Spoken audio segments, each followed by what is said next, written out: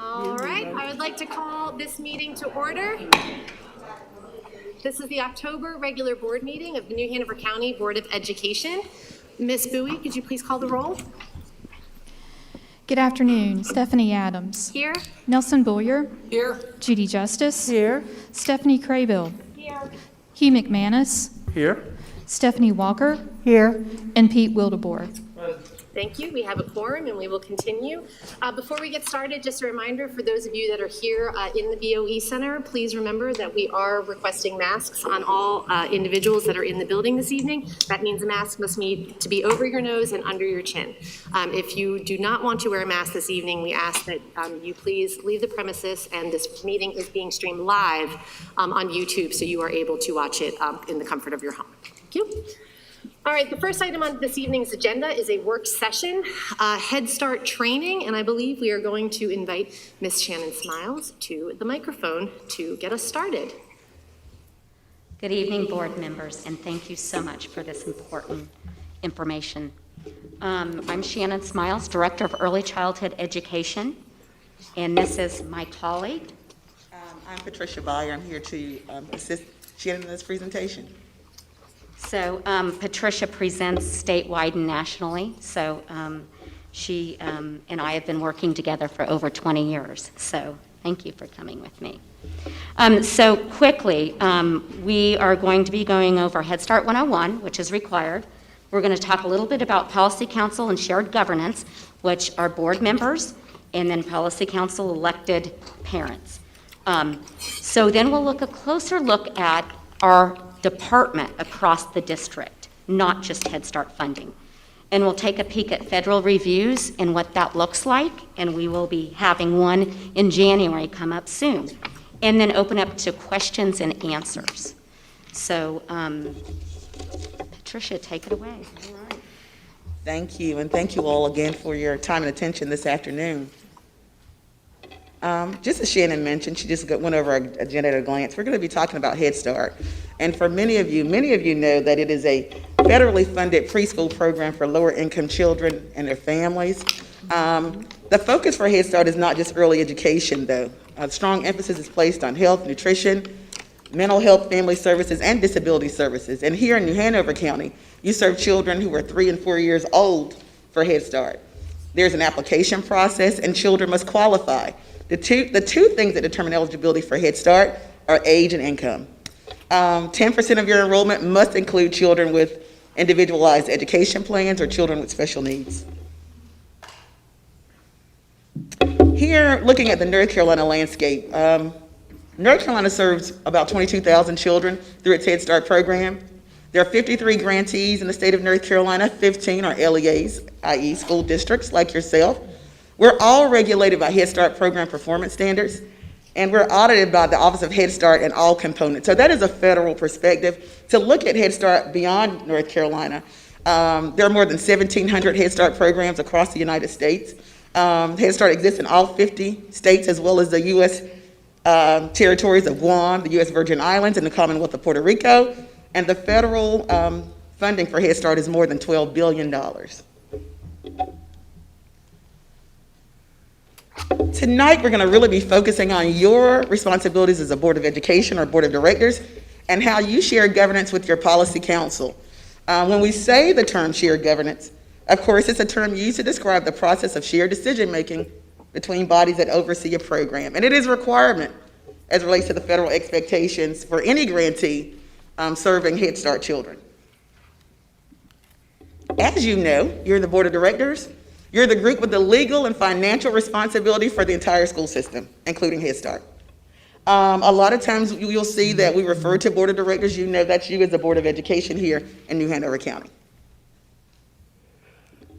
This is directly from the federal performance standards that regulate, again, those 1,700 programs I mentioned across the country.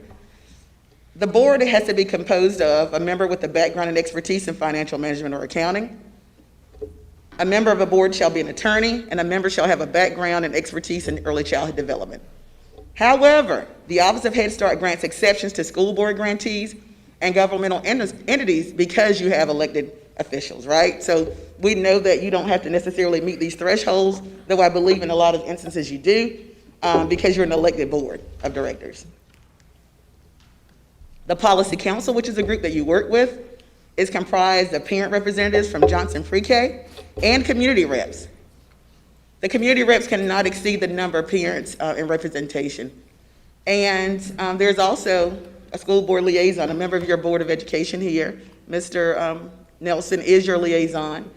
And in addition, school employees are not eligible to serve on this council because it would be a conflict of interest. The main reason the federal regulations have this policy council concept is to make sure that parents have a say in the Head Start program. I apologize for keep doing this with my mask. This is a new mask I just got. So I apologize. Thank you.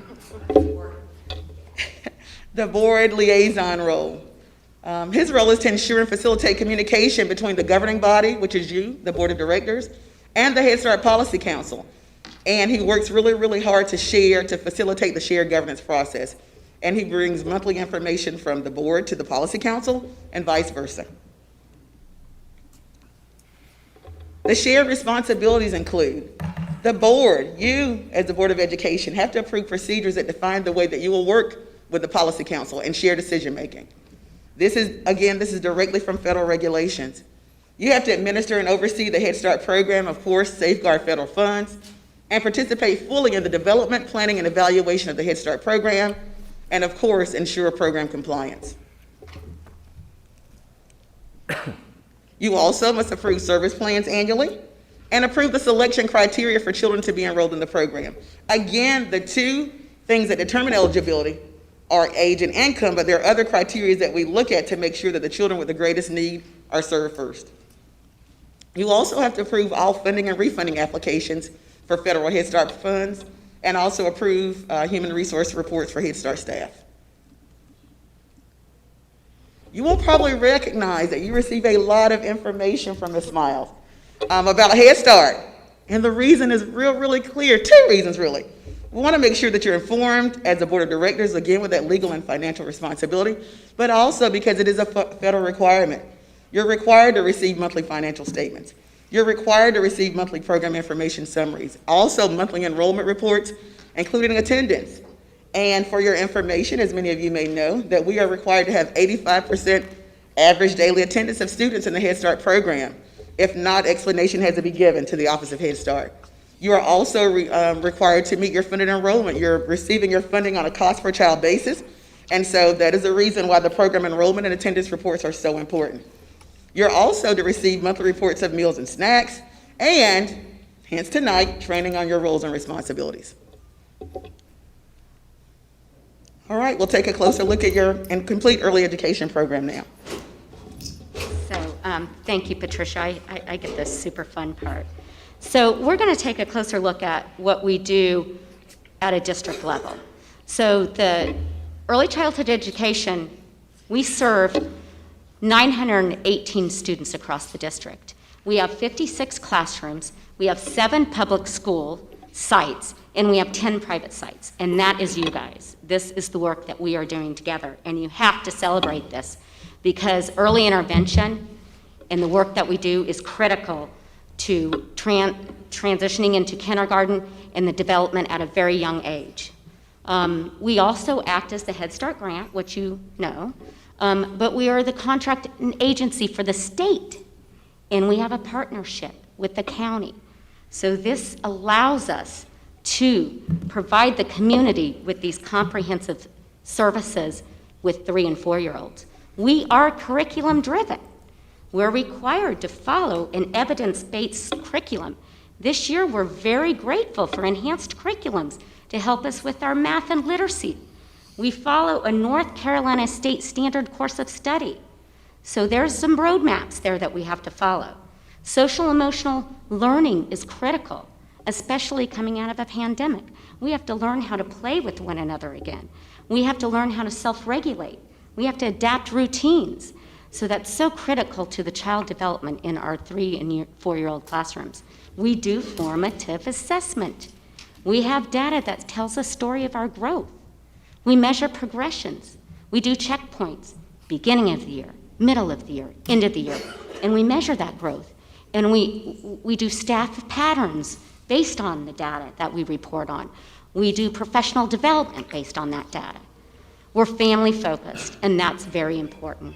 We do home visits. We build these relationships at a very, very young age with our families. And we provide parent engagement night, and we do family conferences, not only parent conferences, family conferences. Health is very important. Dental mobile partnership. We do screening and exams on our students. That's that preventive care that is very necessary to get healthy before we learn. When we look into our classrooms, it's important to know we do 3- and 4-year-olds in this LEA district. A lot of school systems only serve 4-year-olds. With our comprehensive program, we get the ability to serve 3-year-olds and hopefully have these children for 2 years. We have currently housed our Head Start children at Johnson Pre-K, the largest pre-K center in our district. We have BK licensed teachers. We have a teacher and teacher assistant in every classroom, low ratios. Suspension and expulsions are not allowed in any of our funding sources. So looking more closely at Head Start is our department, ECE is housed under instruction and academic accountability. So sometimes that looks different for LEAs, and we feel like it's a great fit for us. And it talks a little bit about our budget that you know, but want you to know that a high percentage of this budget goes towards salaries in our classrooms, which is very important when we get audited and go through those critical processes. Very little in admin. We're a direct service grant. We're not like Title I. It comes directly to us. So we get those direct. Head Start continued. Wanted just to show you specialized services that we do. We do bus safety. We have our teacher assistants ride our buses. We do heights and weights to see where the children are. If they're obese or underweight, then we get them on a specialized plan. Again, early intervention and prevention. We do mental health observations for those who are referred. And then looking at New Hanover County Board Liaison. So we do report the liaison report through the email, and we do this monthly. And it requires us to report on our expenditures. And we're looking a little bit different this year. We are going to report quarterly on district-wide data and information on all of our students so that our community and board members are aware of the whole picture of the services that we do across the district within our 7 public and 10 private sites. So I think that's going to look a little bit different, but for the good, for the betterment. So federal monitoring process, thought it would be very helpful to share this with you. Class is mandated, and that's a tool that we use or are required to score a certain score on in order to continue our funding. And want you to know, in previous years, we scored very high, outstanding numbers. Of course, we go through environmental health and safety, physical integrity. We've got the best team. We do URSA, which is enrollment and eligibility, to make sure that these kiddos qualify, and it's just not Aunt Betty's kiddos. And then management systems and governance, which is us tonight, and management system within our district-wide with those department leads. Designation renewal system is the DRS list, and that is something that is looked at the end of your 5-year program, and we will be finishing up our 5-year program in 2023. So I put my email there in case there are any further questions or answers in the best interest of our time and being out of respectfulness. But we really wanted to thank your services and support for this Head Start grant and the continued support for the expansion of early childhood education, as we do know the importance of this work that we do. We are having November 4th, and we will put it in our monthly report next week. We are having a follow-up training for our parents and policy councils that are going to be newly elected this year. So any questions, if we want to show up at Johnson at 5:30 on November 4th, you are more than welcome. And please, I do work for the community, and for the board. So please reach out if you have any questions. And thank you again for your attention. Thank you very much, Great Ms. job. Miles. Any questions or comments from the board? I'd like Yes, Mr. to Wildebohr. just thank Ms. Miles and her whole staff for an outstanding job, so thank you very much. Thank you, Mr. Wildebohr. Madam Chair? Yeah, I just wanted to add my thanks, Ms. Miles. I've had the privilege of working with you these past 2.5 years, and in speaking before, I think we mentioned that this is the most impactful moment in a child's life. This is when we can do the most good, get the most bang for our buck in terms of efficacy with our dollars spent. And so I'm just looking forward to see the direction that you take it the next 2.5 years and beyond, because great work is happening with these kids, and I know that you guys will be at your best as we emerge from this pandemic. So thank you very much. Thank you for allowing us to take the lead in the state. Thank you very much. Thank you. All right.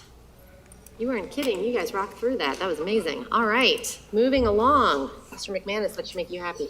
We're rolling. All right. Next item on the agenda is our invocation, and I would like to invite Pastor Alberto Reza from Iglesia Roca de Salvacion to provide our invocation for this evening. Everyone, if you could please stand.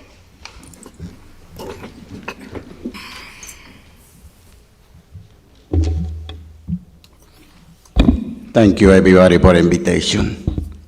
Okay, close your eyes. Es en España, ¿ok? Sí. Amantísimo Padre, te damos gracias por este precioso momento, Dios mío. En el nombre de Jesús, Señor, toma el control total de este momento, papá. En el nombre de Jesús, Dios mío, cada cosa que se haya organizado en este lugar, Señor, en este grupo de personas que van a trabajar, Señor, para tener una nación mejor, un pueblo mejor, Señor. En el nombre de Jesús, bendiga este momento, Señor, cada uno de los maestros, oh Padre, cada uno de los principales, Señor, que componen este cuerpo, Señor amado.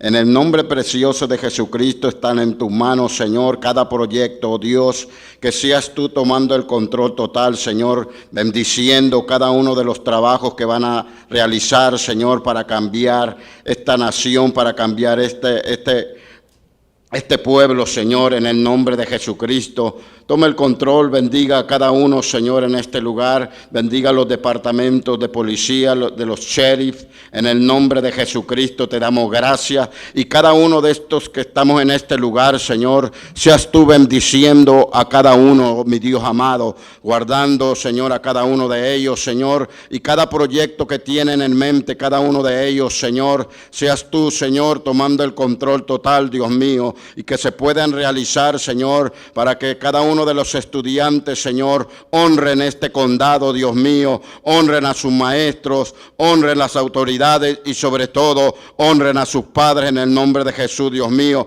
Que seas tomando el control total de este momento glorioso, Señor amado, de cada uno de los que traen un proyecto de trabajo y de los que ya realizaron, Señor. En el nombre de Jesús, seas tú manifestando tu gloria en este recinto con cada uno de los que estamos en este lugar, Señor amado. Que seas tú, Dios mío, bendiciendo este momento y tomando el control, Señor amado. Que traigas bendición a los Estados Unidos, Dios mío, para gloria, honra de tu hermoso nombre, en el nombre de Jesús. God bless you, América. Amén.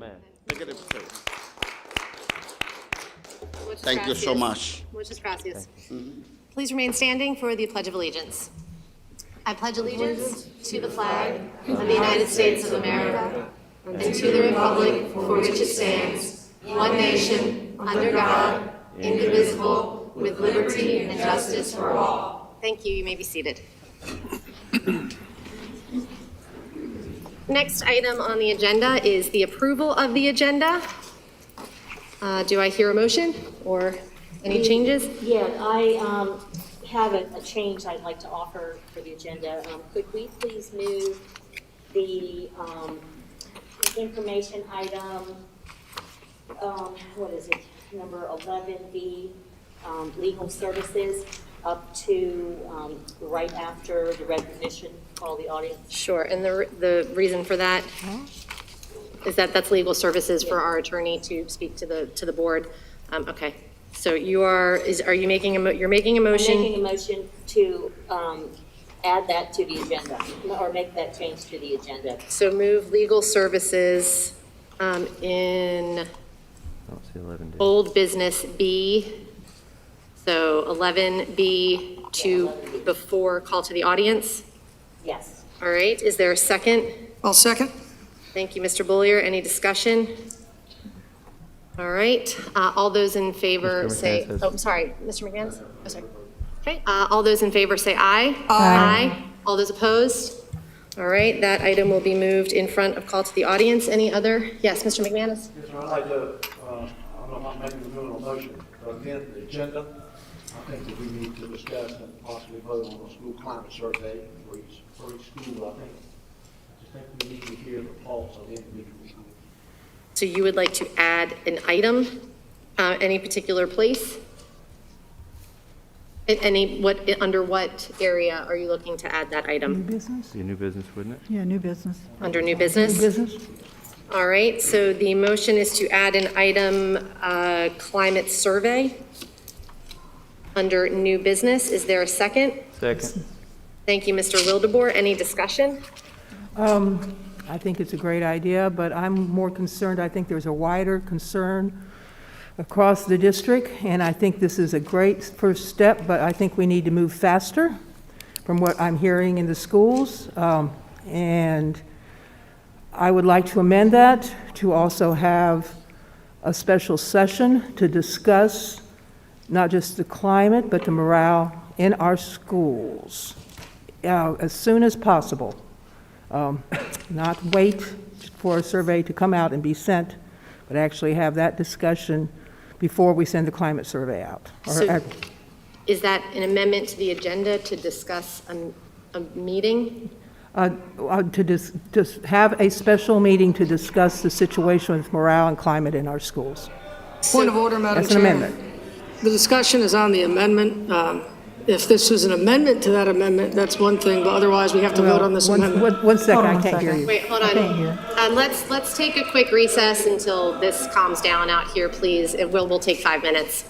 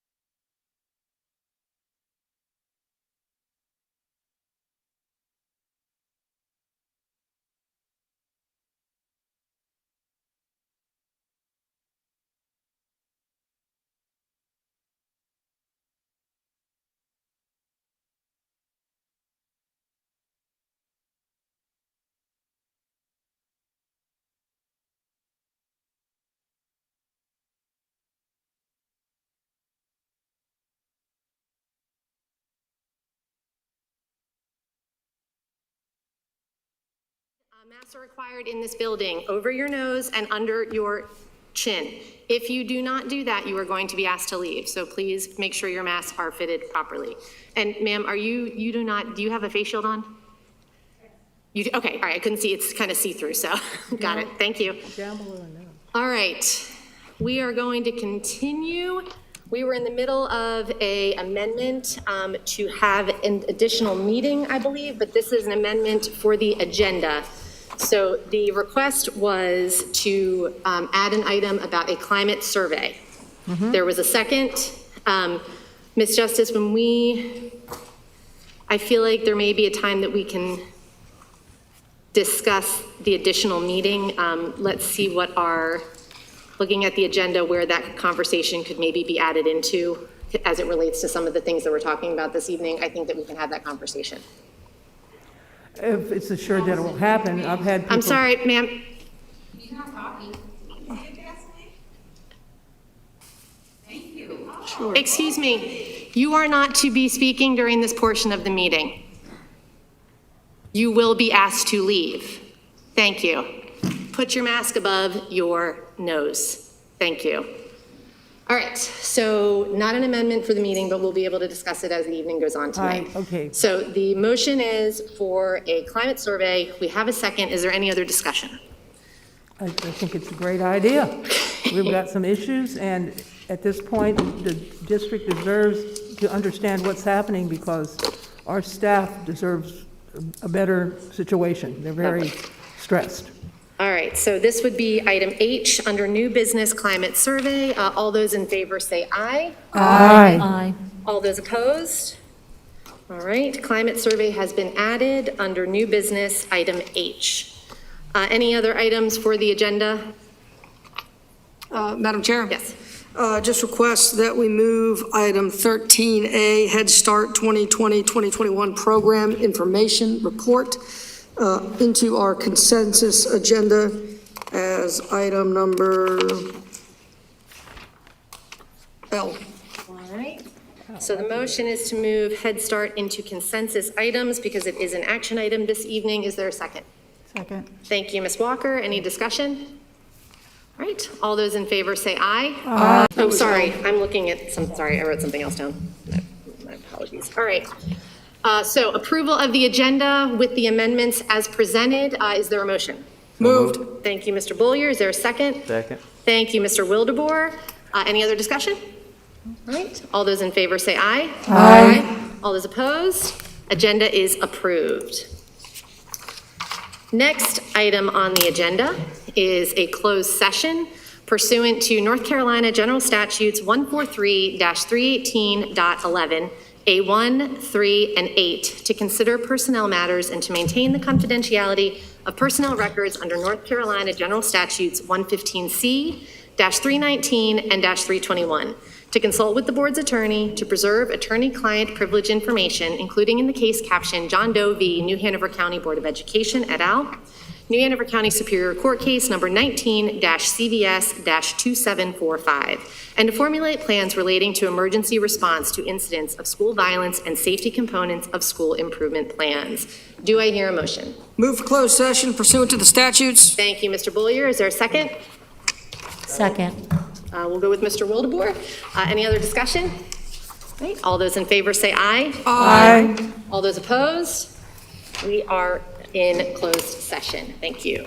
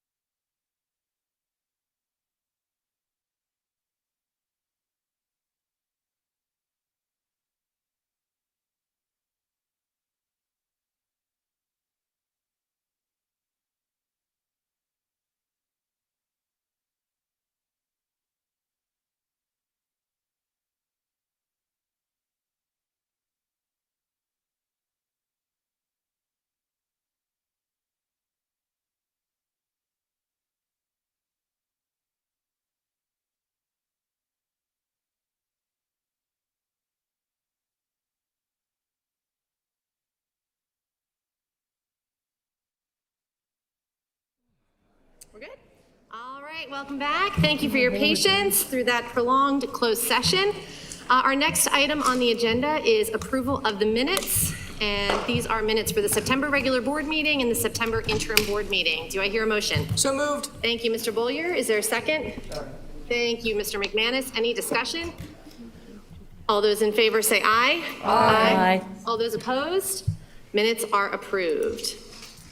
Next item on the agenda, always a high point, the recognitions and achievements. Mr. Josh Smith, if you would like to come to the microphone, please. Madam Chair, board members, Dr. Faust, colleagues and guests, good evening. First up, we have Noble Middle School. Noble Middle School, under the leadership of Dr. Anita Brown, is committed to creating an environment that embraces and encourages all students. They embody the Sandy Hook Promise not just during 1 week of the year, but throughout the entire year. Their efforts have not gone unnoticed. The school's Save Promise Club is the recipient of the Youth Encouragement Award from the Sandy Hook Promise organization. The club has achieved recognition on the Sandy Hook Promise's national website and social media channels and was awarded $250.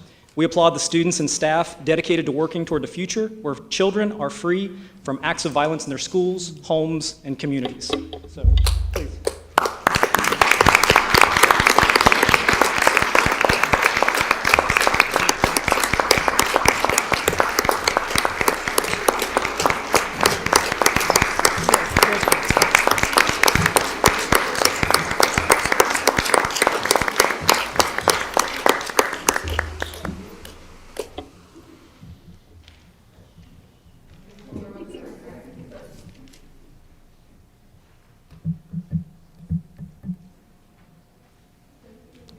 Thank you so much.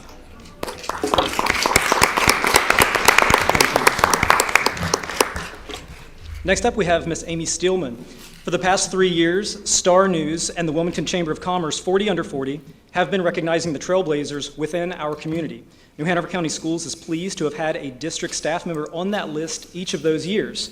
Tonight, we recognize Amy Steelman, 8th grade teacher at Murray Middle School, for her recognition and induction into the 40 Under 40 class of 2021.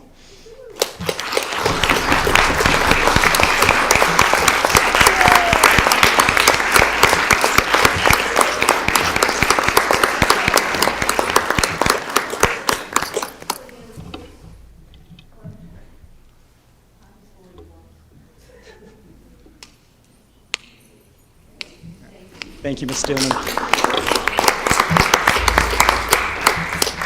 Next up, we have Mr. Brian Hickman. The North Carolina Space Education Ambassadors Program is building a statewide network of master teachers who deliver NASA educational content to their local students, schools, and communities. The program partners with NASA to provide educators with intensive professional development in current NASA Next Gen STEM. 13 teachers across the entire state were selected as ambassadors, and the district is pleased to recognize Brian Hickman, Ashley High School Math Department Chair and teacher, as one of those individuals. Additionally, Mr. Hickman will be attending a trip to NASA's Langley Research Center in Hampton, Virginia, with his ambassador cohorts to tour the facilities and learn from NASA scientists, engineers, and education specialists in person. The trip is scheduled for summer 2022. Mr. Hickman.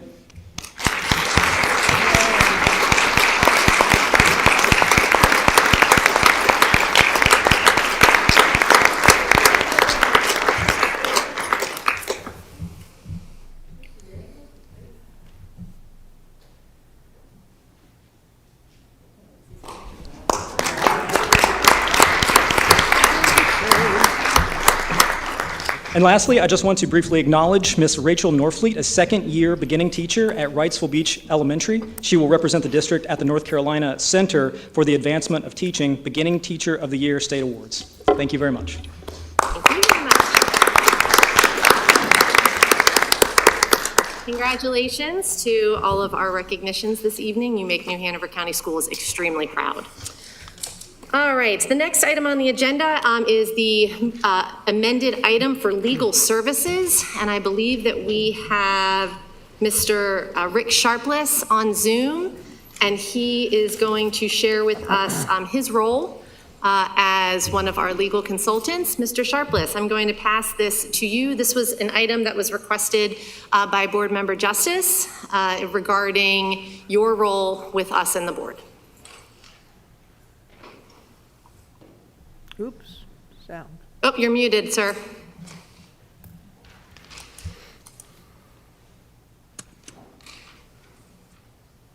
How's that? Thank you, perfect. Great. Thank you, Ms. Adams. Thank you, members of the board, for inviting me.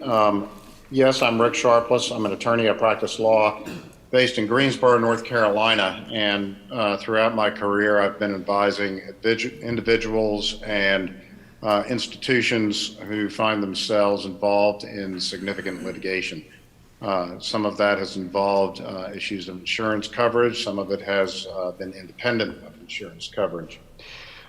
In any event, I was asked to consult with the Hanover County Board of Education in this matter because in the underlying case brought by John Does 1 through 13, there had been a bit of an impasse reached with the board's liability insurance company. The board had purchased and paid for liability insurance through Liberty Mutual Insurance Company and some of its constituents. It had paid significant premiums for this coverage. And the board, I'm sure, believed at the time that it was purchasing protection for itself and for those who might be injured by purchasing this insurance. When the John Doe's case came along, and for those who may be wondering what I'm referring to, it's the case that involves Mr. Kelly's victims who alleged various acts of molestation and other improper behavior. When that case came along, Liberty took a very hard position that there would be only $4 million of insurance coverage made available. I was initially asked to evaluate the merits of Liberty's position on that. I disagreed with that position. I believe that there is significantly more coverage available than that. And in open session, I probably shouldn't go into every detail of that, but suffice it to say that Liberty takes the position that of insurance policies that were purchased through a number of years, that only one of those policies will be applicable and only one of the coverage agreements in that policy would apply. It's our opinion that multiple policies and multiple coverage agreements apply, and therefore there's far more insurance coverage available. This has made it very, very difficult for the board to address the lawsuit brought by the John Does. There's been a mediation in that lawsuit. And the John Does, through their attorney, have made it very clear that they also disagree with Liberty Mutual's position and that they are disinclined this time to resolve their case for $4 million or some lesser amount. Mr. Sharpless, thank you for that. Can you please address particularly why you were hired as an additional legal counsel for the board, please? Certainly. Of course, Liberty has paid for defense counsel, Tharrington Smith, in the lawsuit. But when you're a defense attorney in North Carolina and in most states, you can fully represent your client, and in the case of Tharrington Smith, their client is you, in defending the underlying lawsuit. And there's no restriction on what you can do to defend them in the lawsuit, except for one thing, which you cannot become involved if you're being paid by the insurance company. You cannot become involved in a dispute between your client, that's New Hanover, and the insurance company, that's Liberty Mutual. That would be, you're in a conflict of interest if you tried to get involved in that dispute.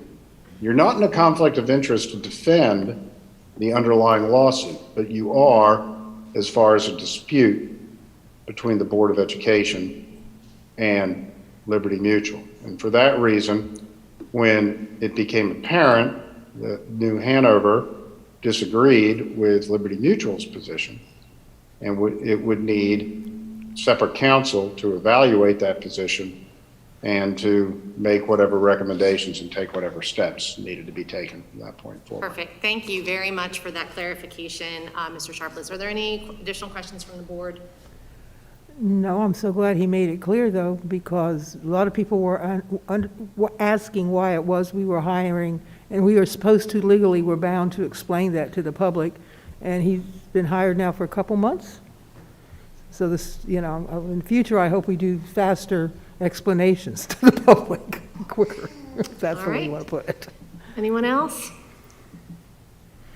If not, Mr. Sharpless, thank you so much for your time tonight. We appreciate you, and we will look forward to speaking with you again soon. Thank you. Have a nice evening.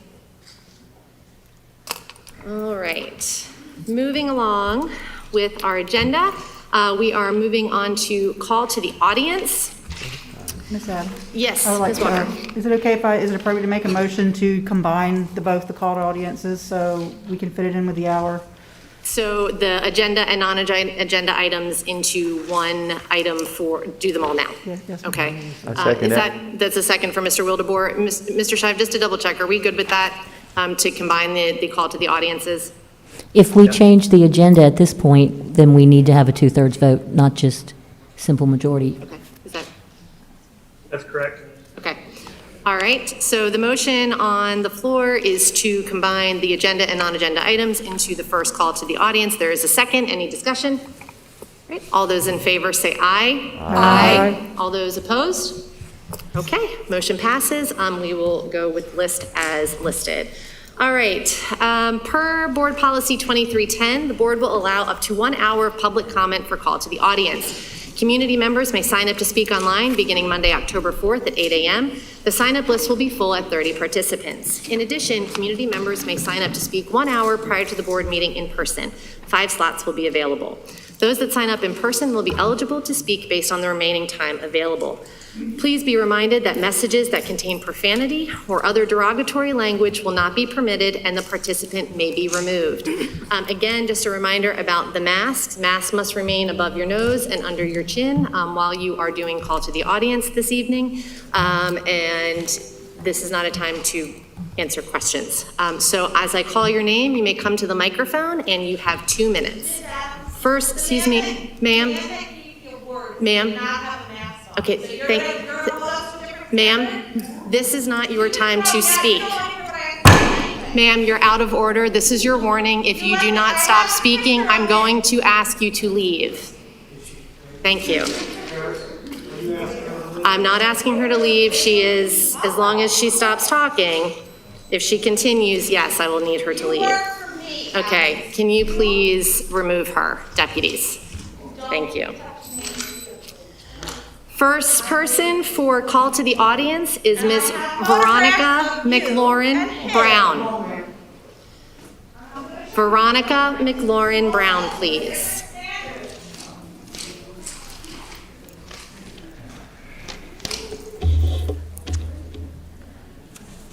Good evening. Why is 4300 discipline policy bad for students? It codifies behavior that harms students. 18 years ago, I chatted with a board member about the harmful effects of suspensions on students. They don't care were the last words I heard. The question today is, do you care? I'm beginning to think you don't care about the harmful effects of suspensions on students, just as our predecessors didn't care about the harmful impact of sexual predators on our children. School policy should protect children from harm, regardless of what is causing the harm. Second reason Policy 43 is just bad. It establishes a low threshold for professional educators. 5-year-old babies are thrown out of school for minor infractions such as insubordination. A low threshold for suspending students has existed in this school system for 50 years. Raise the threshold for suspending ages 4 through 7 students now. Third reason 4300 is a bad policy. There's a huge discrepancy in the application of the policy. Each school interprets the policy as they choose. The fact was highlighted during the January 12, 2021 Policy Committee meeting. Quotes from the policy meeting. We got people getting punished or having consequences that don't match the crimes. We have such ambiguity in this whole thing. I have a lot of issues with our short-term suspension numbers over the years.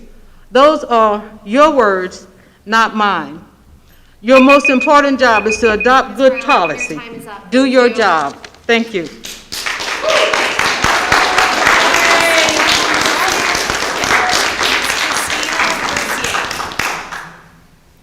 Christina Mercier.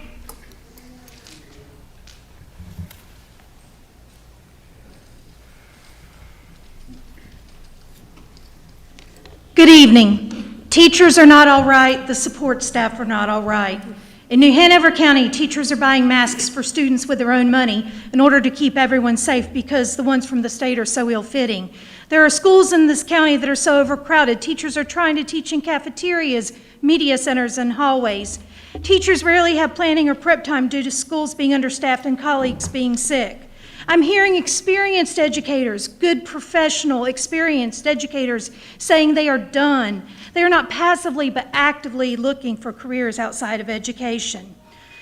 Teachers have too many demands. Do you know there are still schools in New Hanover County who are telling their teachers they have to do after-school tutoring? No one volunteered, so the teachers were voluntold. Teachers feel this is too much, but teachers are scared of retaliation, and that's sad. Add in prescriptive curriculums that take the originality out of instruction, and there's no reason to continue staying. I heard this comment recently. I don't know what we're doing anymore, but it's not teaching. And I haven't even begun to talk about the support staff who are doing all of the above except planning, but for less money. I went through the Taco Bell drive-thru and saw that they were hiring for up to $18 an hour. How does that make a college-educated instructional assistant who's assisting a child, knowing that child is making more at his part-time job than she is as in her career? It's shameful. It's shameful all around. TAs, bus drivers, cafeteria workers, and teachers. Because when we break it down, teachers also are doing that extra work. Please help improve morale. Lighten the workload. Let teachers teach the way they see fit. Let them build relationships with the kids. Stop the over-testing and fund what they need to do during the school day. Please give them support without fear of retaliation. Because if something doesn't change very soon, there's not going to be anybody left to teach. Thank you.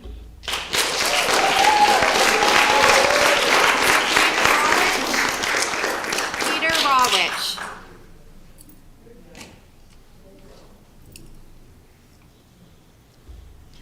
Tonight, I'll speak about ending suspensions for 4, 5, 6, and 7-year-old children. There was an excellent presentation at last month's NAACP meeting. Julie Varnum and Susan Cole shared elementary school suspension data. They also gave an update on their behavior training program. Here is some of what they shared. Black students represented 18% of the elementary population, but 61% of the out-of-school suspensions. Children in kindergarten, first and second grade made up 40% of the out-of-school suspensions. Those are 5, 6, and 7-year-old children. Ms. Cole said, numbers like this demand action. After 3 full days of training in August, they reported that the teams from the 11 participating schools had written or revised a school-wide behavior plan and had written a plan for office referrals. Additional all-day training sessions have been scheduled for this week and in November and January. Also, there will be ongoing coaching and site-based problem solving with these teams and their larger staff. The school administration is doing their job. It's time for the Board of Education to do its job. Revise Discipline Policy 4300. Set high standards for all 26 elementary schools. End suspensions of 4, 5, 6, and 7-year-old children except for guns, drugs, or a violent assault. Keep our kids in school. Thank you. Ms. Yanone, Denise Yanone. She will be followed by Mark Whitehead.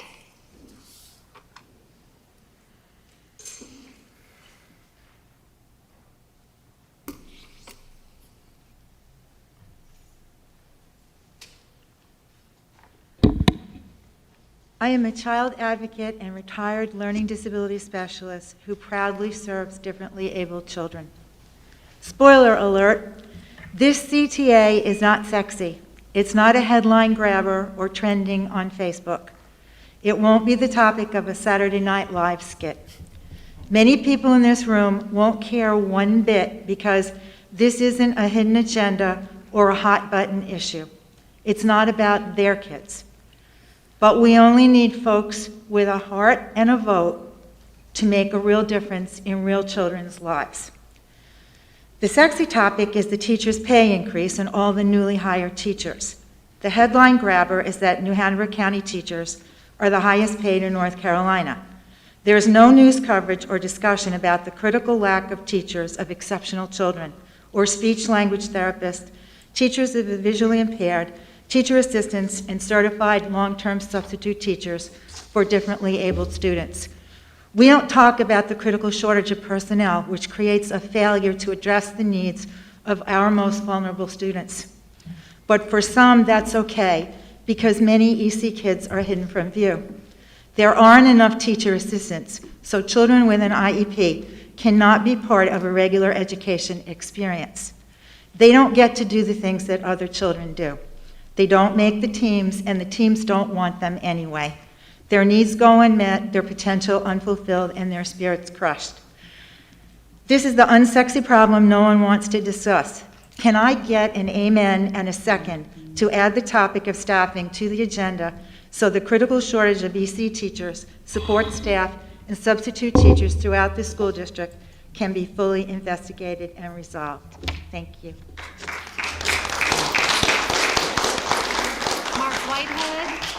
And Mr. Whitehead will be followed by Tasha Thomas.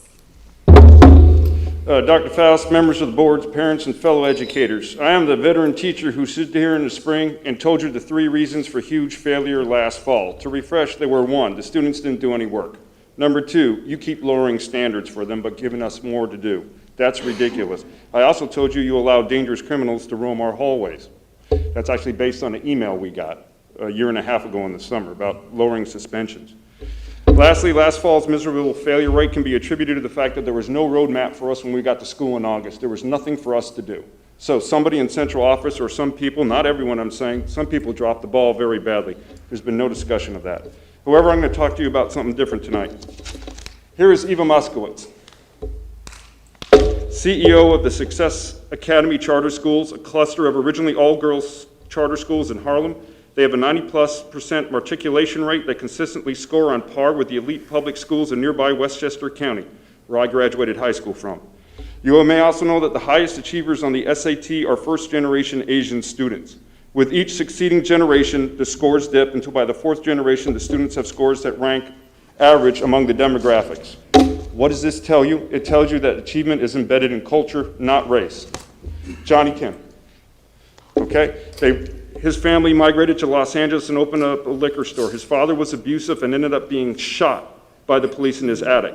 After graduation, he went into the Navy, matriculated into the SEAL program, went from there to UCLA, graduated summa cum laude in pre-med, and then went to Harvard Med School. He is currently an astronaut. Tell me what his privilege was, please. Okay? What's the point of all this? We need to focus on achievement from the students, not race baiting and excuse making. We need to go back to the basics and give these kids discipline and a sense of achievement instead of lowering the bar and giving them a false hope. Thank you very much. And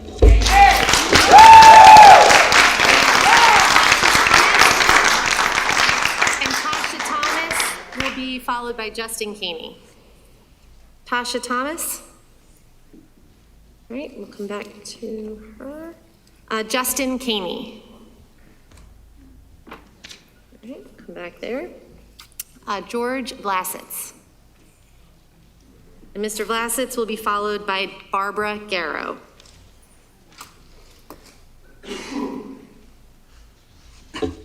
Members of the board, Dr. Faust, members of the audience. My name is George Velasquez, and I am the first vice president of the NAACP here in town, and also a retired public school teacher. I'm here today to urge that you keep the mask mandate in place. But first, I want to express our appreciation for your services to our students and our community.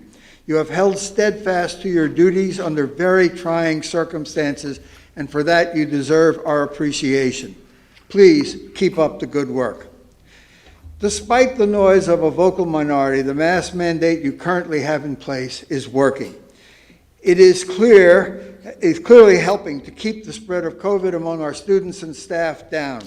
Since the current surge of COVID has affected school-age individuals in greater numbers than previous surges, protecting youth also protects the community as a whole. And keeping the mask mandate now hastens the day when we will all no longer need to wear them. For those who argue that requiring masks is an infringement on their freedom, let me offer the following. In the 7-2 ruling handed down by the U.S. Supreme Court in 1905 in the case of a mandated smallpox vaccination, the honorable judges declared that one man's liberty cannot deprive his neighbors of their own liberty, in this case by allowing the spread of disease. Writing for the majority, Justice Harlan noted that real liberty for all could not exist under the operation of a principle which recognizes the right of each individual person to use his own, regardless of the injury it may have done to others. In other words, a child does not have the right to be maskless if it puts another child's life in danger. Thank you.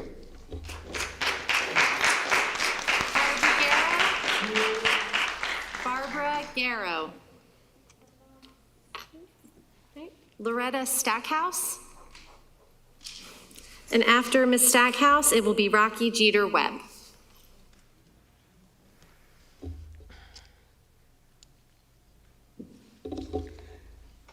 Policy Code 1010 defines the authority and duties of the Board of Education.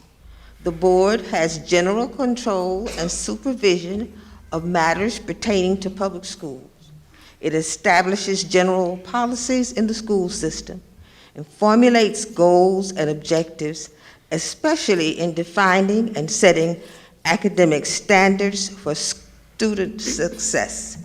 How is student success measured? By the percentage of students accomplishing the end of grade tests, the percentage of students reading on grade level completed. When you look at third graders, 8-year-olds, not reading on third grade level, do you wonder how many of these students were part of the previous 3 to 4 years suspension of 4, 5, 6, and 7-year-olds? Do you look at the scores? Do you think, what can we do to improve the results? Students must be in school to be successful. Success requires good foundation. Foundation starts in pre-K and grows.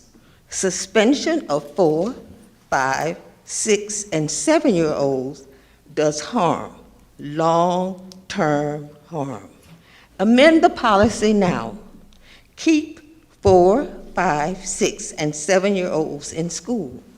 See the benefit of the change in the success of the third graders. Thank you.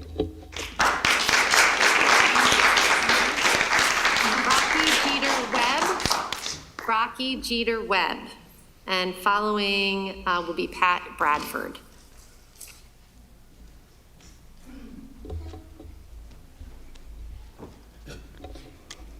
Mr. Webb, I'm sorry, can you put your mask back on? I'm sorry, we've had everyone keep their masks on while they've been up here. I can't speak or breathe in this thing without it. May I speak without it, please? I'm sorry, I had someone removed because they had their mask off, and I'm sorry. Can you put it back on? I can't speak with this thing operating.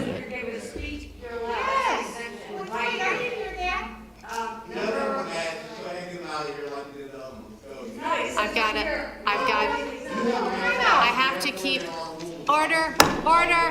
I have to keep consistent. The comment, I asked her to put her mask on and I had her removed, so I need to stay consistent. I'm removing mine when I get up there. I can be respectful, please, because Mr. Shive, can you weigh in on excuse me, ma'am, this is not your time to speak. Mr. Shive, can you please discuss the law for the mask? We can require that speakers wear Excuse masks. me, I can't hear Mr. Shive.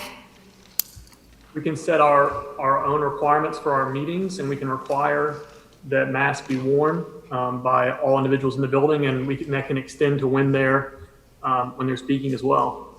Okay, well, ma'am, I apologize. The reason that I had to remove that woman earlier was because I said we're going to wear our masks, and she declined that statement. So going with our policies, I understand that Mr. Smith had taken his off too during his speech, so you may speak without your mask. Thank you. Sorry for the misunderstanding. Okay, yes. Good evening, board. I stand before you this evening to ask you, what science says that children are at risk for COVID? If you did the actual research, it would show that masks do not protect children or anybody from this COVID. If you did the actual research, you would know that children are more likely to be struck by lightning than they are of catching COVID. These masks do not work. And we also have found out that they are implementing. Sorry, pause 1 second. Please pause everyone has their right to be up here during call to the audience. If you disagree with what they have to say, please keep it to yourself. Everyone has their First Amendment right to come up here and speak. So please keep your comments to yourself. Please continue. Thank you. If you did the actual research and not the BS that Fauci is on TV spewing every week, you would know that they do not work. So, in the history of our country, when have masks ever stopped any type of sickness or illness? To that I say, have you never read a medical book? Have you never read a history book? Or are you just an elected official bureaucrat hungry for power? We have to do the actual research on our own. That is the only way how we will get through this. Okay, we cannot rely on the mainstream media or Dr. Fauci or whoever. We have to do our own research. And we know that you are implementing critical race theory into the public schools, which is wrong. Okay, it is racist, it is a lie, and it is every bit as racist as the Klansmen and white sheets. It's a brainwashing racist Marxist theory. This has to change, okay? Now either you straighten up, get your act together, and you listen to the people, or we will make sure that you lose your seats in the next election. Please listen to the people, hear what we have to say, and listen to us. When we tell you we have the knowledge and we have the facts and we have the receipts, listen to what we have to say. That is all we ask of you. Now either listen to us or be prepared to lose your seats in the next election. And take the mask off of our children!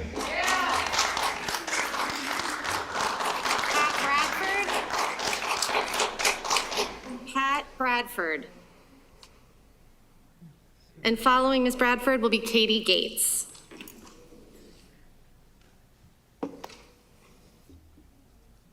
Good evening. I'm Pat Bradford. I'd like to talk to you about liability. You had a gentleman on the screen. I was outside looking at it on my phone because I wasn't allowed in. And he talked to you about liability. You've got insurance and you've got liability. But are each one of you, each individual person, are you prepared to defend yourself in court for the things you do on this board? Will it be worth it to you?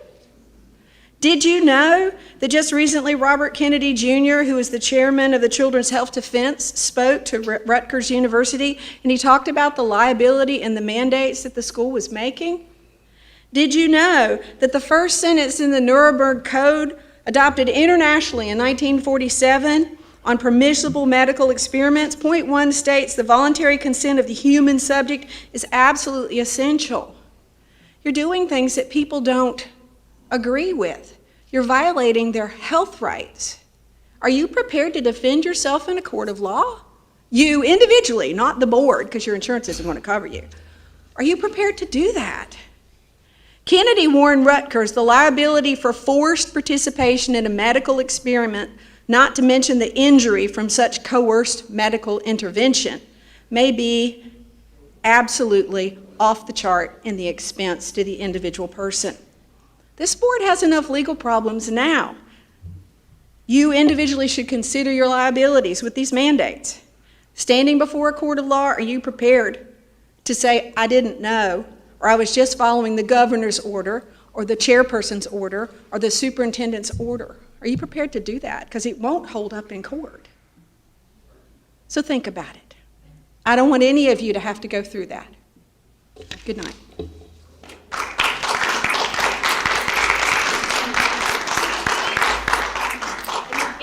Followed by Natasha, too.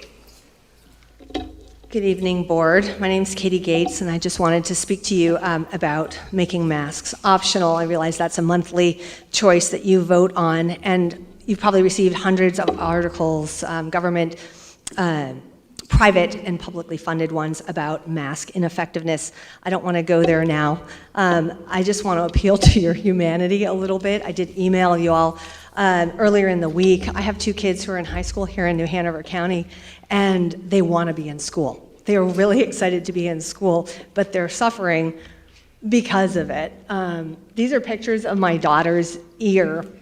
She's had to wear a mask, and she's had her back of her ear rubbed raw, and it's gotten a fungus on it, and it's growing into her hair and down into her face, and she didn't tell me about it because she wants to go to school. She wants to participate, so she has to wear the mask. Well, she's suffering. We can't even solve it. We've been treating it for 21 days, and it's still there. We have to wait till December 8th to see a dermatologist. I just ask you all to think about what it's doing to the kids like that. We asked the staff at the high school, what are her options? We have a medical exemption. He's like, well, honestly, we have a medical exemption, accommodation for you, but it involves your child wearing no mask in the corner of the room with 6-foot distancing. But honestly, in most of our classrooms, that's a physical impossibility. And she wouldn't be able to go into the hallways in the passing periods. And so therefore, our option is she would have to go home.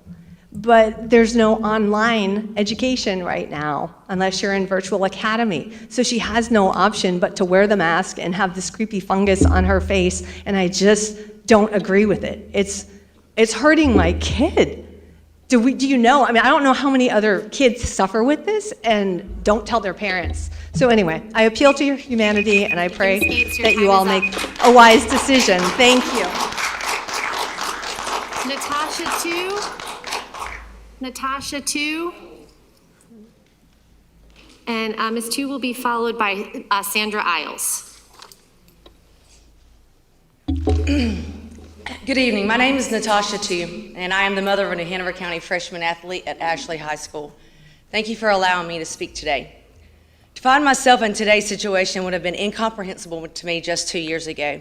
But last Friday, I learned that my child had been questioned by a school authority regarding her vaccination status and then was urged to get the vaccine.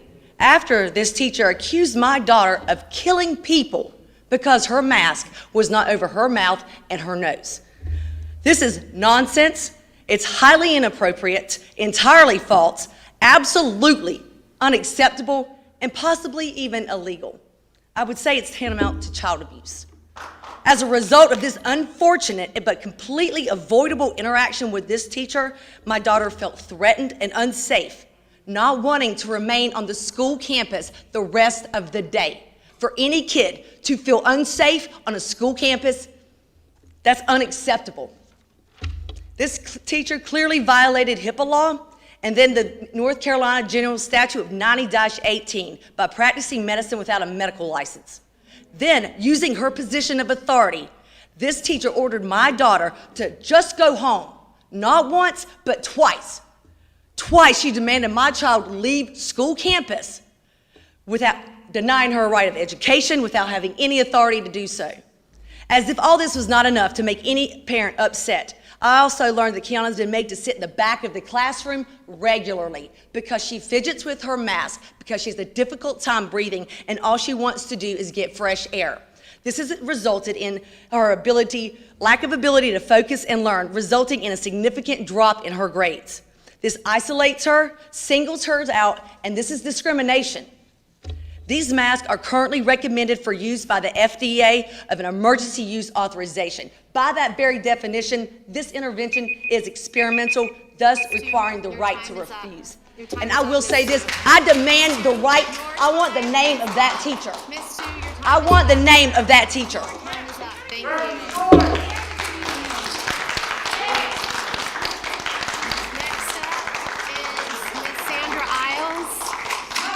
Miss Sandra Isles will be followed by Miss Angela Caney, and I would just like to remind the audience, during your time, you would like respect and a quiet background to speak your comments. Please do the same for others, okay? Please do. All right, Miss Isles.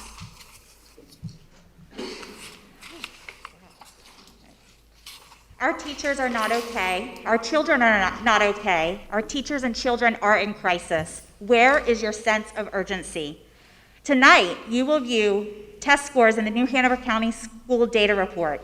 Yet our most pressing issue is school safety, because when our schools are safe, student performance improves. Safety means empathy. Safety means adequately staffed schools. Safety means absence of fear. It means our teachers feel valued and appreciated, that expectations are achievable, that there is no fear of retaliation when concerns are shared, or fear of being attacked, doxxed, or accused of indoctrinating our children. Safety means free exchange of ideas without fear of harm. Teachers teach best in the absence of fear. Students learn best when they are connected with their peers and teachers, when they feel safe making mistakes and given room to grow and learn, when expectations are achievable, when challenging behaviors do not result in criminalization, suspensions, or being locked in rooms. Safety for children means their teachers have time and resources to support them. We are losing teachers and administrators because of our toxic culture of fear, intimidation, and retaliation. We are losing children to violence, bullying, and suicide. When is enough enough? How much more data and training do you need to know we are in crisis? How much we know what to do? We do not need secret meetings to know adequately staffed schools are the foundation to improve student performance and school safety. Tonight, you can request that Dr. Faust create a proactive plan that will put a TA in every classroom, a counselor in every school, and will increase EC staff district-wide. We have the funding to do this. This will improve test scores, this will retain teachers, this will keep students safe. Thank you.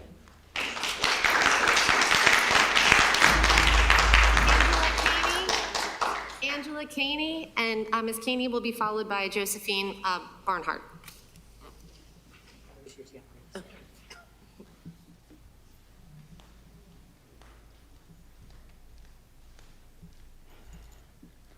As you prepare to pass Policy 4700, student records, I wonder if it even matters what the policy states if it's not going to be upheld.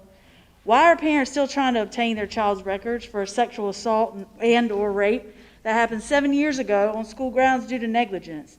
Why are parents that reported bullying of their son on 4 occasions resulting in violence on school grounds still being denied access?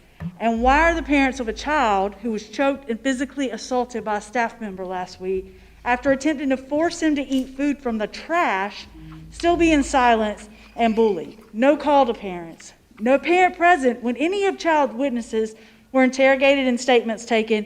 No video footage provided when their child blacked out during the assault, and no copies of the incident report except for the staff conveniently fabricated to create a file that the school somehow believes will justify why on earth it would ever be okay for a staff member to place their hands on a student. In this file, there's an incident report 2 hours after the assault for disrespect, an incident report for refusing to give statements without his parent present, but no report provided explaining the child abuse and simple assault charges on the teacher for the incident. Priorities. What do all 3 cases have in common? All are situations that could have been prevented if a staff did their job. All have their safety compromised. All denied access to incident reports, video, and their student file. All minority children, 2 of which are special needs. All out of compliance with policies including Title IX and IDA. Each one, the public should be watching for accountability. 1 would be under Markley's reign, but the last 2 were on your watch, Dr. Faust, and each of you as well. And let's just clarify the Michael Kelly cases. He was convicted That's not alleged. Every time you say that, you disrespect victims of sexual assault. So just stop.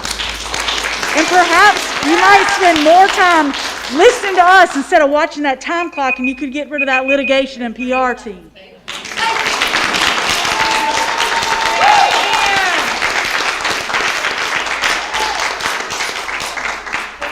Barnhart, and she will be followed by Mr. Dorian Cromartie. Good evening. Tonight, I come here again for our kids. First, I want to talk to you about our babies, okay? I have a book here for the North Carolina Foundations of Early Learning and Development, and let me read the #1 priority for the program in the state of North Carolina. We should be promoting the development of the whole child, including physical, emotional, social, language, cognitive development, and learning characteristics. To be frank, that can't happen in one of these for our babies. Tonight, I'm asking you to have a separate vote for our pre-K mask and allow choice, because our point of the program is to target kids that are already at risk. They are shown to have deficiencies, and if we do not have early intervention, they're at more risk to be starting in the school year.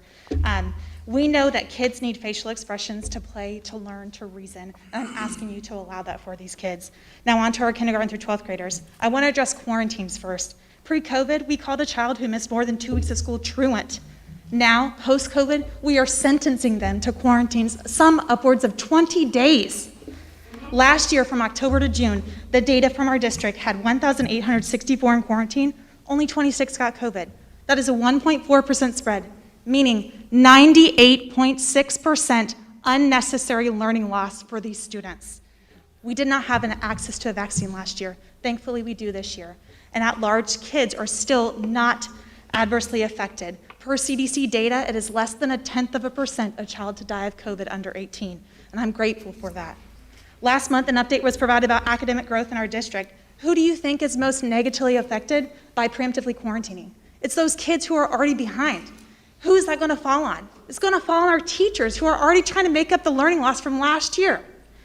I'm asking that you put parental rights back into place about quarantine exposures. The health department needs to identify to the families, and the families decide the path forward. Because quite frankly, between the suicide and the shooting from recent events in our county, some kids are more at risk being out of school Your than time is up, Ms. Barnhart. in Thank school. you. Thank you.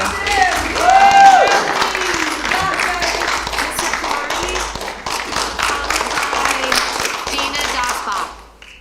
So Dorian Cromartie, followed by Gina Doshbach. So tonight I just want to speak about what basically everyone before me spoke about, is the fact that a lot of our children in our school system have amputated spirits. All of them seem to be suffering from some type of amputation of their spirit. And a lot of these problems that are in our school system are not new problems. They're just problems that previous people before you have kicked down the road. And now we're here today with even more problems. I mean, there are kids with IEPs who are just continually slipping through the cracks. And those of you that do visit schools know this, and some of you don't know this. But what I'm saying is that the kids that are in the school system now, they're going to be doctors, they're going to be lawyers, they're going to be teachers, but they won't be any of that if their spirits are continually amputated over and over again. I mean, some of them, their spirits are amputated by suspension. Some of them is because of the mask. Some of them, it's because they don't have food. Some of them because of lack of clothes. But all this could be fixed, but y'all just have to be willing to work together and do the work. You have to do the work. You have to do the work. Arguing and bickering with each other over small petty stuff is just festering the problem. It's just getting bigger. And I'm getting tired of going to schools and seeing these kids with amputated spirits, and the problem is here. Just do the work, beat the streets. I mean, even if you have to spend the night at a kid's house to understand his lifestyle, do it. I do it. It's not that hard. And if anyone says it's hard, they just don't want to do the work. Thank you.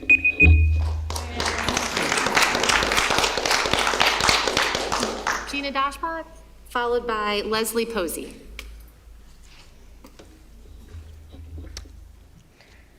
Hi, I'd like to thank the board for your approach to masking in our schools and here in these meetings. I appreciate it. At last month's meeting, Ms. Adams also issued a reminder for all to wear masks in this building, and that accommodations were made to watch the meeting via live stream.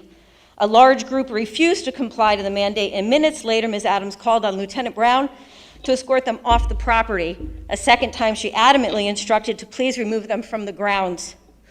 After 3 stern requests, they were finally removed. The meeting continued, and after an hour or so, I needed to leave. I exited the building behind a man who had just finished speaking. Before we were even through the glass doors, we were verbally and viciously assaulted by that anti-mask group that I had believed had left the property. One member of the group aggressively antagonized the man. "How does it feel to be a slave? Because that's what you are, a slave," he screamed at Tim Joyner, a black man. The abuser compared wearing a mask to wearing a mask meant to keep our community safe to that of owning a human. If there actually was such a thing as critical race theory being taught in our schools, I think he and his friend would greatly benefit. For nearly 4 minutes, things escalated. I recorded all of it. I have the video. In it, you'll see a man being threatened and taunted while a group of people watched. But I want you to know who else watched from the safety inside. 6 sheriff's deputies. Officers from the very same sheriff's office that employ and train the SROs that are in our schools with my new Hanover daughter and my son who will attend Noble next year. Last month, not one officer came out to de-escalate the situation. I want to thank you for putting the officers outside of the building today. But last month, they watched a very agitated man jump over railings and lunge at us, spitting and spewing hate. Thank you.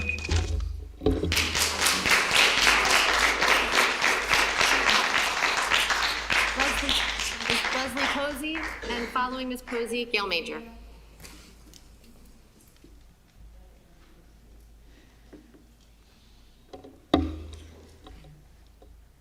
Under the robes of the spirit of Christmas present, Scrooge saw 2 small figures. "Spirit, are they yours?" Scrooge could say no more. "They are man's," said the spirit. "The boy is ignorance, the girl is want. Beware them both, but most of all beware the boy, for on his brow I see doom." Charles Dickens was right. Even now, 178 years later, want and ignorance threaten our society. And ignorance is accentuated by need. Need rules our schools and our society. Our children need to be safe at school. Our children need to be fully educated. To accomplish this, our children need a teacher assistant in every classroom. Our children need the recommended 2 to 3 social workers and counselors in every school. Our children need all staff to be trained in how to correctly deal with mental health issues. Our children need teachers who are not overworked and underappreciated. Having the highest pay in the state isn't enough. Teachers shouldn't be afraid of their working conditions. Our children do not need more police officers. Our children do not need to be restrained or secluded. Our children do not need a school board or superintendent who are more concerned with the face they present or their relationship with the county commissioners than they are with doing their job. You are the key to solving these problems. Use that $350 million to hire more teachers, assistants, counselors, social workers, nurses, and support staff. Show that you care and are willing to do what you were elected and hired to do. Earn our trust.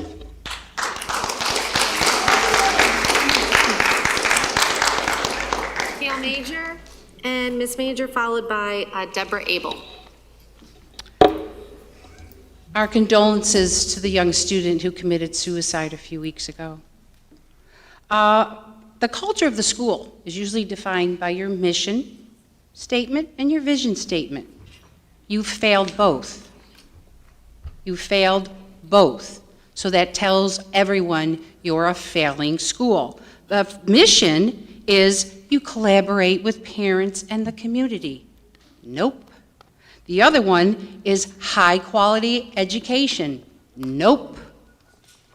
As I trained to be an administrator, that was the first thing we studied time and wrote about. That's the culture. But I'm talking politically today. I grew up in politics. My father was a fire chief for 16 years, 4 elected 4-year terms. So when I was 12 all the way to 22, I was raised a Democrat. The Democrats that did care, right? They did like the government to help people. I got into HR. I realized we're abusing the government. Gentleman cut off his finger on purpose. I was in charge of first aid in HR, so he could get the money. With that said, in March, the Curriculum Committee meets and discussed the Joseph Roundtree Foundation, if you remember that at whatever meeting I was in. That, to me, is the pivotal thing that told me as a research person, for a child to know that he is cared for and she is cared for, this tells me that that is indoctrinating children. Joseph Roundtree was they want one politics.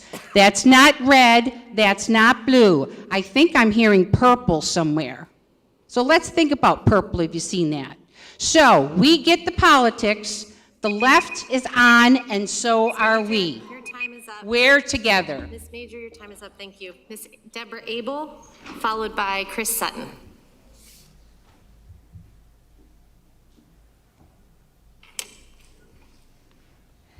Good evening. My name is Debbie Abel. I'm a retired teacher who taught for 34 years here in New Hanover County.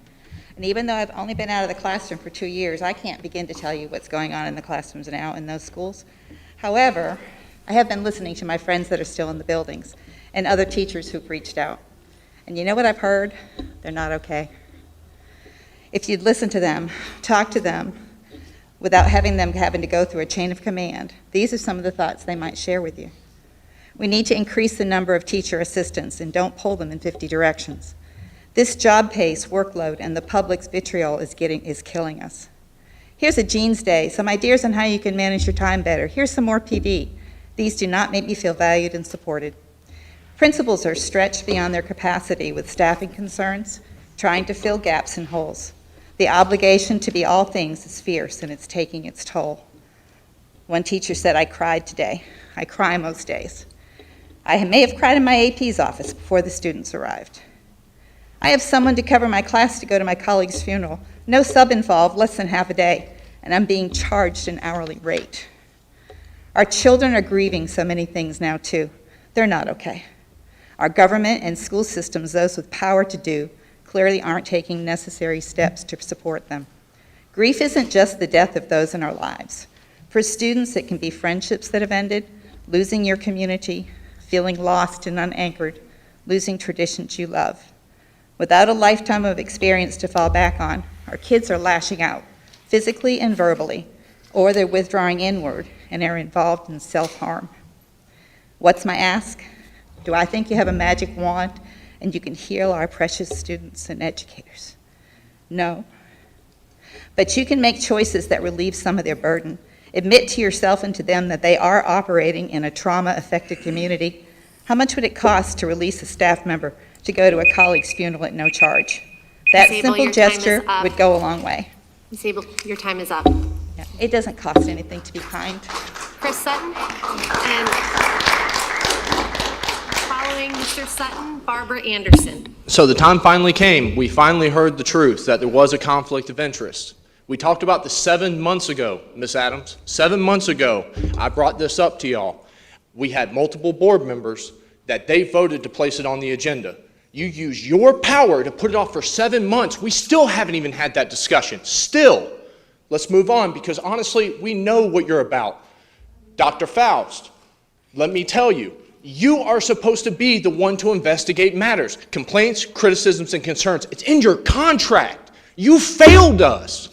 What you did is led us for 7 months down the line with board members and members of the community coming forward saying, hey, we have a problem. You didn't use your power as superintendent to reach out and get another legal advice, legal counsel to be like, hey, You're either right or wrong. Mr. Sharpless just let it be known. There's an impasse that y'all just hit. That basically, that man's good at litigation work, that y'all are about to have to fight the insurance company. I told you the fiduciary duties were different. But I'm not even as much upset as you as I am at Miss Crable. Miss Crable, let me tell you, yeah, it's funny to you, but let me tell you, let me quote a couple things that you wrote to me in your email July 28th. There is no conflict of interest with our current legal counsel from Tharrington Smith. Then you go on to state, we do not need to explain to the community why we need and seek specific expertise. That is a lie. There's a contractor. You have to speak to us. This is part of it. This is why we have these meetings. Everything you do, you keep working against us.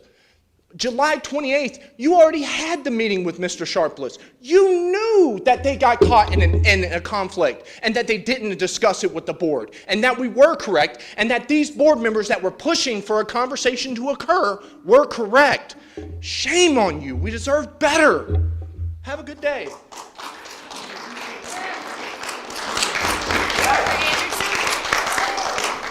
Barbara Anderson, followed by Shemaine Mack.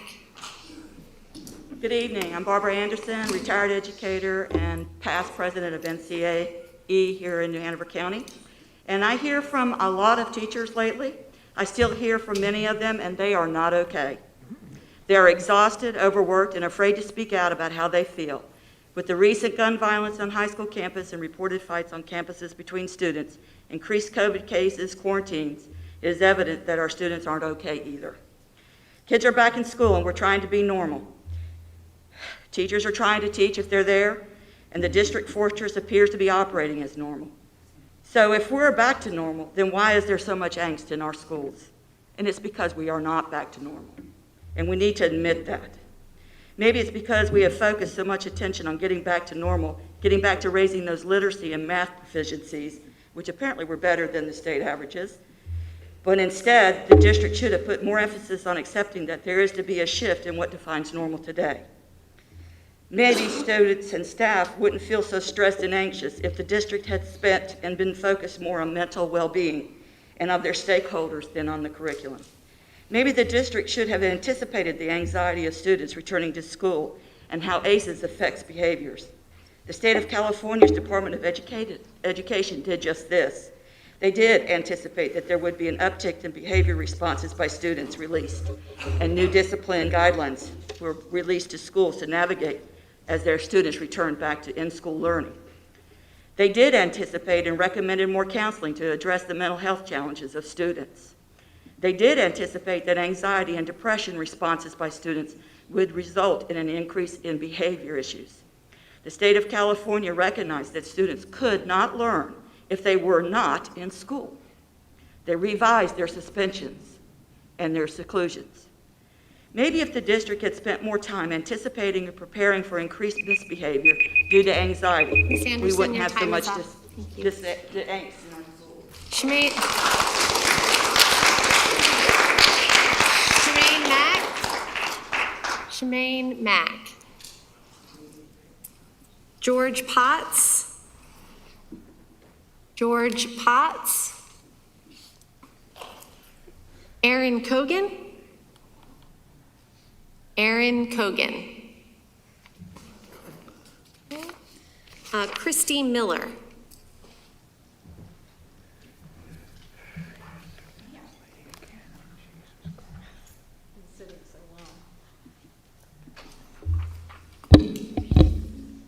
My name is Christy Miller. I'm a retired nuclear engineer, retired Westinghouse, and then retired GE. And I know better than anybody what doors a good education will open for you. And I would really like for my grandson, who lives with me, to have the experience of opening those doors. So I have nothing written, I only have a truth. And on the first couple of weeks of school, I knew something was wrong, but I finally got him to talk to me.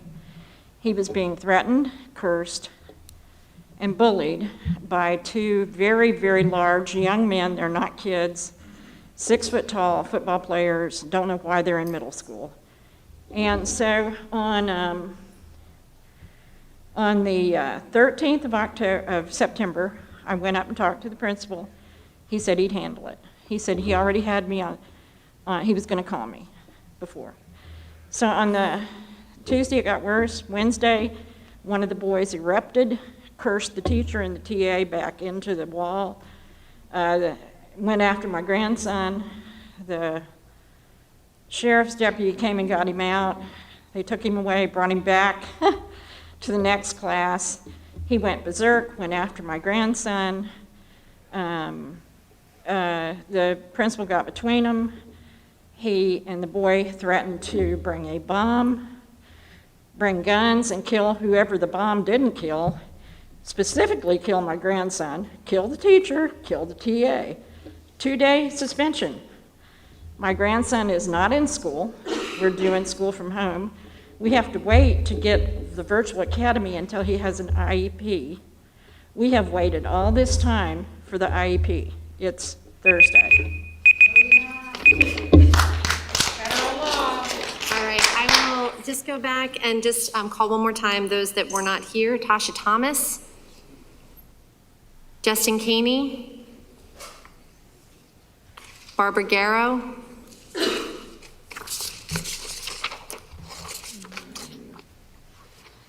Shemaine Mack, and George Potts, and Aaron Cogan. Thank you. That concludes our call to the audience for this evening. Our next item on the agenda are consensus items.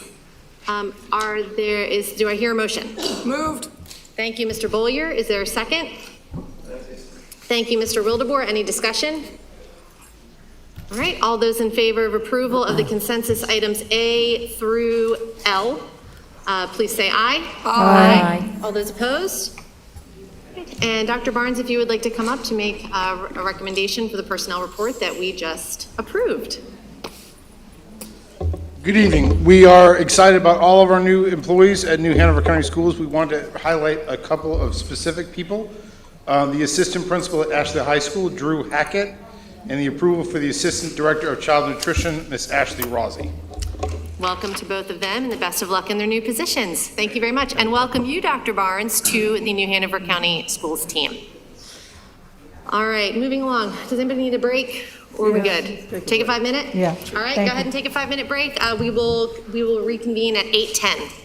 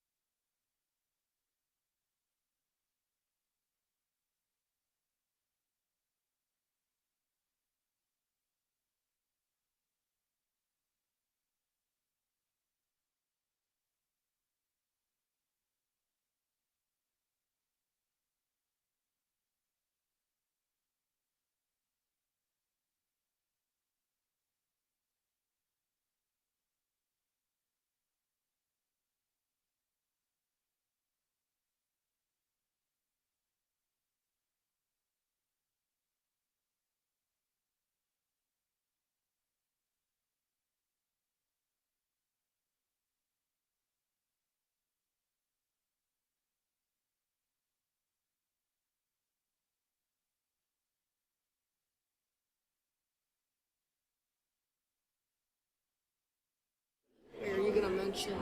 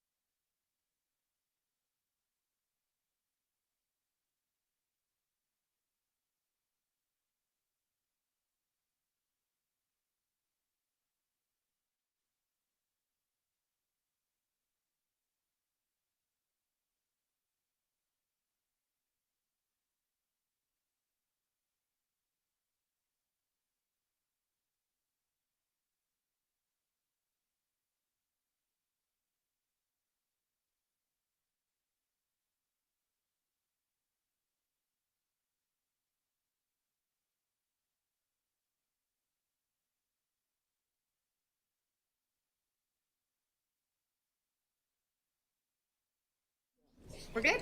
All right, welcome back. Thank you for obliging that brief break.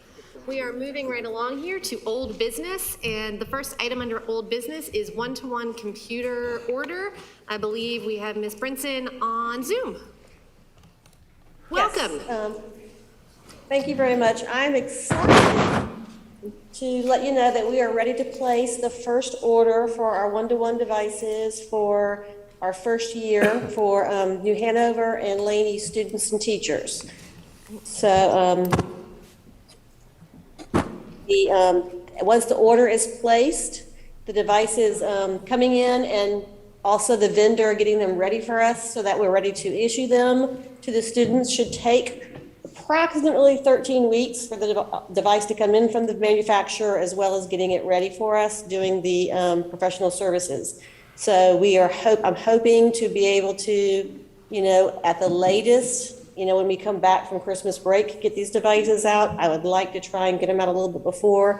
It just depends on how fast the vendor can get them ready. But we will be doing a test pilot of that here in the next couple of weeks to see if we can speed up that process.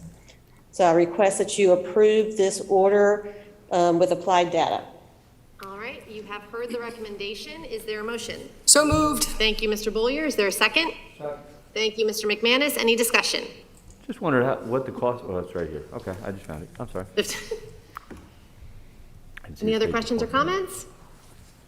All right, all those in favor say aye. Aye. All those opposed? All right, motion passes. This is very exciting, Ms. Brinson. Thank you very much. Look forward to getting to one-to-one for all of our students over the next couple of years. Thank you. Okay, next item on the agenda, we're going to Legal Services RFQ. And so, Ms. Mary Hazel Small, welcome you to the microphone, and the floor is yours. Thank you. Good evening. Tonight, I'm requesting your consideration of a format for a request for qualification for legal services with a schedule that we would release the RFQ on October the 15th, with responses due November 15th. My recommended selection committee, but of course that's up to the board, would be the superintendent and 2 appointed board members to review the qualifications that are submitted and proposals submitted, and then bring a recommendation back to the board for consideration at your December board meeting. So I've listed the scope of services, and certainly, it's up for discussion if the board wants to make any changes. But this is a pretty, standard format. The qualifications would be evaluated based on the information provided, and then a recommendation brought to the board. So, any questions? Thank you very much. So the recommendation for this evening would be to appoint 2 board members to serve on that committee, but there is no vote. We need to vote on moving forward with the RFP. Is that correct? Yeah, just to move forward, yes. Okay.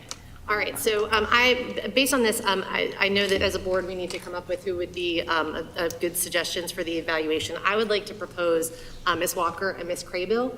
I think that they've both been invested in this conversation and could bring a lot to the evaluation process. I also think it would be important to have bipartisan discussion to support Dr. Faust in this, and so that is my initial recommendation. I'd like to hear from, okay. I was not making a motion, but I can make a motion. So the motion would be to, the motion's to appoint Ms. Craybill and Ms. Walker. First off, are you agreeable to that? Sure. Yeah. Okay. To the evaluation committee for the RFQ process for legal services. Mr. McManus, you have seconded? Yes. Any other discussion? Yeah, I just had a question. Dr. Faust, one of the memos that you had given us where you listed the different categories, so I was trying to match the categories up to what was on here, and what was on the presentation right now is not quite as specific as what you had. Is it my understanding that we will still be looking for these kinds of things when we're doing the evaluation of the proposals? So this week's scope work, that'll be in the RFQ. Gotcha, Yeah, okay. it's in the, Any other discussion? Now you're talking now about the nominations, correct? I'm sorry, yes, Recommendations, specifically about the recommendations for the evaluation committee, yes. Yeah. Okay, great. All right, all those in favor of Ms. Craybill and Ms. Walker serving as evaluation team for the RFQ process, say aye. Aye. All those opposed? All right, thank you very much, ladies, for your service. The second part of this is to move ahead with the RFQ process to begin that. So I would like to ask a motion to, yes. Well, I thought we might have some discussion. I think these are all really good points, but I believe previously I had asked if, and you said you were still in the process of putting the RFP together, but is there any way to put a explanation on there, or have you searched in other school districts different ways of having people bid on this process in parts, a whole, we can do this, we can do that, or are you looking for one person? Are we looking for another attorney a staff attorney, as we've had in the past? I guess that's what I'm asking. Does this say, when we do this, does this mean we're looking to hire a staff attorney? I think that's what the RFQ process is going to help us determine as we bring in options and who would be interested in working with us and see what our options are to then make that determination. Okay, so we could have a further discussion after we get the options. Okay. I would like to just qualify, the way that this is proposed, and it can certainly be changed, is for a firm to bid on this process. It's not an employee situation. Yeah, that's what I was wanted to clarify, that it's, I just want we're to make not sure hiring a that's what you're staff. saying. Right, but see, and this is what I had brought up before, is that I know that different parts of the state don't have firms. They have different people do different parts of this proposal. Like they bid on, we'll do this, instead of having somebody as attorney on staff or having a firm do it, they have a couple local, maybe people that do different parts. Like say they specialize in EC, I'm just using this as an example, EC, and then we hire them for those particular parts. That's what I'm asking. Mr. Blair? Madam Chair, Ms. Justice has mentioned this several times, and I admit each time to some deep confusion. And I've asked many times, Ms. Justice, if you could just give us some specific examples of districts who hire certain people to do certain things. I think this district is one of the largest in the state. We have a lot of complexity, and I like the services provided by a law firm. So I'm not really sure what you're asking for. I just gave an example that people might want to bid on certain parts of it, or What district? Groups, attorneys, maybe a small firm. I'm just saying, is there a different, does it have to be a firm in itself to handle everything, or can we have different expertise areas, attorneys in certain areas that want to handle certain things, which is actually what the majority of the boards across the state do, and we are large, but we're far from the largest. What districts? The districts, yeah. What districts? What examples? Please provide me an example. I'll use Durham. How's that for an example? Okay, they do something And it's a different. very large district. It's larger than ours. And I know that one of the things that they do is they have different attorneys from different firms handle different areas that they're expertise in. Or they were at least back in the earlier part of, the odds. I haven't checked on it in a long time. But they were doing it that way. That's just one example, because there are different permutations across the states and different ways of handling how you provide legal services. The question at hand, Ms. Small, is if one individual attorney has a firm of their own, are they able to apply under the Certainly. RFQ? Any attorney or I thought you were discussing an employee relationship, so. Well, that too, you clarified that when you said that's not what you wanted to have, a one person covers all, like we had previously on staff.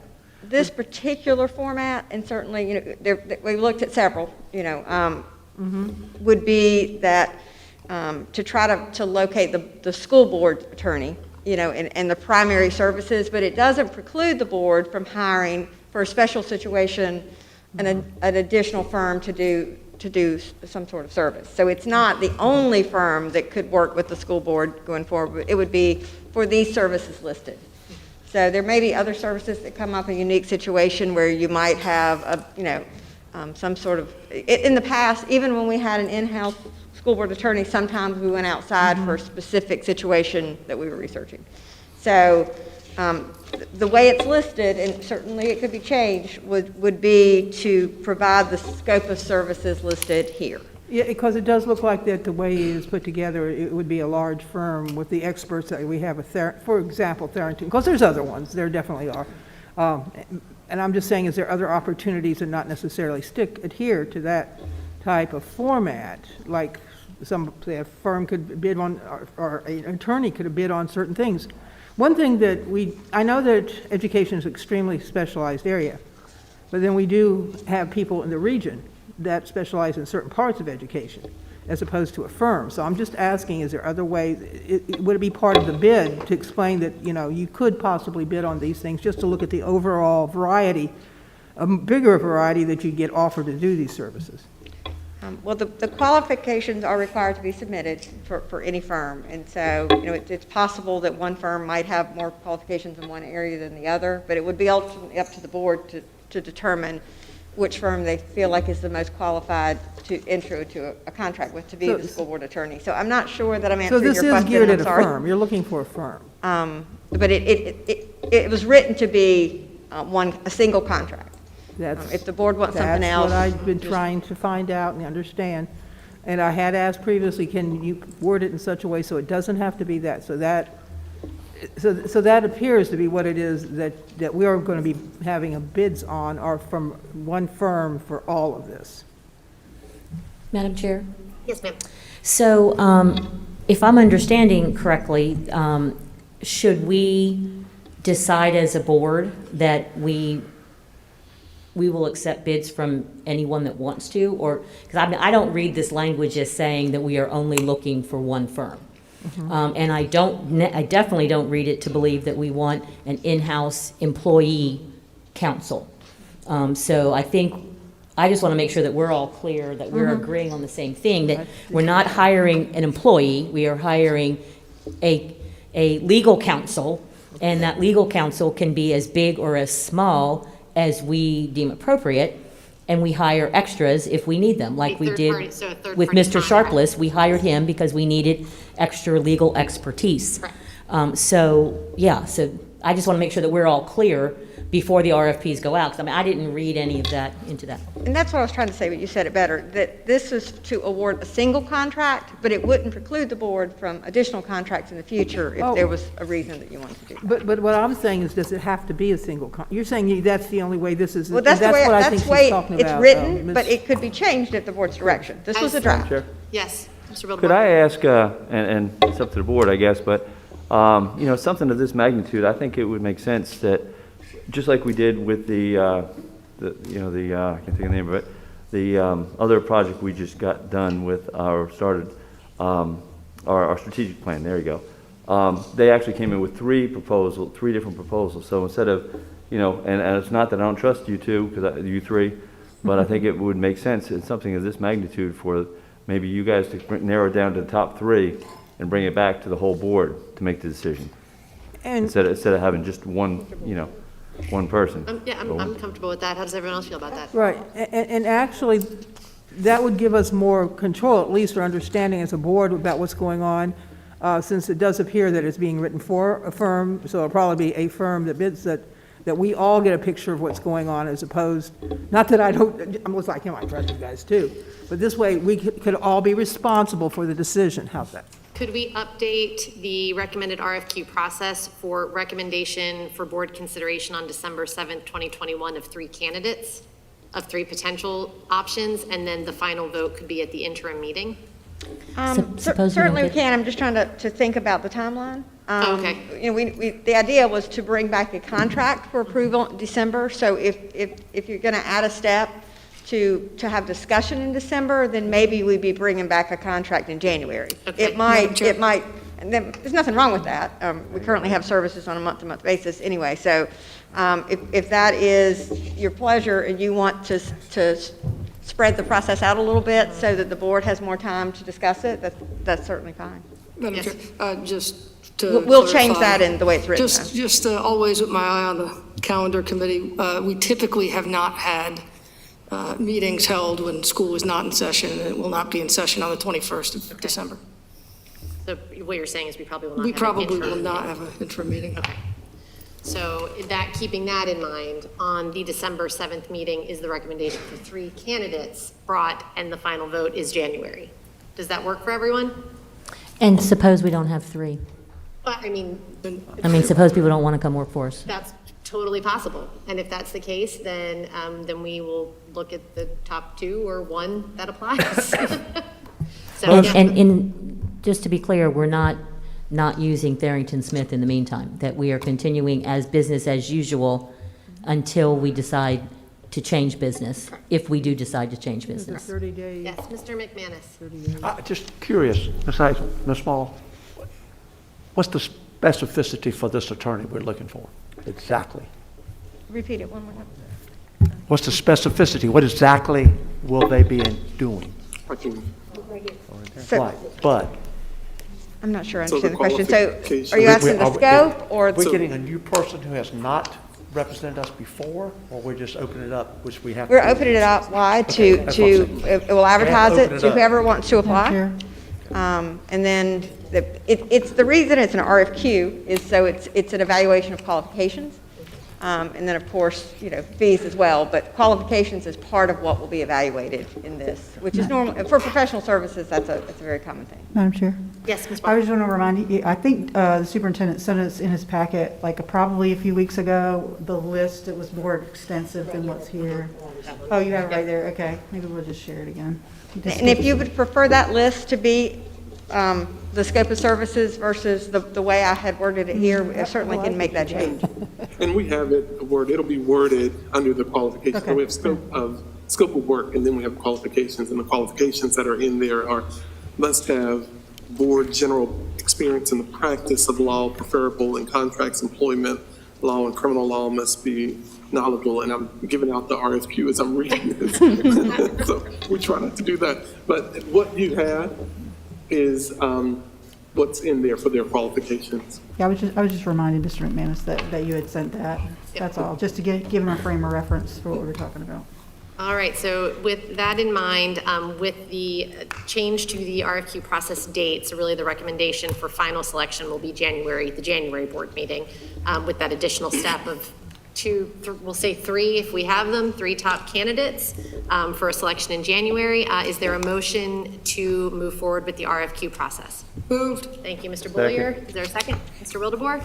Any other discussion? I just have one. All right, suppose, after we bring the RFQ candidates to the meeting in January, do we vote in January to accept this person or this Candidates will come in firm? December, and then the vote would be in January. Okay, for the and final. then that person, that law firm, that entity will give us a presentation in June, because that's what our policy says, so we have to have a report from legal counsel in June. So would we get a report from Tharrington Smith and a new company or new entity? Should we choose a new entity? Is that how that works? Definitely a discussion that we can have at a later date. Okay. I don't know if we can answer that. No, and where I was going with the questioning was, why would we pick somebody new in January if we're going to have to just review them again in June? Because we've started this process, Okay. and we may as well finish it.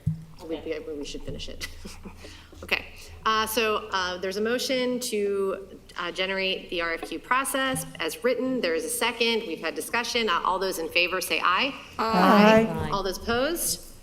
All right, thank you very much, and thank you for the work that went into this. I know that it is tedious, and we appreciate all that you have done to get this prepared for us. Thank you. And we look forward to those that apply. All right. Next item on the agenda, COVID testing and vaccine options for New Hanover County Schools, students and staff. Miss Julie Varnum, welcome to the microphone for the first time this evening. Good evening. So I just want to provide you a quick update on work that is going on between New Hanover County Schools, New Hanover County Health and Human Services, and Coastal Horizons.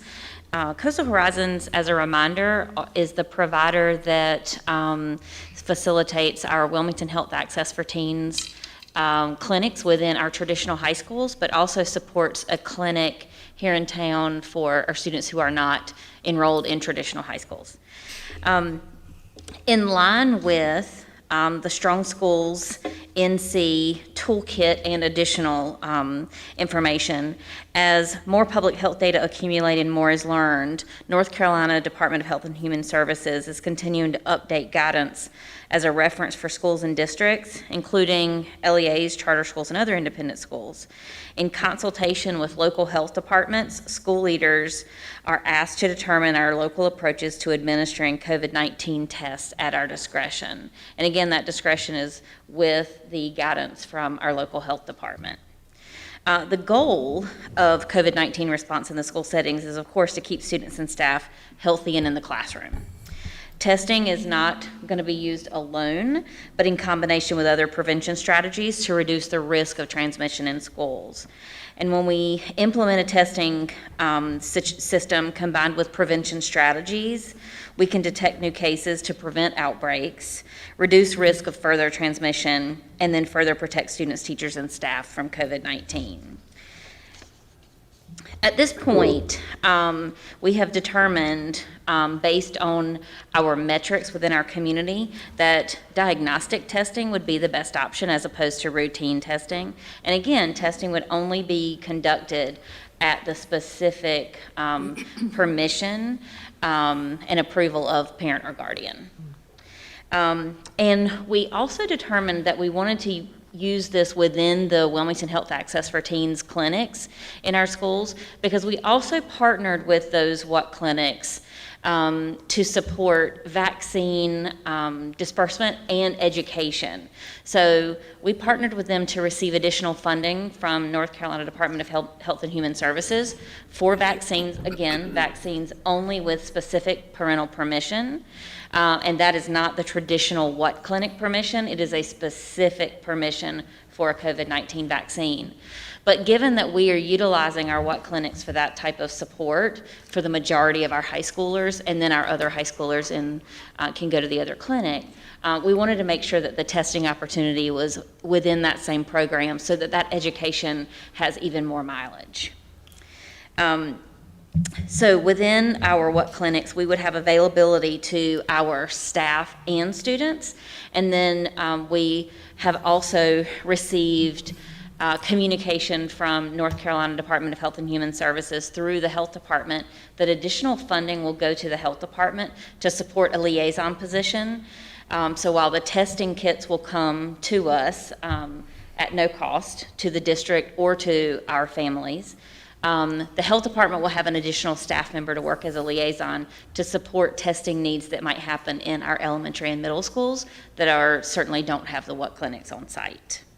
And at this time, we are still managing the ongoing efforts to coordinate all of this, so I don't have a specific timeline, but wanted you to be aware before communication went any further.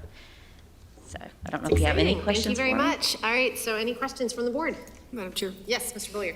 Just one comment and one question. I do want all the teachers in New Hanover County to be aware that under the CDC guidelines, they are available, or they're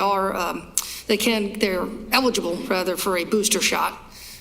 Teachers fall into that category and they are eligible to get that shot. The only question I had though was with regards to HIPAA and just making sure that if we identify, even if it's with parental consent, we identify a child who has been diagnosed with COVID-19 after we test, what mechanisms are we going to have in place to make sure that that information stays within the confines of the school system. Right. So as with any lab results of a COVID-19 test, those are reported to the health department. Those are required to be reported to the health department.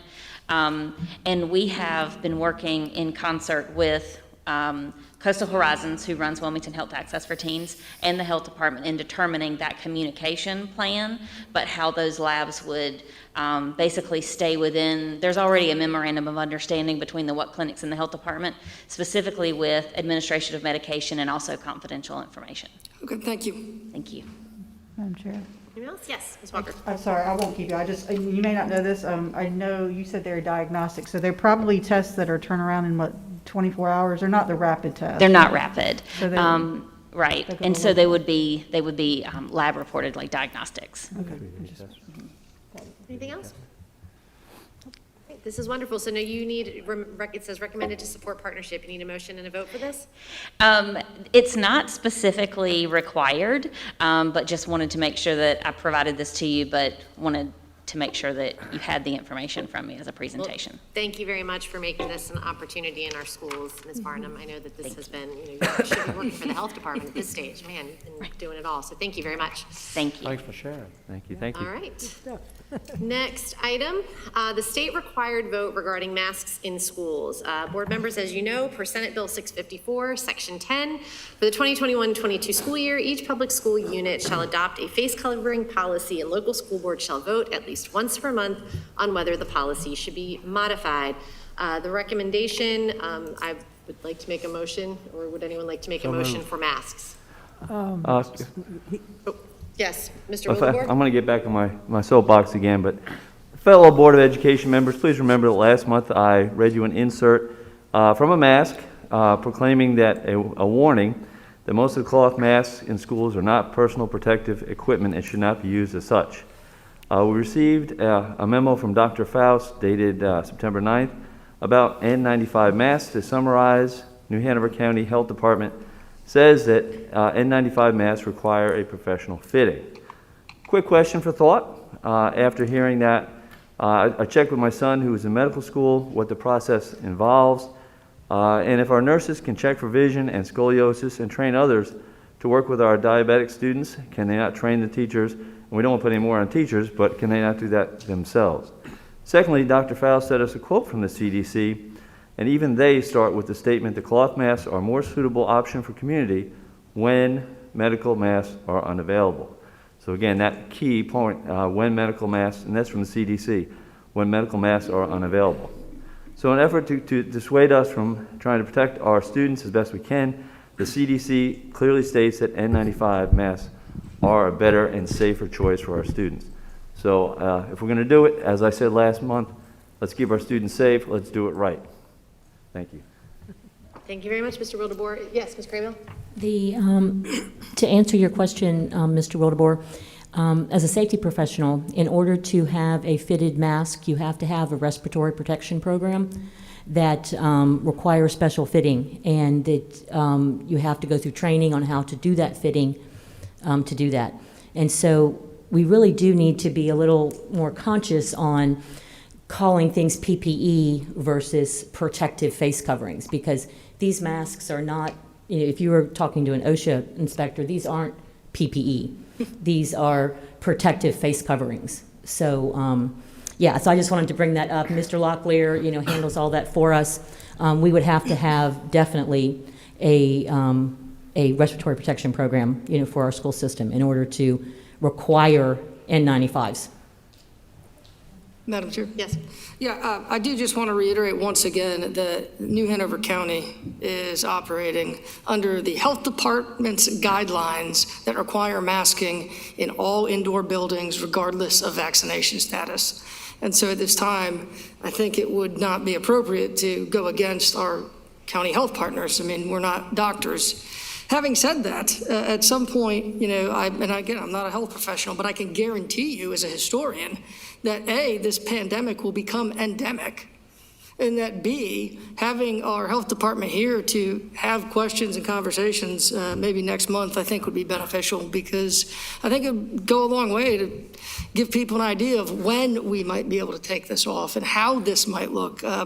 I think we need, as a board, to create a safe space for all people who, just because somebody's complaining and asking questions and saying this is a problem for my kid, it doesn't make them a bad person or anti-science. There are legitimate questions, and I think our health department and maybe the Science Collaborative can speak to some of those in the future. So I'd really like to see them here, maybe next month. Yes, Mr. Wildebohr. And just to reiterate, I currently am wearing an N95 mask that I actually purchased at Walmart.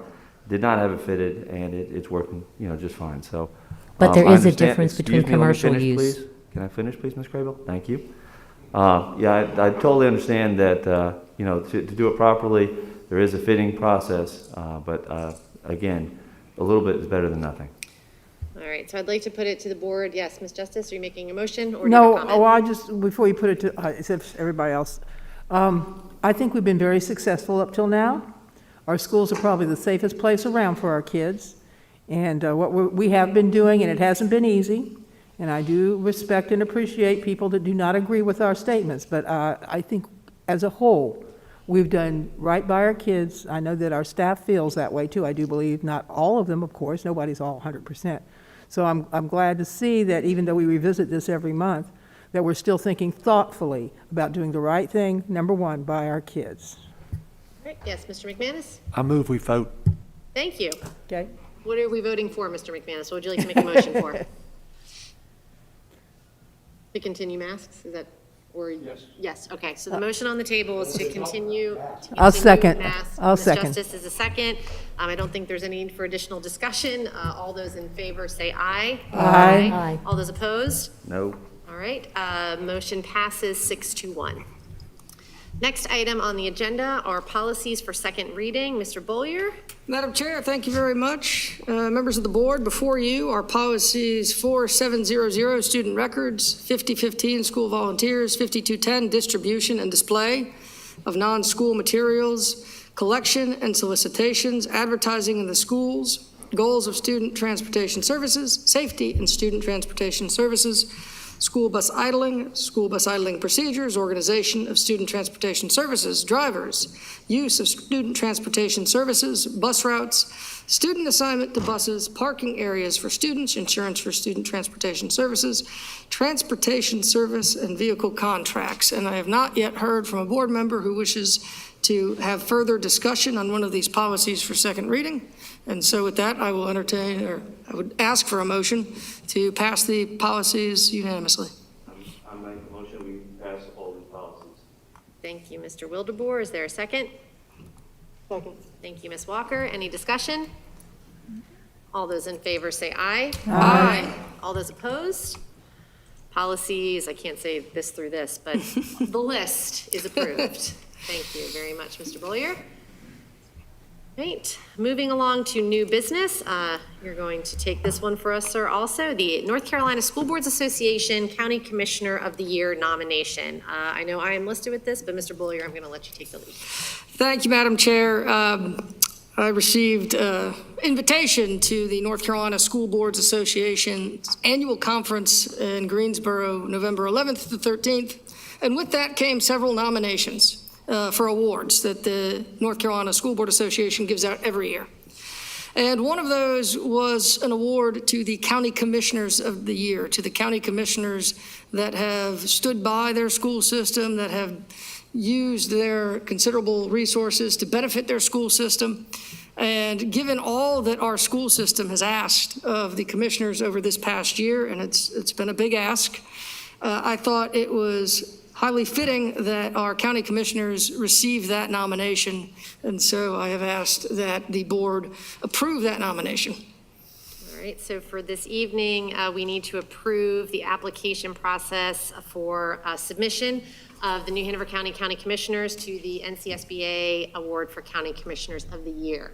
Yes, Ms. Justice? When you sent this out, you said that the deadline had already passed and that you had sent an addendum to the application saying, or asking them to wait because, or I don't know how you would put It's it. pending board approval.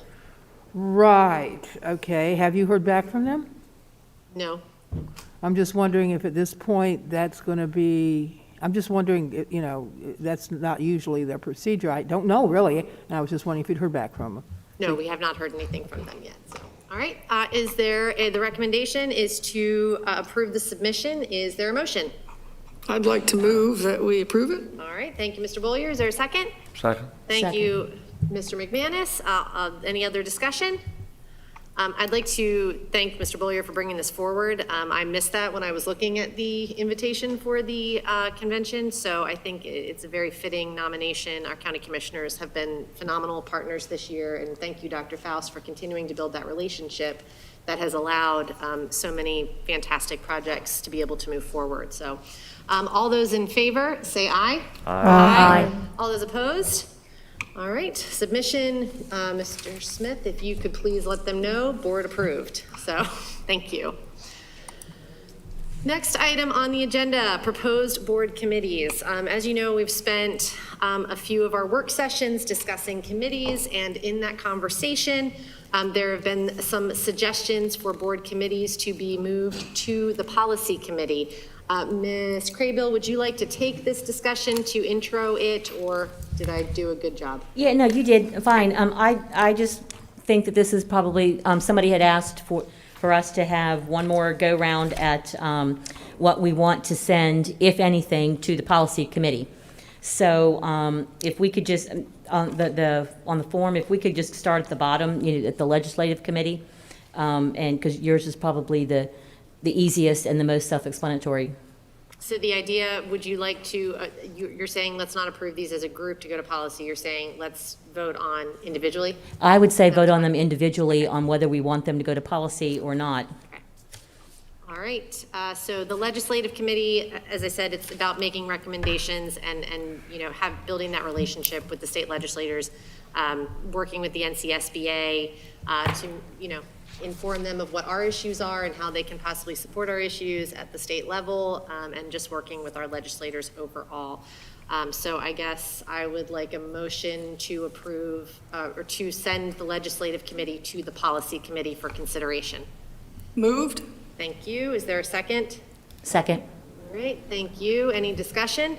All right, all those in favor say aye. Aye. All right, legislative committee will be moved to policy. Thank you. Go ahead, next. Sorry. Okay, so Ms. Wildebohr, you titled your committee New Hanover County Schools Advisory Board. And so I just put in here what you had sent. So if you want to go ahead and make your pitch. Yeah, I got a couple more notes here. Review and make recommendations to the Board of Education. Monthly reports, things like we talked about today with the suspension policy. Where exactly are we with that? It'd be great to be able to capsulize that, bring that back to the board in a short-term situation. If you look at today as an example, we repeatedly have very, very, very long meetings, and we were often called on to make extremely important decisions at 11 o'clock or later. We agreed about having a second meeting to try to make the meetings more reasonable. It really hasn't worked all that great. Ms. Craybill figured, I think, 6 hours and something for today's meeting. So this committee would allow for more communication with our stakeholders, enable them to be heard, and the committee can foster those recommendations, bring them together in a concise manner, and bring them to the whole board. Of course, the whole board would be the ultimate decision maker, as they always are. But it would give us that opportunity to hear from a lot of folks, bring it together, and bring recommendations, not just channel that to the board, but discuss it, the 7-member team, and then we could bring recommendations to the board. Okay, so you are asking for a motion To approve the advisory committee going to policy. All right, you have a motion and a second. Any other discussion? I'm just going to reiterate what Mr. Wildebohr said. The community obviously wants to have a voice, and they have a right. They're our bosses. They're the ones that put us here. And there's so much going on in this district, as somebody mentioned earlier. We're a very large district. We get a lot of communications from the public, but this would be one other group that would be our eyes, our ears, our perspective to give us the ability to make better decisions. Sometimes focus groups get active and you hear one thing, but you don't really hear the broad spectrum of what it is the public's interested in, and I think this would be a group that could possibly give us better, information. Communication is huge and always a challenge in any school district, especially one this size. And the community really needs to have a voice so we can make good decisions. Let's go Mr. McManus and then to Ms. Craybill. Question, Ms. Wilbur, who decides, what's the process for the 2 board members and the 5 at-large members? As far as picking the board members, is that what you're saying? Yeah, what's the process for the 2 board members selected and then Well, I the believe 5 that at-large would fall members? back to the board chairman at this time, so that the board chairman would give us those 2 folks. I thought about that. Ms. Crable actually called me yesterday and said, make sure you have all this together. So, I think that 1-year appointments, I think we need to hear a voice from the students. So I think at least 1 high school student, I think also 1 or more school level educator. And notice I didn't say necessarily administrator, but I said educator. So I think having that person on the committee. And then we'd have the rest at large. I think that the 2 board members would be able to fill out the rest of the group. And again, as I put in the original thing, it's very crucial that it's nonpartisan. I don't think it needs to be, if I'm the chairman, say I don't fill it up with all Republicans, or if, say, Ms. Walker was the chairman, then she wouldn't fill it up with all Democrats. I think it's very, very important that we hear from everyone. So, well, I certainly applaud the student involvement, but I think that the new student group that we are in the process, EDI, That'd be good too. is going to take care of that. Matter of fact, that might be the EDI's first recommendation. One of hopefully more to come. I have problems with creating another layer above these 7. We had 27 people who voiced their opinion tonight. They have a right. We're going to do it. oh yeah, well, I don't mean to cut you off, but I wouldn't dissuade any of those folks. But I think if a group, we've heard a lot of the same thing from a lot of people, and it's month after month. If they had a voice, and we had some way to be able to bring that to us, instead of hearing 12 people say it, if the committee were able to come in and say, this is a very important thing, this is our recommendation after hearing from the folks, I think that might go a long way. And I like I say, I don't want, is that me? I'm sorry. I don't want to dissuade anyone from speaking, but I mean, this would, as Ms. Justice said, I think it would give us another layer, another way for them to be able to communicate. We do have a limited number of folks we can hear from here. So this would give another opportunity for folks. I worry that during a political election arena, which is right here upon us, that this could become a political group that can influence a lot of decisions.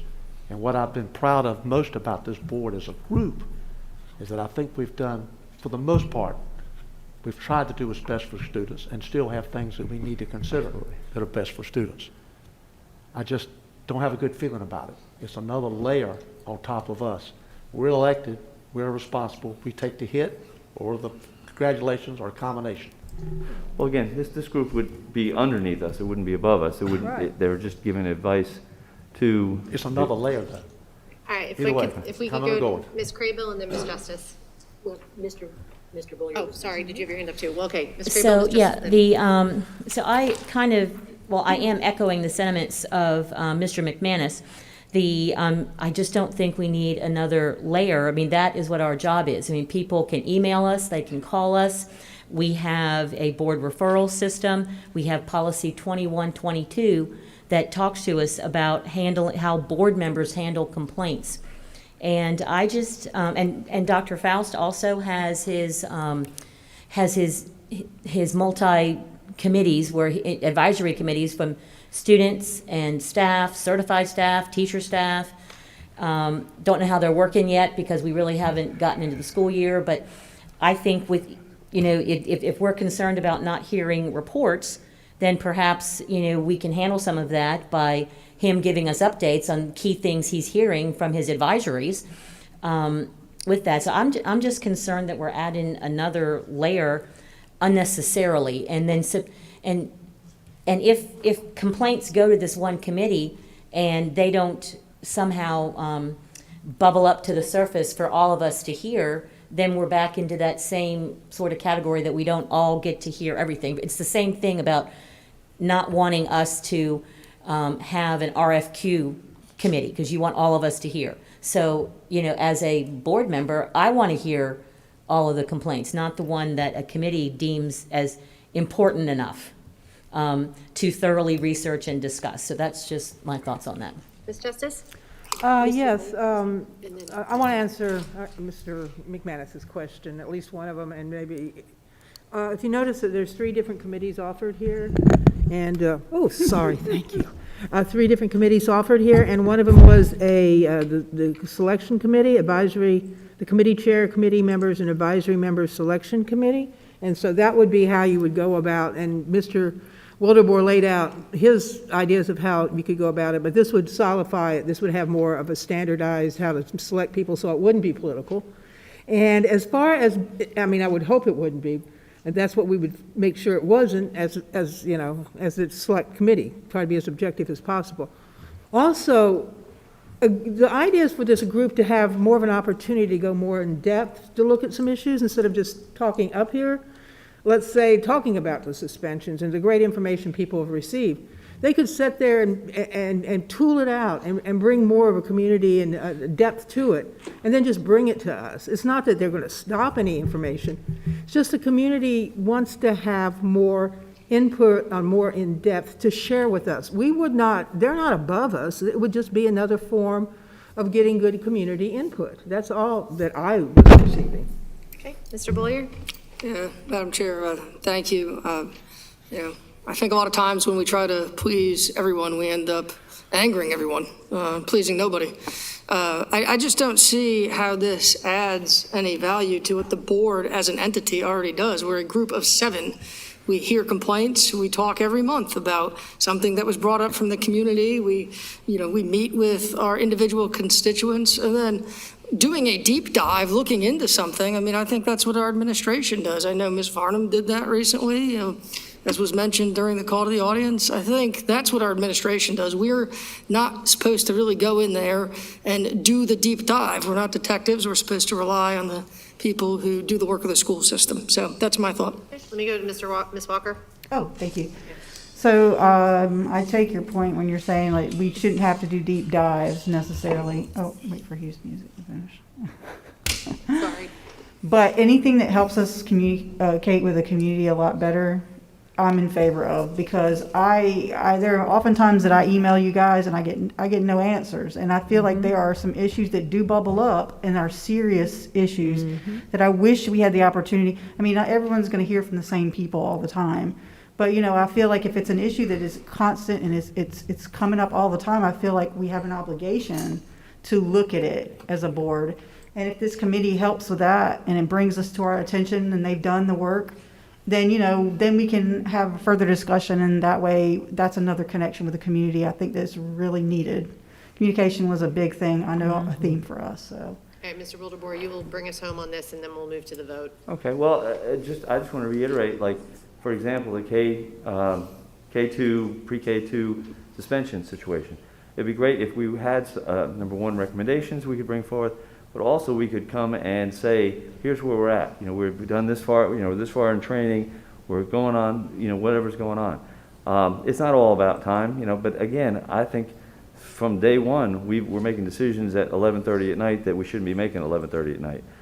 So if we can do something to make it better for everyone, still have that clear communication, have that, that group that we can advise, and again, just bring recommendations, not that they're binding. It's a situation that we bring forth recommendations, like every other committee is supposed to be doing, bringing forth recommendations. Why do we have committees? It says in state statute we have committees to advise. So, it just makes perfect sense to have an advisory committee to help with communication. All right, so there's a motion and a second. We've had discussion. I think we're going to have a split vote on this one. So Ms. Bowie, if you could call the roll. The motion is to move the advisory committee to policy. Ms. Adams? No. Mr. Boyer? No. Ms. Justice? Yes. Ms. Craybill? No. Mr. McManus? No. Ms. Walker? Yes. And Mr. Wildebohr? Yes.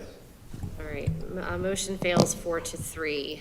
The final committee on here is the committee chairs, committee members, advisory members, selection committee. Ms. Justice, would you like to share any thoughts on that before? Well, I would like to move, I guess we move and then we discuss. Yes, I would move policy? that we create a committee to decide on the committee members and advisory members or other boards for committee positions. Okay, so the motion is to create a selection committee to move it to policy. Is there a second? Sorry? Could you repeat that? The motion is to create a selection committee, or to move the selection committee to policy. Right. There a second? I'll second. Thank you, Ms. Walker. Any discussion?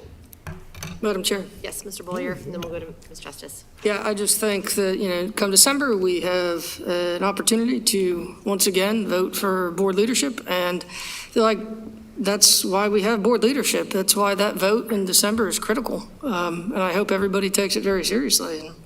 And I don't see a need for this committee. I think the power of the chair exists for a reason, and I want to maintain it. Okay. Ms. Justice? I have seen that power misused. I think the whole community has, and it's not just here, it's been going on for decades. This needs to be done objectively and not for political or personal reasons. When people are appointed to committees, they need to be the best people for those committees. That idea of being on a committee appointment should not be used as some kind of cudgel to punish somebody because you don't agree with them. It should not be used for political appointments. And you put people on, I've seen people put on committees that were not the best, were the least experienced, and yet were put there because of personal preference, because of factors that had nothing to do with what was best for our community. And as I said, this isn't just recent, it's been going on for decades probably. And so it's time we moved into 2021, tried to be objective and put the best people on committees. Who's to say who's going to be elected chair next time?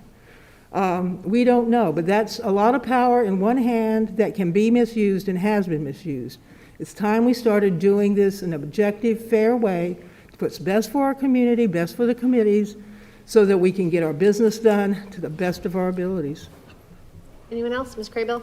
Yeah, I just wanted to weigh in on that just a little bit, is that any organization has elections for president, vice president, secretary, chair, and each of them have roles and responsibilities that are assigned, and that is either in your bylaws or in your policies or whatever, whatever the group uses. So I don't see any reason to add, again, another layer of picking on how we do that. It would just take a long time, and I just don't think that it's necessary to add that layer in when we all know what the board chair job is and roles and responsibilities, and one of them just happens to be putting people on committees. Any other? Ms. Walker? Well, I'd just like to say I would rather make it less political as well. I just feel like there are different strengths with our board members, and some would probably be more suited for certain things. And I just personally feel like, I understand the role of the chair, and I think that's fine. I like the idea of really looking into who would be best for the positions, and I agree with that. I feel like I've had my own amount of pain over it this year, and I just want to make that point that it shouldn't. We don't know who's going to be chair, but I really like to make sure that we just pick the best person for the job, and it's not about who's somebody's favorite or vice versa. Thank you. All right. If there's no further discussion, in case we are split on this one also, Ms. Bowie, would you mind calling the roll? The motion is to move the selection committee to policy. Ms. Adams? No. Mr. Boyer? No. Ms. Justice? Yes. Ms. Craybill? No. Mr. McManus? No. Ms. Walker? Yes. And Mr. Wildebohr? Yes. All right, motion fails 4-3. Okay, next item on the agenda is board member communication. Ms. Justice, this was your item, so I am going to send it to you to lead this discussion. We have a reporting system that's online. It doesn't seem to be the most effective, and hasn't been since we've been using it. I know there have been some kinks, and Ms. Brinson has brought up before that they're working on some things. But it just is not effective. We get so much communication from the public. And the board email is also sent to the superintendent, so he has access to it. I know that in the past, we had an extra administrative assistant to work with the board. Now Ms. Bowie's really working herself to death. But I think there should be another way, possibly having somebody specialize in doing the complaints, not just online.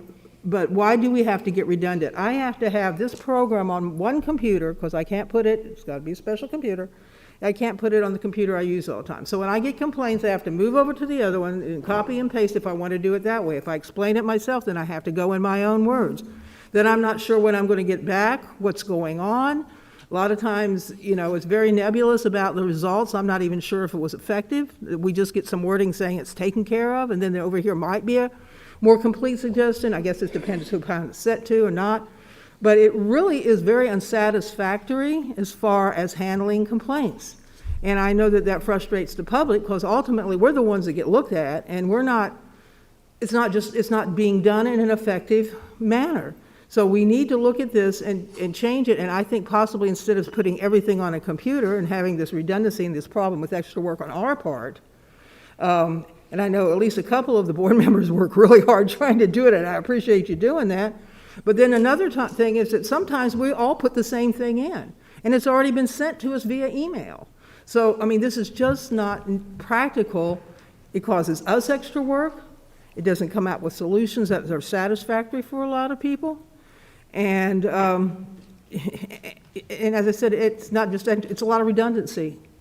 So I would like to see this system, us think of another way of doing it besides the present one, or figure out a way to tweak it. I would like to have it on one computer to begin with, and I really dislike the fact that if one person emails us, either 7 of us can say, we got this on the complaint system, or nobody will, because nobody knows what's going on half the time. I know you say you can look at it, but people do it at different times, too.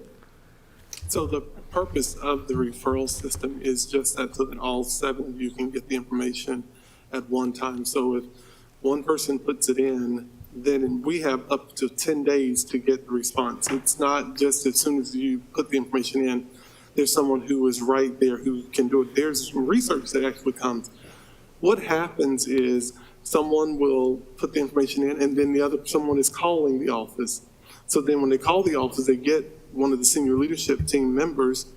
The senior team leadership member has then answered the person's call, and so it's like they hadn't put it in. So then the information has been stalled because the person who put the information in didn't follow the process. They picked up the telephone, they called, and then they got the information. So then the senior leadership team person didn't go back in and update it. So if the process works, if you give us time to work the system. Okay, if you're talking directly to me, at this point, that's very minor from what I'm seeing. I just said a whole lot of other things besides that. All right, Ms. Craybill would like to make a comment? Yes? Yeah, thank you for recognizing me to talk when it's, thank you. Anyway, so this board referral system, we have tweaked a little bit, since it's been working, since we've been starting it. And we have been given the information that we can share information from the ticket with people once it's in there, which is up to whoever wants to reply to that person back with that. And there are glitches, yes, there are, but it's in the world that we're in the data collection, it is so much easier to have some of these complaints. And this is what that board committee that we just didn't think we needed could easily resolve. I personally just don't think it's good governance on our part to say that a system is a waste of time, and I don't want to go back and look at my other computer when we were issued these computers for the very purpose of conducting school business on. So that's just my 2 cents. It's a system that is new, and I think that we just need to do a couple more tweaks to do that. And so, if people let's send our tweaks to Dr. Faust. I know I have, and I've sent them to, Ms. Brinson, and she has fixed some of them. And it gives us an opportunity, for the people who are responsible for these areas to really do some in-depth research. And I appreciate the emails the responses that we're getting back in this from them. So it's maybe our timely responses could be, worked on a little bit more, but overall, the system is doing what it was designed to do. We just have to use it with fidelity, us and say them, the staff that you have assigned to do that, especially if you've asked us, to, funnel everything through you. This is a way to funnel it through you, but still get an answer. Great. Ms. Walker? I would say that I have not always got answers, and Ms. Crable's being very kind, but I know that she's had issues as well, and I know there's kinks. But to say at this point that it's like just new, it's not new. I know in the very beginning I was using it like crazy, and it just wasn't working out, and so I changed my mode, and that's how I had, that's the only opportunity I had to get the answers that I needed. Even sometimes I don't.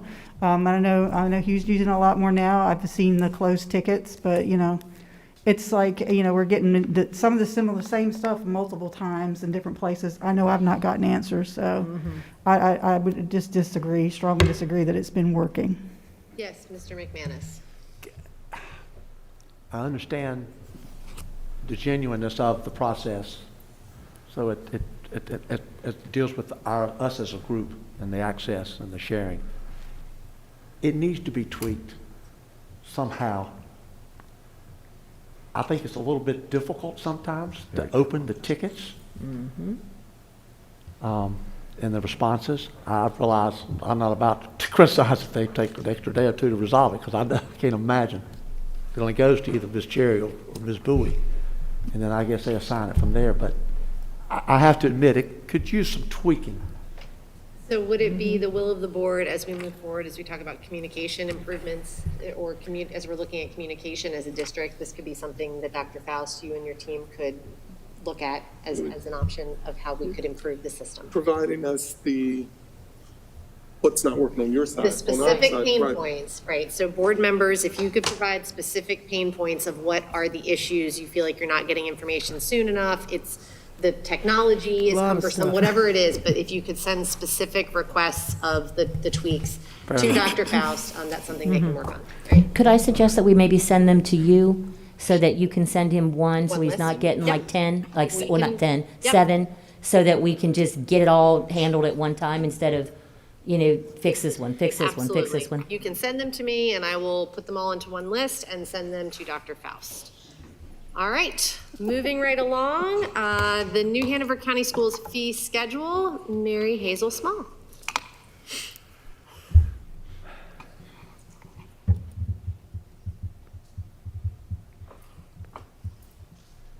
Again, every year I guess last year was probably the first year, the state required we publish all of our fees in one location on our website. And so this is our update to our fee schedule for this year. Ideally, we'd bring this before the beginning of the school year, but we weren't making any changes to fees at the school level. We were just awaiting the board policy that was going to implement a fee for certain public information requests, over 4 hours. And so once that policy was considered by the board at your last meeting, we're bringing the fee schedule for approval. There's a couple of policy references that changed in the other areas, but the fees are the same. And then under the public records request paragraph, basically some of the same language from the policy to just explain it and to let folks know that we will estimate fees based on average cost, or if we know who's actually going to be working on it, we could do actual costs, but the charges would be based on actual cost as required by the law. So the rates that are shown are just for informational purposes for readers to estimate. But depending on who's working on it, it would be the actual charges per hour. So that's an average for our clerical staff at the level that we think would probably be working on these requests, as well as an administrative staff member. All right, so do I hear a motion to approve the fee schedule as listed? We'll come back for discussion. Well, I wanted to ask a question. Yes. Okay, during the meeting where we talked about this originally, you said, if I remember right, it was that the 4 hours were free. And after the 4 hours... Greater than 4 hours is what I was... The fees would be charged after 4 hours. Okay, I don't know why, for some reason when I read this, I can't get that clear in my head.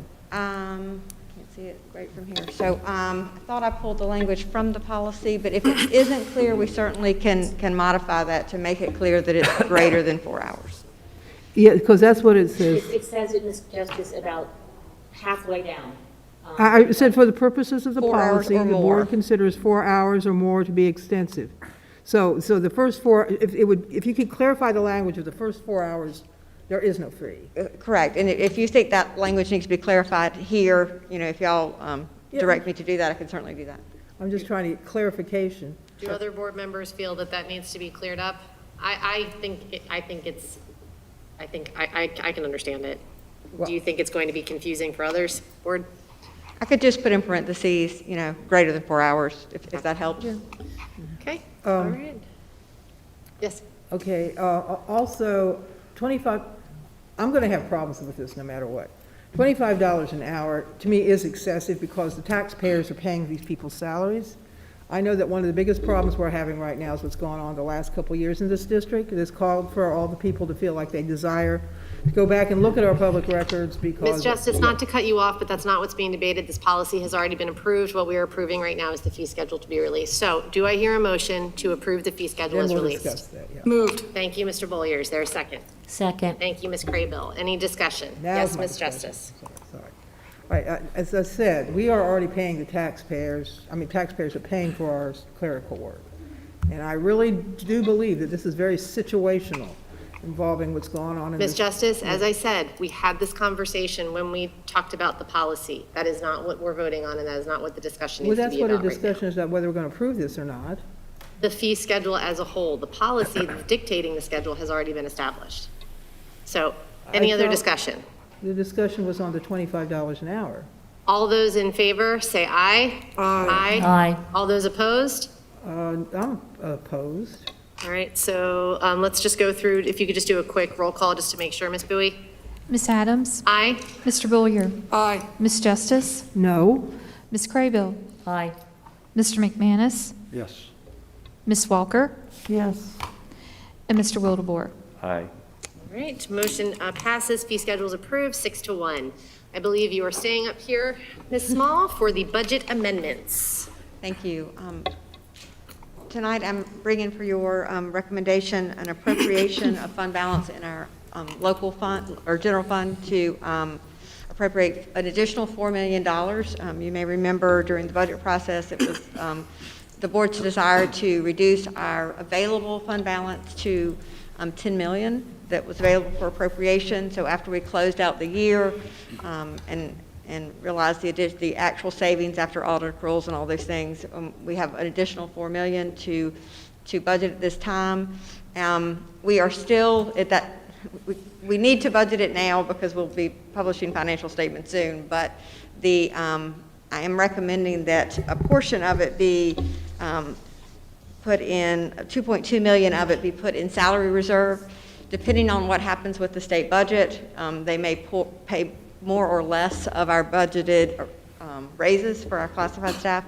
And so if we don't need it for salaries, we'll bring it back to you to repurpose for another reason.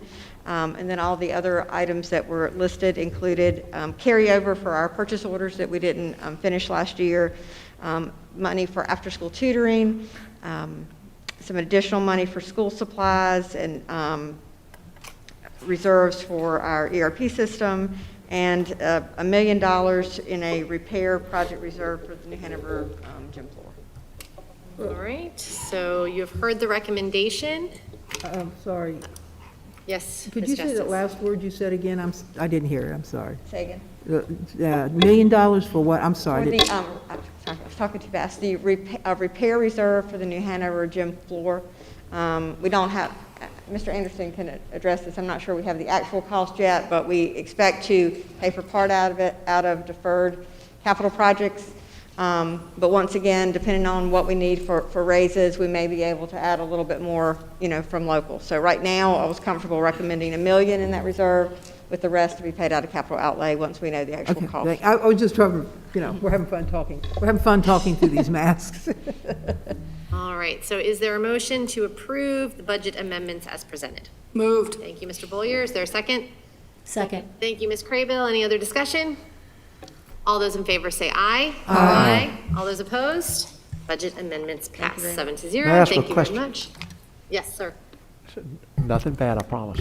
Just for the sake of those who may be watching or reference what affects our budget, how long since the General Assembly started to approve the budget? We're in what?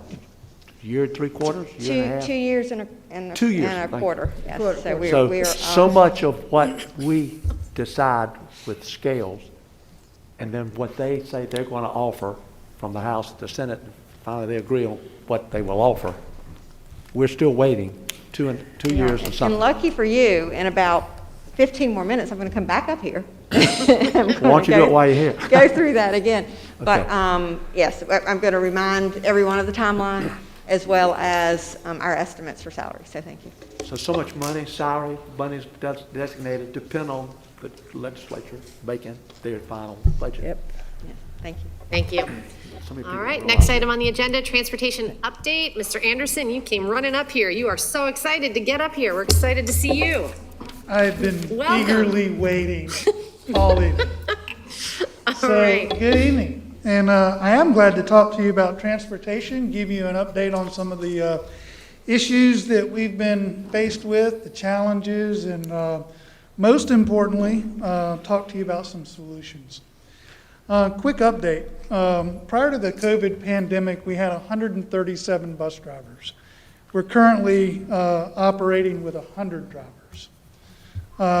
Transportation, the good news this year, we hired 7 new drivers. Unfortunately, the bad news is we lost 6. However, and I say that jokingly because the truth is the things that we have done and the things that you have approved and allowed us to do is helping. I can say that this year or last year we hired more bus drivers than we did in the previous 3 years combined. This year, we're going to beat that. So, and some of the things that we're doing, job fairs, hiring, have worked. We had a good turnout for the bus driver fair. We had a good turnout in working with HR for the district-wide job fair. The hiring and recruitment bonus that you all approved has been a tremendous success. Just as a reminder, our new drivers will receive a $1,000 bonus. And if you're an existing bus driver or employee, it doesn't mean, it could be any New Hanover County School employee. If you refer someone that applies and successfully completes the training and becomes a bus driver, you're also eligible for a $1,000 referral bonus. We have a CDL class starting next week. Okay, I'm in. She'll keep it really safe, I promise you. I'm ready. Yeah, I think something else that you all have recognized and have addressed, the hourly pay rate. Currently, our bus drivers are paid at $14 an hour, but in the budget, at your request, and hopefully approved very soon, the hourly rate for bus drivers will be increased to $15 an hour. So that's just a quick update about our drivers and challenges we're facing. Some of the specifics that happening this year, we have over 11,000 students assigned to bus routes. That's pretty close to pre-COVID conditions. We're running 110 buses daily, doing 511 routes, and driving 9,364 miles a day. So, I mean, it's a tremendous operation, and they do a great job. I know this is not the not what the community wants to see, and I hope that we can improve on this. But I will say, community stops are a necessity. We're down 37 drivers, and I want to point out, community stops. The longest distance from a house to the bus stop is 0.9 tenths of a mile. The average distance is 0.17. We have far few stops that are more than a half mile from a person's house. Far fewer stops. So we're really not talking about a long distance. There's a 1 mile walk radius around every school. We're not required to provide transportation, and we don't unless there's a safety concern. You know, obviously, there are certain streets that we don't want our students crossing. And when we look at community stops, we look at them in the same way. We try to make sure that community stops are located in a safe area, and there's safe walk or route to walk to that stop. We've made adjustments. You know, we put all the information into TIMS, and the computer spits out these routes, and it's really good at it. But it doesn't know all of the safety issues, and we review those as much as we can. We make changes before the routes are published. At the beginning of the school year, if we get a call or a complaint, we'll look at it, and I'd say the majority of the time, you know, we've been able to adjust those routes, and we've been able to accommodate the request. There is a positive side to community stops. It does improve our efficiency rating. You remember the state funds transportation based on that efficiency rating. So if we're eligible for $1 million in state funding and our efficiency rating is 60%, we're only going to get 600,000 of that. Our efficiency rating is 94%. So transportation is doing an excellent job in making sure that our routes are efficient, they're timely, and that we have as many students as we can. We're close to that capacity of the bus. It does provide for on-time arrival. Last week we were 92% on time. We had 12 buses late, and they were late an average of 5 minutes. That is morning times.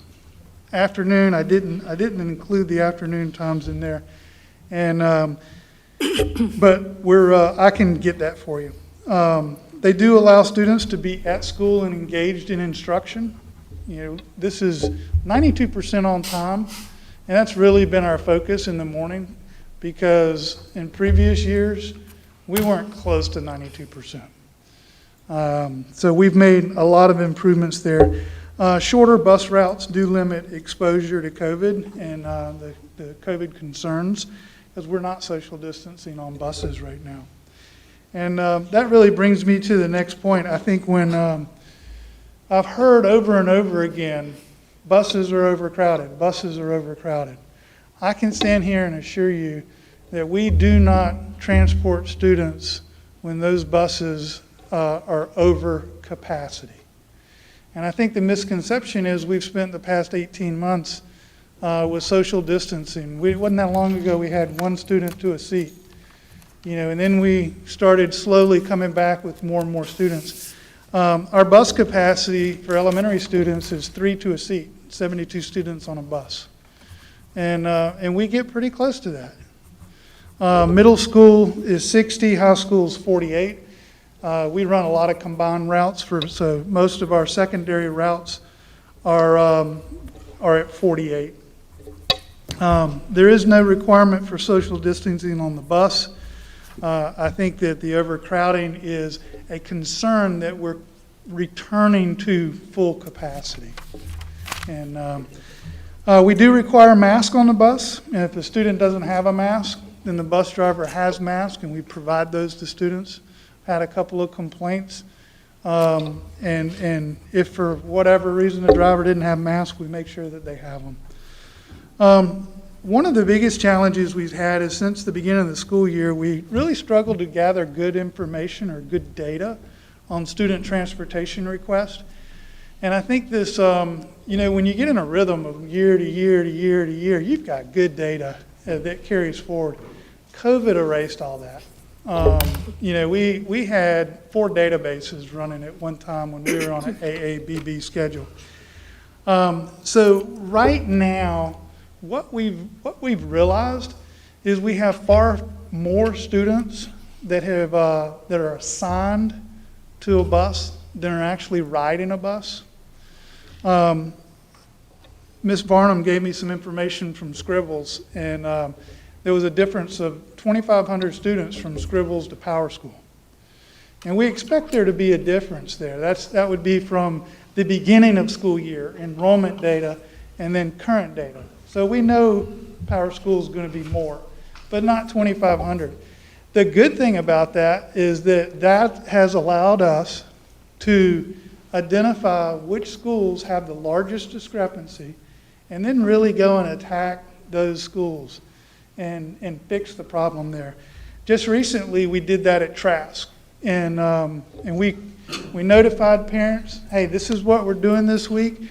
If your child's affected, you're going to get a bus pass, and it'll give you the new bus assignment, the new stop location, the time, whatever changed. If you do not get a bus pass, then you continue doing what you're doing. The next week, we had tremendous improvements in our route efficiency and our times. So we are now looking at doing this at the other schools and just going one at a time and knocking these out. And I'm not saying these are all the issues, certainly not. These are some of the biggest ones we've talked about. But I really would like to get, and I've talked to some of the principals and assistant principals. Principals and APs are typically assigned to work bus duty and work very closely with us. They're very familiar with transportation. They're very familiar with the daily operations.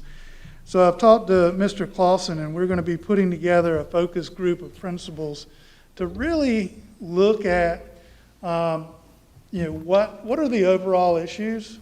And I think that'll be the easy part. We can identify those quickly. But more importantly, with their understanding and working in it daily, what are the solutions?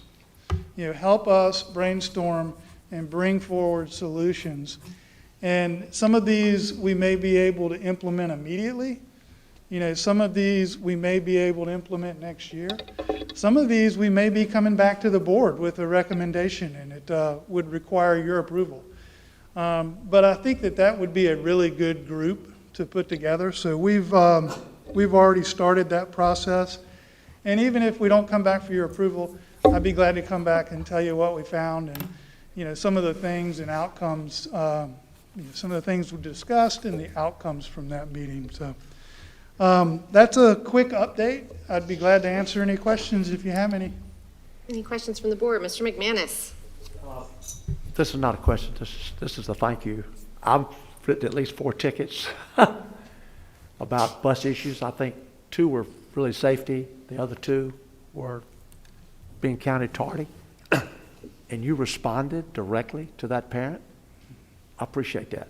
And I think I thanked you right behind it because thank you. Because you got a heck of a job though. You did. Thank you. Thank you. Mr. Boyer and then Ms. Justice. Yeah, Mr. Anderson, this is a criticism. My daughter now gets home 15 minutes earlier. I was really enjoying that time, but. That's the first complaint I've had like that. No, I'll echo Mr. McManus. We really appreciate you operating through these struggles, and we're very thankful for what you do, so thank you very much. Thank you. Ms. Justice? Okay, and I do appreciate you are working within the parameters of what you're given to work with. We're down 37 drivers. You said that the community routes have made a huge difference in efficiency. Can I ask you a question about when it was that the legislature, the state legislature, decided to base money given to school districts, because you've been here a while, on the amount of efficiency that they were doing on their routes? Do you know what I'm referring to? When did that happen? Oh, they've been doing that for 20 years. 20 years, okay. I'm just trying to find out information. Okay, here's my concern. Those community routes, and my kids go to them, and I get all kinds of communications about the problems. It varies from community to community, literally. Some are safer than others to get there. Some kids do walk a half a mile. Some kids, it's right down the block. There's a lot of variety, but the situation is that those community the stops can be a problem with certain communities. There is overcrowding on the buses. You've got 3 fifth graders sitting in one seat, and the kids are big size. I mean, I'm getting complaints about how crowded the buses is, and it's probably right to a certain extent. It might be perception from last year, but there's buses that have got some maximum amounts of kids on them, and it does seem very crowded. And I agree. We do. I don't think they're not overpopulated. We do have the maximum amount of kids on them. Right. I'm more concerned about the fact we need, community routes are nice, but I don't think that's the answer for our situation, or probably anybody's, if you believe in public transportation for our school students. We've got, you said 11,000 students using the buses. We've got 26,000 kids in our district. Some of them do walk because of the perimeter, you said a mile. And then sometimes because of safety reasons, they are put on the buses. But then that means that we have got 15,000 students being, let's say half of that, 7,000 students being driven to school every day. Mm-hmm. I can't even, and I know my grandson goes to Laney, and I know that's a huge problem with the transportation, the driving situation. Mm-hmm. And it's not just Laney, there's so many schools like that. I've watched parents line up in the afternoon, say for an elementary school that lets the kids out at 2:30 or 2:40. I've seen them line up before 2 o'clock to get ready to pick their kids up. This is happening all across the district. And the reason is because of our perception. It's not just a perception, it's a fact of how our public our transportation works. Now, I said you do great with what you're given, but we should be giving more. And right now, there seems to be a real safety issue in our communities, and we've got kids walking incredible distances in some of these communities that aren't necessarily safe and gathering in spots at strange times of day or night. And, we were given all this money to come up with solutions for safety concerns, and I've raised this, and yet, it seems to me valid that this is the kind of monies that we can get to improve our bus system to bring efficiency and safety to our district. You said that we're going to get up to $15 an hour. I think it's Onslow County, one county over. They start their pay $16 to $18 an hour now. They're recruiting bus drivers, I think it's $4,000 bonus. All across the state, they're getting very creative. We are very lucky in this district, in a sense, because we got this extra money from the hospital sale. We're talking about safety.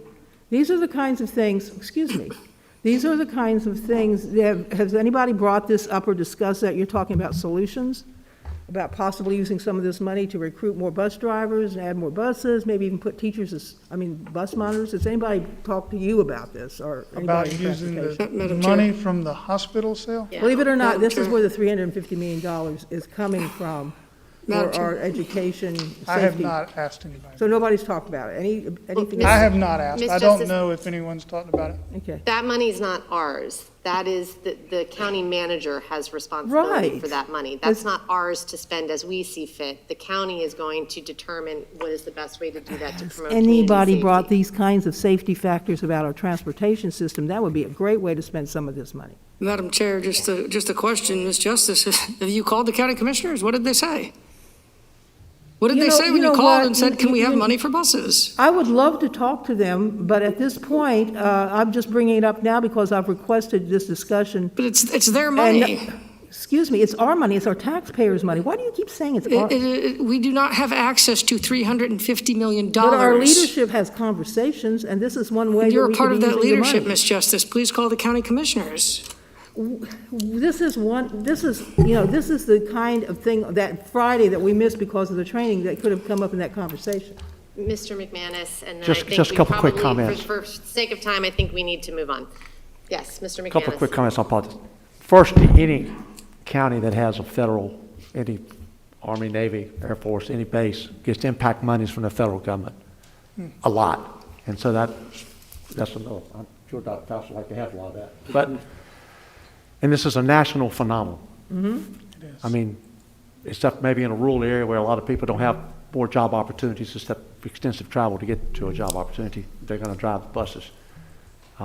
It's unfortunate. Mm-hmm. I'm not sure $15 will do it, but I know it is a national issue. We don't own that issue, and I don't want to own it. I just want to continue to talk about it and do the best we can. I would say two things about the $15 an hour. I think that works as a retention effort. If you want to use pay as a recruitment effort, it's going to need to be $20, $25 an hour. And the problem that we're already seeing is that we have custodians and child nutrition and maintenance workers and other non-certified staff that see we're paying our bus drivers more and are asking why, when we have the same staffing issues in those areas. So I mean, personally, I believe they all need to be making more money. And we gave all the But money to that's the not up teachers. me. And we, Good point. Well, thank you very much for this presentation, Mr. Anderson. We appreciate it. No. Ms. Crable, is it a question or is it a comment? It's a comment to add to his, that, And then we'll close this Yes, conversation now because so- we have people that are here to present from the district, and out of all respect right, then for I'll you, hold we off. need to keep I'll it. wait till the family committee. Thank you. All right, thank you. Next item, policies for first reading. Mr. Bullier, if you would like to briefly give an overview for this. This is for information Madam only. Chair, there are 6 policies before the board. I have not heard any questions regarding these policies, so if there are none at this time, I'd encourage board members to prepare for second reading. All right, thank you very much. Next item on the agenda, under information, proposed local salary structure, and I believe we're going to welcome up Ms. Mary Hazel Small again. Madam Chair, We moved Head Start.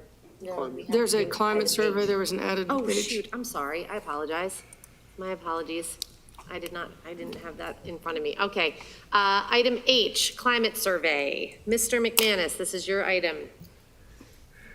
Well, as I said earlier this evening, I think it's time for us to do climate survey, pulse survey of students, find out how our individual schools feel, what the needs, what the issues are. Not only find out what the individual schools' pulse is, throw out the top 10%, not the bottom 10%, look at the 8% in the middle. And then collectively gives us an idea of our school system. And so what resonates across the school system? A, what resonates by individual schools, communities, populations is B. Oh, no. Thank you. Thank you, Chase. So again, individual school pulse, community pulse. That helps us. Any successful policies and decisions should be based on data. And that part of data-driven information that I think we need. And I think our teachers are crying out to have an opportunity. I don't think they're all going to be negative, but there's some things that we need to address. And it's not anyone's fault. It's just the nature of so much that we've dealt with for 2 years and continue to deal. But they need to be heard. And I think that information, individually and collectively, can help this board make much, much, much better decisions, financially and policy-wise. Madam Chair. Yes, Mr. Mr. Wildebohr. McManus, are you talking like basically a teacher working condition survey type idea? Yes. Okay. You said community. Absolutely good idea. Pulse. Absolutely great And there are idea. 14 meetings, so they're available. Madam Chair? Yes. I think it's a great idea, and I thank you for bringing this, before us, Mr. McManus. I wouldn't say teacher. I think all staff. Well, staff, yes. I think all staff, and I think a good next step would be to ask the administration to find a contractor to, begin, that we could work with, who could do this climate survey. Ms. Justice? Yeah, and I brought it up earlier, and you said this would be the time. I think that we need to do more now. Our staff morale is so low because of conditions starting with the pandemic, and things have just escalated. The stress is unreal. The way that their expectations on our staff, not just teachers, is just so burdensome at this point. We are literally losing people that we can't afford to lose. They're literally taking the joy out of teaching and working with children. We have been getting the emails. There's something going on that we need to address immediately. I think the climate survey, it would be a great way to get information, but that's going to take time. I think that we need to form some form of a committee or a special meeting where we bring in some people from all different people from the administration to explain what's going on. And we as a board need to look at this and examine what's going on and help make decisions to try to turn some of this around. Because it's not working right now, and it shouldn't. It's our job. We are in charge. They are asking us for help. And so we need to give some help to our staff, because right now, the climate survey is only one of several things we can do. We need to understand what's going on. I would like to know what it is in these schools, and I'm hearing plenty, that is so burdensome to the point where we're losing good people daily. I heard of one school last week that lost 3 teachers, I believe it was. And that's just 1 out of 46. We cannot continue this. Our kids can't. We're going to end up, I don't know, combining classes. We've got people, teachers don't even have planning periods anymore. Subs won't sub. And it's not just the pandemic at this point. There's a lot going on. We need to know what's going on. So both Mr. McManus and Ms. Justice, are you asking for something today? What is the action that you're requesting of the board? I think, go ahead. Go ahead. Go ahead. I think there are two distinct differences.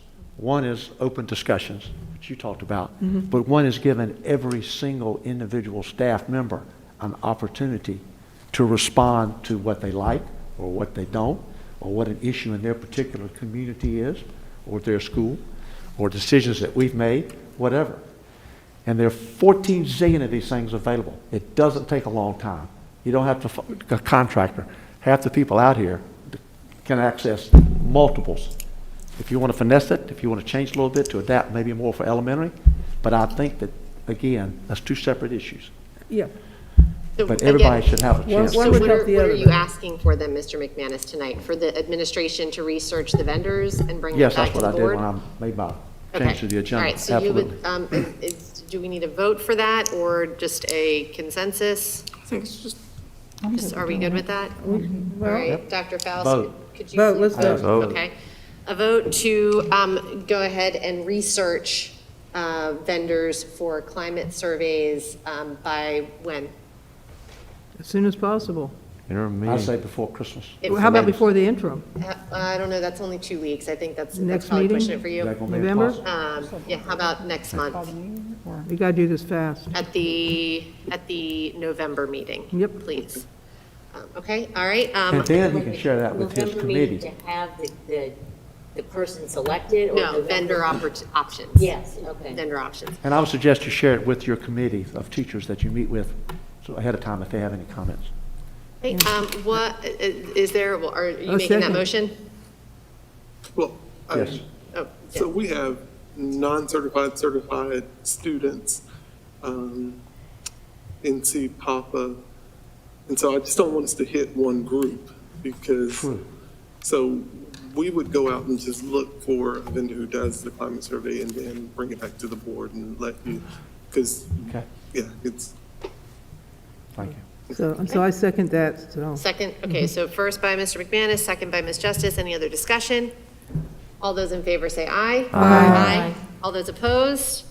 All right, thank you very much. And then the second issue, Ms. Justice, what are you asking for I today? move that we have a special meeting of board members and staff to discuss how we can, discuss what's going on in the schools that's causing so much, that's causing the problems that the staff is morale at this point. I'm not quite sure how to word this, but we need to have a special meeting to discuss the problems going on in the school that's challenging our teachers to the point where they're quitting and they're stressed out. We need to find out what's going on. When is this special meeting being held? Who is writing the agenda and who is responsible for pulling the people together? I would be more, well, actually, I was about to say that normally administration would do that, but I mean, I would be more than happy to do that. Why, couldn't we just have administration, because they are addressing this issue, they are talking about it Yeah. themselves, could they report back to us? We don't have time to be waiting. If we go ahead and vote for it, yeah, they could report back to us at the interim about how to set something like this up, but I really don't, we're talking about putting stuff off, and every day, it's just worse and worse. Madam Chair. Let me go to Ms. Craybill first and then Mr. Bollier. what's the priority list? Yeah, all right, so I am too discouraged that we have so many people that are upset, with their jobs, and as are many people in our country. I mean, I think some people are just, everybody's just burnt out and tired, and I don't not want to address it, but I think we have systems in place. I'm just kind of getting the feeling that you're thinking that our central office folks and our principals are just not caring about what's going on, and that they aren't trying to address this. I mean, we've got, Jackie and Al out there every single day in the schools. We've got, Dr. Coker looking at, working with our EAP, and now Dr. Barnes, working, to get EAP information to people. I mean, it's hard and it's stressful, but I'm just not certain that we need to impose another layer, because if we add another layer onto Dr. Faust and his team, then now we've stressed out another group. We're just taking that balloon and pushing the air around. So I think that if we just get this climate survey out there, and we just have to trust that Dr. Faust is going to have meetings with his advisory teams, and we already asked him, and he already said he would report back to us. You can come too. Okay, Yeah, can I make and a also motion? too, like what's our priority? You know, we've got, I mean, we've just laid like 5 things out here, you know, that aren't even in the goal package that we're working Can I on. make a motion so we can discuss it I'm properly? still talking. Parliamentary procedure says I get to finish.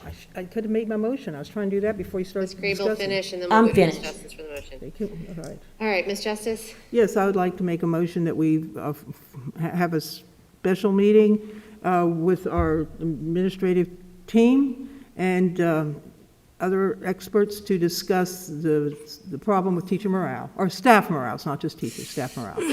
Is there a second? I'll go ahead and second it. Thank you, Ms. Walker. Mr. Bull, your discussion. Yeah, thank you, Ms. Crable, for your remarks. Look, there's not a single person up here who doesn't discuss this every single day with teachers, staff, everywhere. We're in schools, we're answering emails, we're already discussing it. I think the last thing this community wants is for us to sit up here and talk for 40 minutes with absolutely no objective. The climate survey will inform our next decisions. I absolutely agree it's a priority. But my God, how much talking are we going to do up here to figure everything out? It doesn't work that way. Okay, thank you, Ms. Walker. Well, after that, I would like to just say that, you know, we're getting communication all the time, and it is desperate. And I would have to say that when I send an email out to you guys and I get no answers, I worry that we're just not having the conversations we should be having. And I just think it's very important that, you know, since the buck is supposed to stop somewhere, and it usually stops with us, we've heard that tonight, and, you know, I just think that I really do worry that the struggle is, it's just so real. And I just feel like, I know talking is not everything, but it's something. And I think for some people, it is very important that we are addressing it and at least having a conversation about maybe what we can do. Mr. Wildebohr? I would say that, you know, we are sitting up here in the dais, like, you know, we're making big decisions, which is very important. Sorry. We are sitting up here making very important decisions, but I think having a round table with some of the stakeholders would make a lot of sense to me. You know, yes, we're sitting here, we've had people present, we've had teachers come up here and present that they're struggling. We've had a lot of folks talk about struggling. And I think the climate survey is going to be huge, but unfortunately that's not going to happen in the near future. Yes. You know, hopefully it'll happen, you know, but we're talking about a month away, or, yeah, how many more teachers are we going to lose in a month? How many more other folks are we going to lose in a month? You know, I'm all about communicating, and I'm all about coming up with solutions. And I don't know, waiting 2 weeks or waiting a month, or, you know, if we get a climate survey out in a month, then we're talking about another 2-3 weeks after that to get the data back. Then we're talking about another 2 weeks after that to be able to implement any strategies. So we're talking about 2 or 3 months, you know, we're talking about January probably by the time we get anything moving. And, you know, from what I'm hearing from a lot of folks, you know, we need to do something sooner than that. So that's my opinion. Yes, Ms. Crable. So we do have a system in place called school improvement teams that perhaps they can, in the interim, while we're waiting for a survey, that, you know, principals and the school improvement team chairs can be, you know, talking about these kinds of things and be ready when it's their turn to present. I mean, that's another tool that we already have that maybe we just need to remind folks to go back to. Madam Chair, I'd like Let to... me, Ms. Justice, and then we'll go to a vote. Okay, we can't wait. I think Mr. McManus' idea of a survey is great. It is, right now, it is happening. School improvement teams I've worked on them. I've been part of them for years. That is not fast enough, literally, either. You're talking about 46 individual schools. We're getting emails and calls and word of mouth from all over this district. We don't have time to wait. It's a great idea to have experts and teachers, staff, other staff, Sit down, let's discuss this out loud. Let's see what's going on. There's definitely problems that can be addressed, but we got to know what they are, all of us. We are responsible. We're the ones they're coming to asking for help. We're the ones that can help them. If we don't help them, that's on you guys. I'm going to help the staff. I'm going to help the teachers. I'm going to take this to the vote, but I'm going to close this conversation with this. Our job is a governance team. The superintendent's job is the management. And there absolutely need to be stakeholder conversations about morale in our schools. It's not just education. Healthcare is getting bamboozled. Everybody is burnout across the board. We see it, we know it, we're trying to address it. I trust in this team. I trust that everybody that is sitting here as part of the senior staff is working with our schools to help develop plans to raise morale. Us sitting at a table saying what our opinions are when we are not in the schools every day. Yes, we are out there, and yes, we talk to people, but what we see is different as board members versus what you see as staff. I disagree that we should have a meeting about this. I believe that the superintendent and his team should be working collaboratively with the schools, and that is going to be my last comment on this. I would like to go for a vote on Ms. Justice's motion to hold a special meeting. It was seconded by Ms. Walker. Ms. Bowie, if you could please call the roll for this one. Ms. Adams? No. Mr. Boyer? No. Ms. Justice? Yes. Ms. Craybill? No. Mr. McManus? No. Ms. Walker? Yes. And Mr. Wildebohr? Yes. All right, motion fails 4-3. Next item on the agenda, for real this time, is information proposed salary schedules. Mary Hazel Small. Thank you. Tonight, I want to review salary schedules. We brought some of these to you for consideration in April as we were building our budget plan for the year. And let's see if I have this. Just as a reminder of where we are in the budget process before we get into the salary schedules. So the goal of our local schedule, some of our salary schedules are approved by the state and others are local. So the state approves all the certified teacher pay and principal pay schedules. We have a supplement schedule to supplement those state salary schedules for teachers and principals, which the board already approved with the July budget. At this point, we're waiting on the state budget to make some decisions, which are bulleted in that third section with what changes they're going to make to the teacher and principal base pay, what changes they'll make in terms of step increases for those folks on those schedules, percentage increases for non-certified staff. The state approves ranges for them, but not salary schedules. So that's why we have local salary schedules for the non-certified staff. And also the state in the proposed budget that we, back in August, I brought to you sort of the comparison between the House and the Senate, and the conference budget that we're waiting on will be somewhere in between. And both of those include bonuses for most of those employees. So hopefully by the end of next week, we'll know what all that looks like, and we can bring back these schedules to you for approval. Part of the reason we need to wait is because so many of our employees are paid from state. So many of our non-certified employees are paid from state. And 2 years ago, we made the decision to go ahead with our first, part of our phased-in improvement for our non-certified staff in hopes that state would approve a budget, and then they didn't. So a big bulk of that ended up being a local cost. And at this point, we really need the state funding to implement it for everyone. So hopefully we will have great news next week. I'm very, very optimistic after almost 2.5 years. The next steps will be today to review the salary schedules, and then as soon as the state votes to approve, we will bring back to you for approval. And at this point, I want to just go through and look at remind you of what's in the schedules and talk about some highlights. Also attached to this agenda were the actual schedules, 22 pages, so we're not going to go through all that, but you'll get the idea of how they're formatted and what the changes are.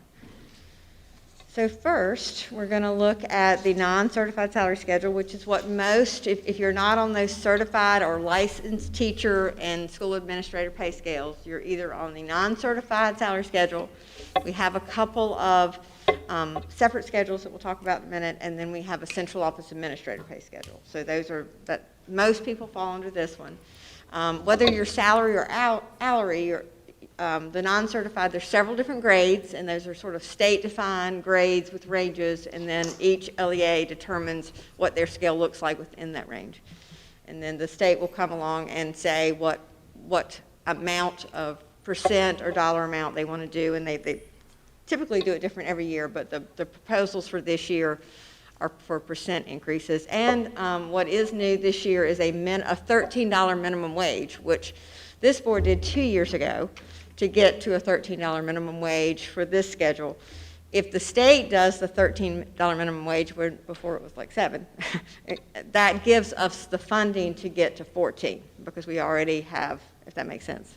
It sort of allows us to go further than what we had done in the past.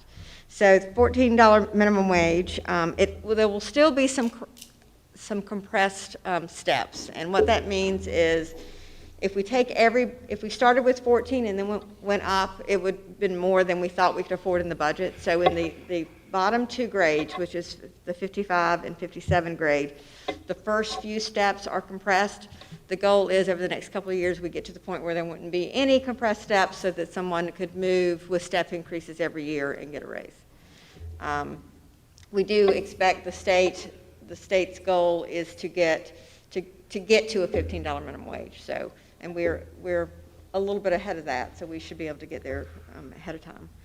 So this scale is set up to be 14, I don't know why I said 40, $14 minimum wage, 31% steps. So right now, as we have tried to recover our pay scales from the recession over 10 years ago, we had uneven steps. And so this gets us back to having 1% steps between each and consistent throughout the scale. It also would be an average increase of 7%. So clearly the folks at the bottom are going to get the bigger raise because they're going up to a new minimum, but it will vary as we stabilize the steps. Because the step increases were different, some folks will get more of an increase than others, but there would be a minimum increase of 2%. Local costs would be partially offset by the state increases, which is why we've been waiting. And so this is just a sample format, but as I said, the complete scales are attached. Any questions on this particular non-certified pay schedule in the format? Okay. Next are the other pay scales for non-certified staff. The bus driver has their own scale, and it only has 15 steps. What that means is you get to the top of the state range faster. With a 30-step scale, it looks like there's not as much of an increase, but they're starting higher and ending higher.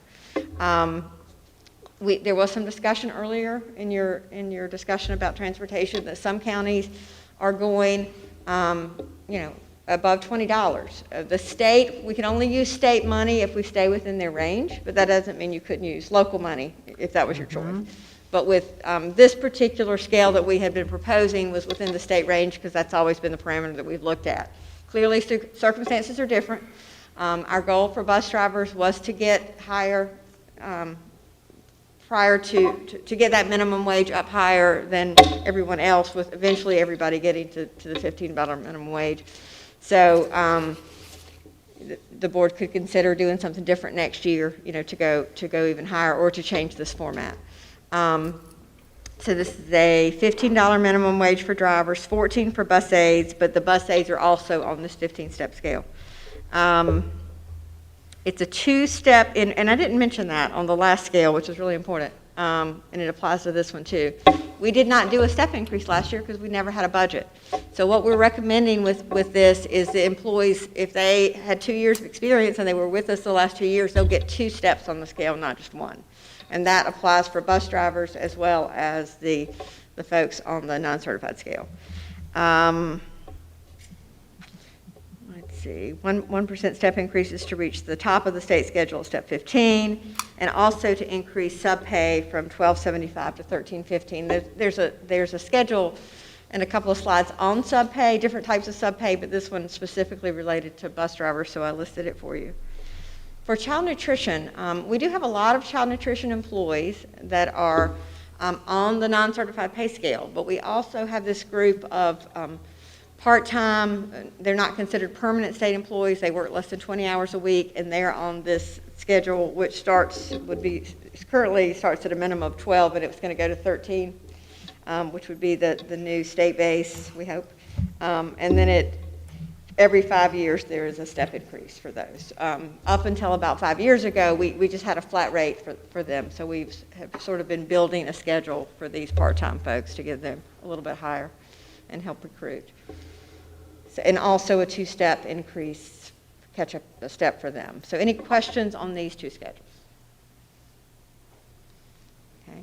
For central office administrator, this is slightly different than what we talked about before because we have tried to balance the ability to recruit into central office, from school positions and have equity between principal scale and central office scale.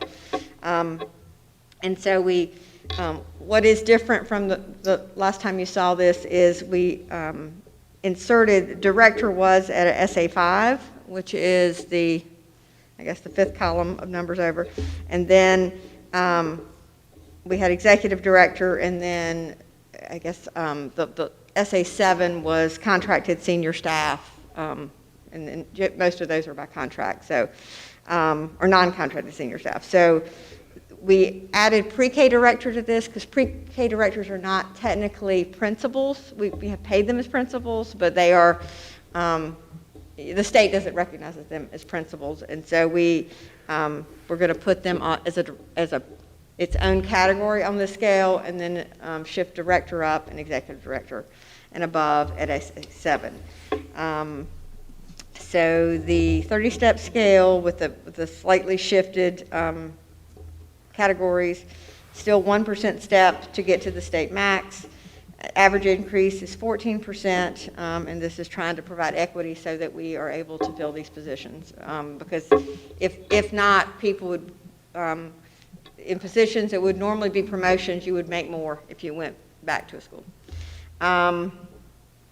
Let's see, so any questions on this before I go to the subjects? Yeah, so could you please just, I have 2 questions. Mm-hmm. One, I am unclear about why a pre-K director is not a principal and not paid as such. The state is never, you can have pre-K at a school, and then there's principal of school. And so we have always paid we've called them principals and we pay them out of local funds because the state doesn't even give school numbers to our pre-K centers. It's allowable, it's a center, it's just not a state-recognized school, and therefore you don't get a state principal for that.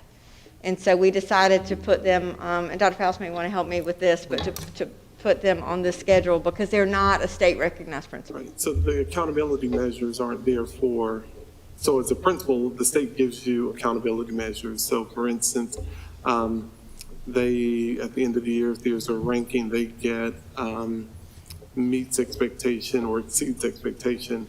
There is a growth mechanism where principals get a payout for it.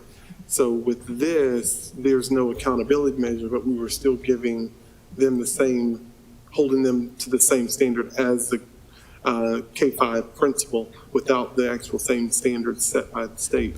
So this provides, I believe, more equity for pre-K versus your elementary principal. There are no state standards, not state standards, state accountability measures for a pre-K center where we have at the principal level. So even with the push at the state level to have more emphasis on pre-K, they still don't recognize that our pre-K principals are equal to a regular principal? Okay, and so this salary measure right here is an attempt to make them whole so that we don't lose them too? Why would anybody want to go to be a pre-K director / principal if they're not going to get paid as a principal?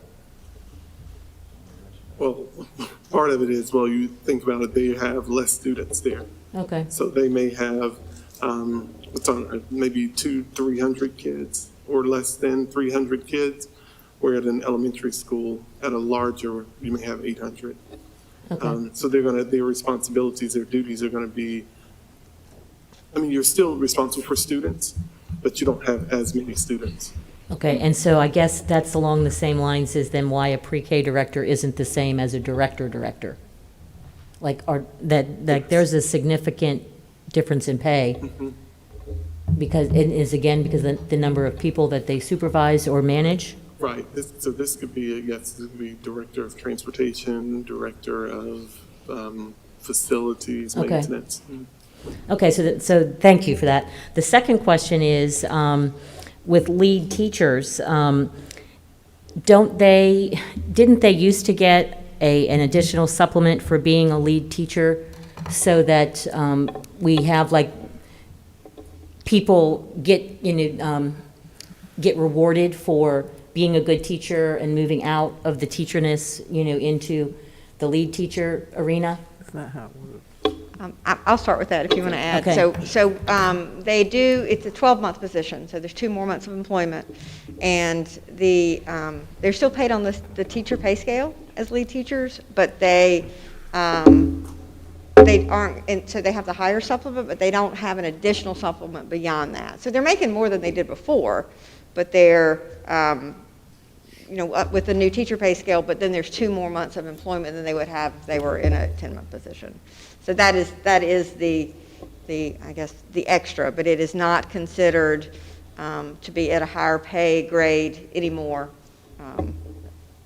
Okay, so is it possible that a lead teacher would make less money than a teacher, like a classroom teacher? A lead teacher is a classroom teacher. No, they're not. You're talking about the ones in central office. There's different titles in different places. Because they're not a supervisor, because there's a difference between a supervisor and lead teacher too, right? Yes, that's a Sort of, different job okay. title. Okay. Okay. But yeah, they are paid on the teacher pay scale, if that. But they have 12 months versus 10 months. Okay, thank you. So for hourly and daily pay rates, this is our subs and our tutors and folks that are hired in the position of tutor, not an after-school tutor. So first for the instructional substitutes, the state kind of gives us a range for which we can pay them kind of up to beginning teacher pay. And so we are recommending some increases, and I did not bring the current scale, but this is a bit higher. I think it was around 103 before. And so we are having struggles to be able to recruit subs. So we want to go up to 135 for a licensed sub, create a new category of an out-of-state license that we verify, where they're not licensed in North Carolina, but they do have a teaching license, of 111. 100 for an unlicensed sub for a teacher, also the same for if you're subbing for a TA. And the reason we also, even though this is a daily rate, it still has to meet the minimum wage. And so that would be $98 a day, so we just went slightly higher and rounded it to 100 for their 7.5-hour day. If we have a long-term sub, they're actually paid on a monthly basis, but the state rate for a long-term sub is $159 a day.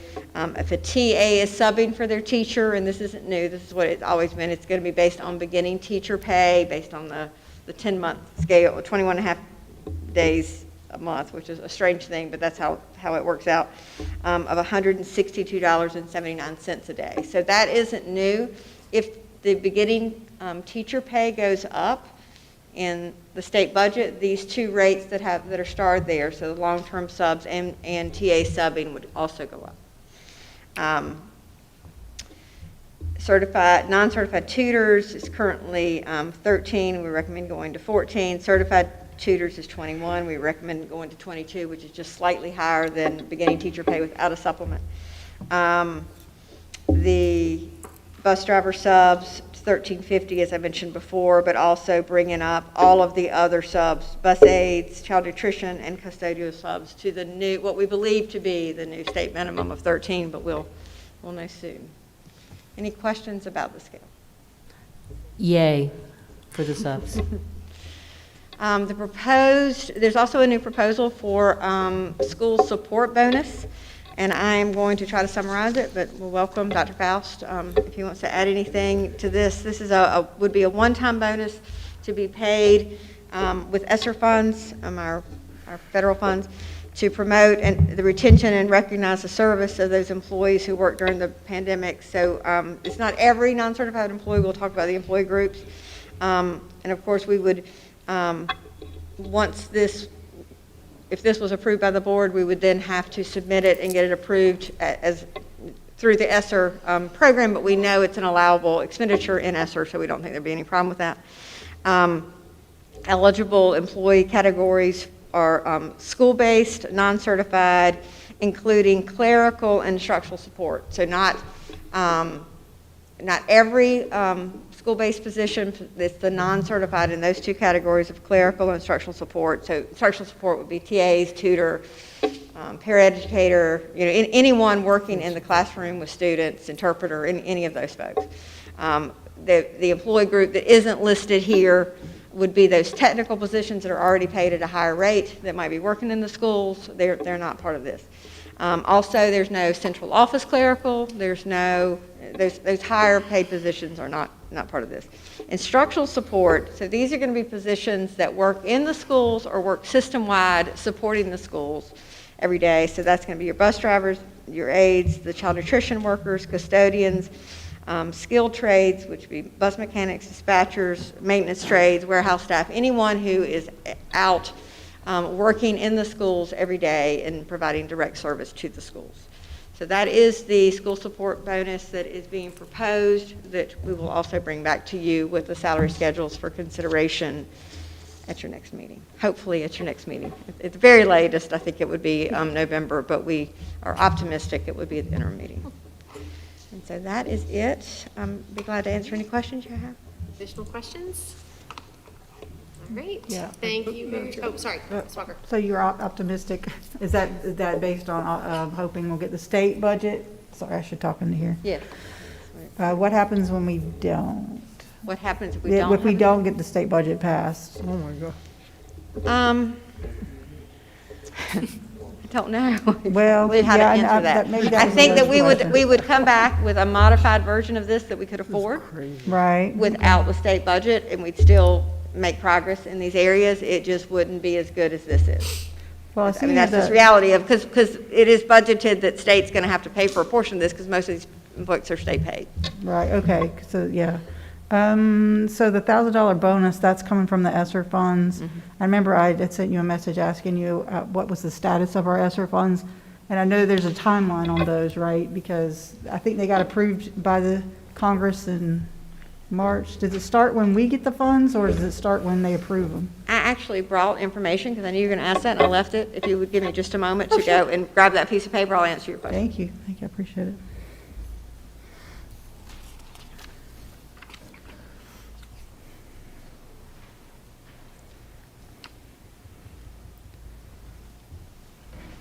I think that the mainly reason I'm asking is if we, I personally, we've been having discussions today about what's going on in our district, and, I feel like, these ESSER funds, or these funds that, for the coronavirus, there's 3 of them now, right? There's the ESSER 1 and 2, and then the Recovery Act money. Yeah, there's 3 different federal acts that gave us ESSER 1, 2, and 3. Okay. The first was CARES, I forget the acronym for the second one, and then American Recovery Plan was ESSER 3. But they're all, we refer to the ones that are ESSER, or the ones that are directly allocated to schools. And there's also, so 90% of the money the state got came straight to schools in these 3 categories. And the timeline is, we'll have the ESSER 3 through September of 24, ESSER 2 through September of 23, and the CARES Act through September of 22. So we're trying to spend them in that order. And so that was the plan that we brought to the board, I think in May of last year, possibly even June, to finalize. I think it was in May, because we had to submit it to the state in May. And so we do have a plan. We may change it over time as we identify different needs, but we did have to submit a plan for the whole thing. It totaled 88.8 million. Now, we will also get additional ESSER grants out of the state's 10% as they decide. The legislature will decide part of how it's spent. Like, you may remember Summer Ignite, which was a portion of this. There was a law that was passed to tell us exactly how to spend it. Even though it was allotted to us, we knew what we had to do in the summer program. So that's probably the only time that's going to happen with this money. Most of the other ESSER grants we might get will be, here's $200,000 to do this thing for. And so we'll bring reports back to the board as we receive that money. But of this 88.8 million that we have over the next several years, we had a plan that we budgeted, that the board approved for the next 3 years. A big portion of it was technology. We also added a lot of positions, mental health workers, counselors, social workers, additional instructional coaches, and then repurposed elementary instructional coaches here to kind of help us sort of focus the changes in the instructional leadership in the schools as it relates to the recovery. And so that's really our budget plan. But we will have savings. Like, we didn't spend as much on Summer Ignite as we thought we would, and so there'll be savings from that. To date, we have spent, since the beginning of it, which we received last year, we have spent 12.3 million, or 14% of the total. But we expect by the end of this year to have ESSER 1 and ESSER 2 spent. And then we will be spending ESSER 3 over, I'm looking at this like it's the timeline, and it isn't. It's just the budget for the 3. I'm trying to read something that isn't here. But the goal is the positions that we paid for out of ESSER 2 this year, we would continue with ESSER 3 the next 2 years. So part of it's one time. We bought a lot of curriculum, those kinds of things, but the majority is people serving students in the schools. So I can continue to bring reports to the board if that's helpful.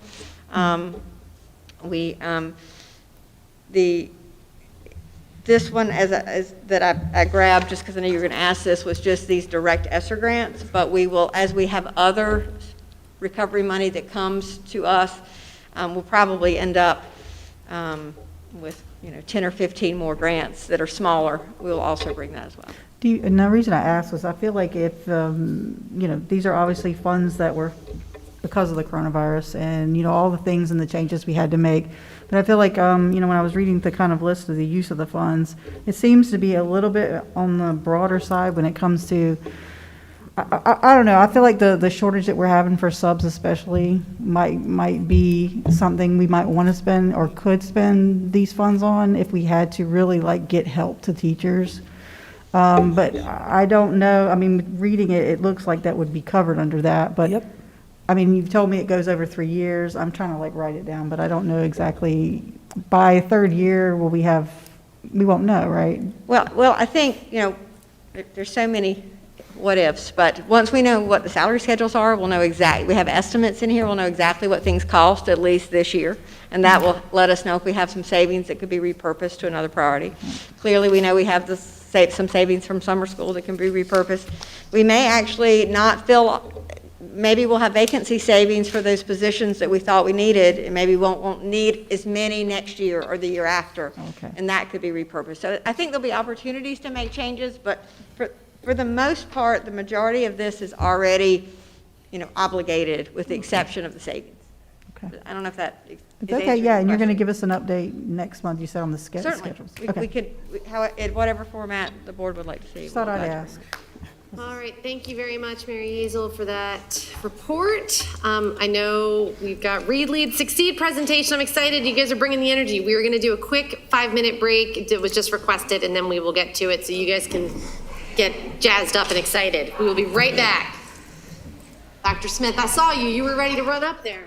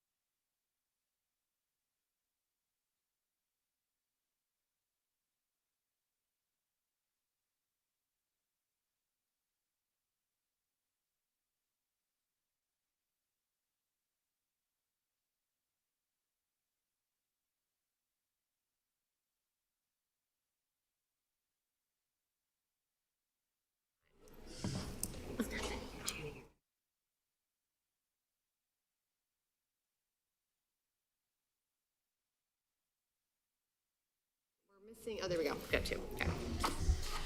All right. Our next item on the agenda is one we're very excited about, the Read, Lead, Succeed Reading Initiative. Dr. Smith, welcome to the microphone. Well, thank you. I'm not doing the presentation tonight.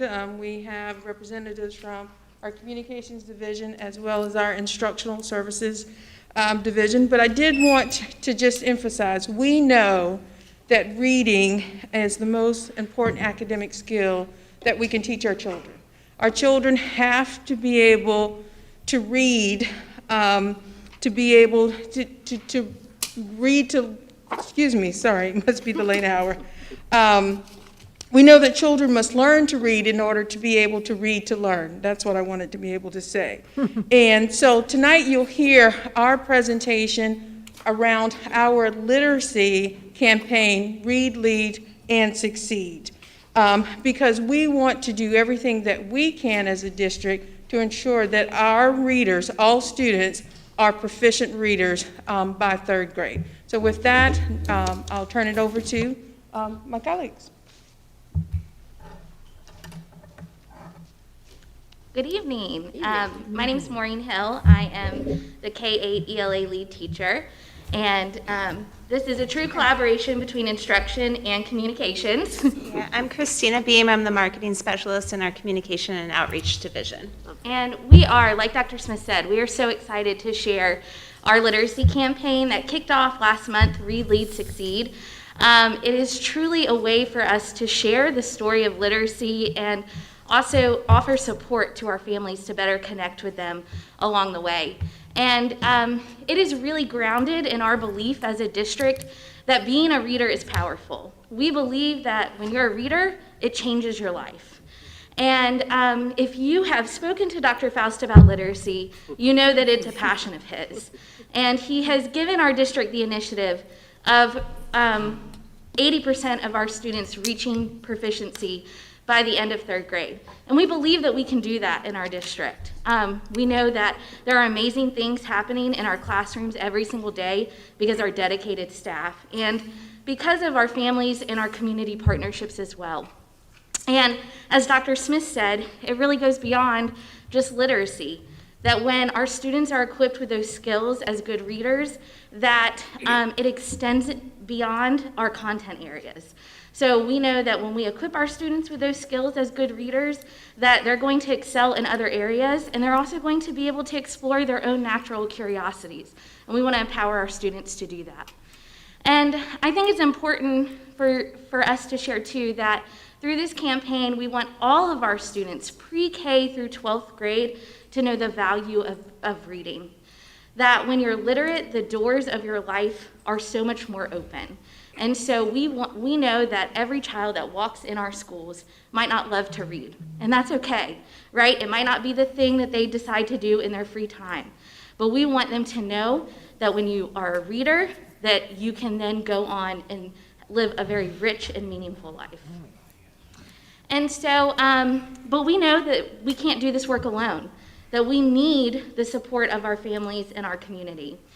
And I think when we reflect on the past 2 years with COVID, we can say a lot of things that made education complicated for us, that COVID complicated education for us. But I also think that we can say that one of the biggest benefits was the partnership that we formed with our families. Our families really stepped up when school moved home. And so we are so thankful for the work that they've done over the last 2 years, and we want to honor that, and then we want to continue to invest in it. And so we really want to leverage that partnership that we have right now and continue to support our families so that the work that's happening in our schools and in our classrooms can continue at home, and that our families can continue to foster that love for learning. It might seem a little bit strange to talk about marketing the idea of literacy, but marketing to me in a school district means connecting our families and our communities with what we are doing in our schools and really bringing them into the fold of the work that we're doing through good communication. And it also means like sharing out the stories of, like Maureen said, the incredible work that's going on behind our classroom doors that many of our own families aren't even fully aware of. and sharing sort of the work that we do to serve the full spectrum of students in our district and to serve them equitably, and the work that we're doing to recognize and support our excellent educators, and the work that we're doing to be good stewards of our resources and to make sure that we're living up to what we say are our values as an organization. And this campaign really ticks all of those boxes. Some of the most important work that we do in the district is around literacy because it ripples out and impacts student success in every other discipline. So from an institutional standpoint, and in order to really get that buy-in and engagement and investment from our families, it really makes sense for us to be sharing and celebrating the work that we're doing around literacy. I'm going to very briefly go through the elements of the campaign because brevity is our friend at this hour, but our webpage is just nhcs.net/literacy, and it's sort of the hub of all the materials that we'll have for this year-long district-wide campaign. I'm really excited about this piece. We developed a mobile-friendly newsletter. The idea behind it was, I'm a parent of 3. I don't always look in the kids' Friday folders or backpacks, so we get stuffed with all of those papers. And this is something that we're pushing out directly to families through email and text. And it's formatted to be viewed on the phone because we do know that most of our families, regardless of socioeconomic status, have access to a smartphone. And this is a way to sort of reach them in an engaging format. So you can flip through it, and it's just really brief sort of articles and features for the families. So in every month's newsletter, we'll include book recommendations from 4 different age groups, kindergarten through 12th grade. And so you can see one of those on the left, that's a middle schooler. So I go out to the schools and I actually interview the kids and talk about the books that they're really excited about and make them feel sort of celebrated and uplifted for being proud to be a reader. We feature one of our community partners who's supporting us in our literacy efforts. So last month we did an article about the Cape Fear Literacy Council and the work that they're doing to help some of our own families become more literate and support their students in that process. We do a peek into the classroom, so sort of like letting families know really what literacy instruction looks like, because it's changed a lot certainly since parents were learning to read themselves. And then we interview a teacher and get a teacher tip, so talking about how to take what they're doing in the classroom and build on it at home and reinforce what we're doing in the classroom at home. And then after this first issue went out, we got really great feedback from families who were really excited about it, and I actually got a lot of emails from families who said, I want to be featured and I want to be part of this, which is such an exciting idea. So I'm going to be adding a feature of a family each month and asking them sort of how you build a space at home in terms of the values that you place as a family or the physical spaces that you have or the habits that you form as a family to support literacy. And then we also have some really fun printed materials just to sort of increase the visibility of this campaign in our schools. We have posters, we have parent communications, we have a punch card that can be sent out at the classroom level for kids who are trying to reach a reading goal. We have stickers and little recognition cards for kids who are caught reading at school. And we're working towards some maybe screen printed things like t-shirts and book bags and other fun stickers.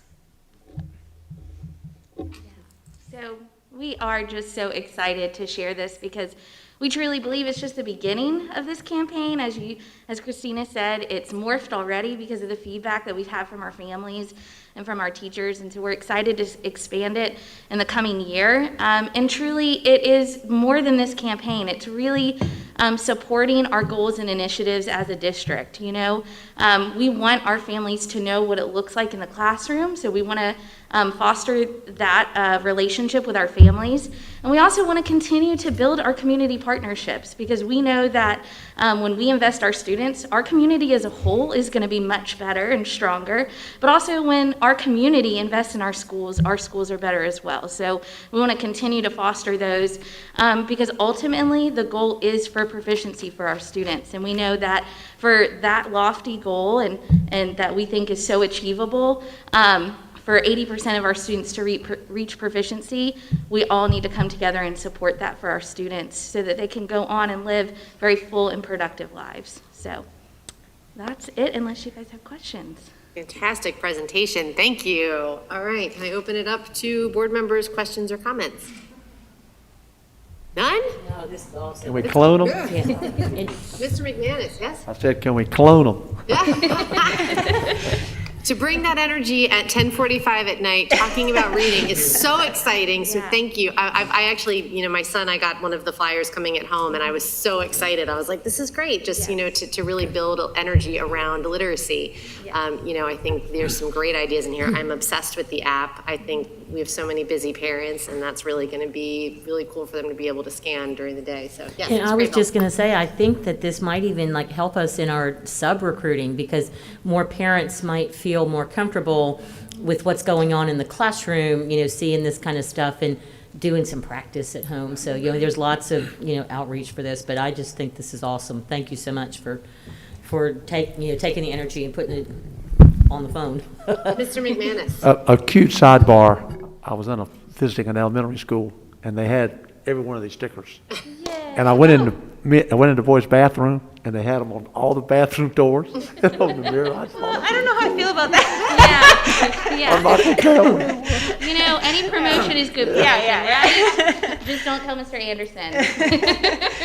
And the last thing that I just want to point out is that, we've talked a lot about silos over the years, and it's fantastic to see two departments so different, from instruction and communication working together, because as you said, the more we work together as a community, the better off our students are going to be. So really excited to see that occurring too. So thank you. Anything else? I'd just like to say, we do have fun. Yes, we do. We have a lot of fun. We work hard.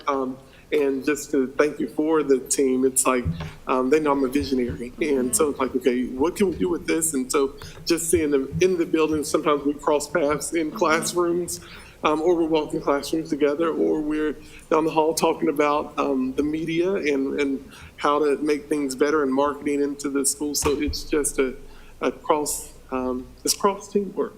And so that's one of the things that we really, truly do. It's like being able to laugh and get the work done. We've mastered that. Well, thank you for hanging in late tonight. Appreciate it and look forward to the efforts and what comes out of this. Thank you guys so much. Bye-bye.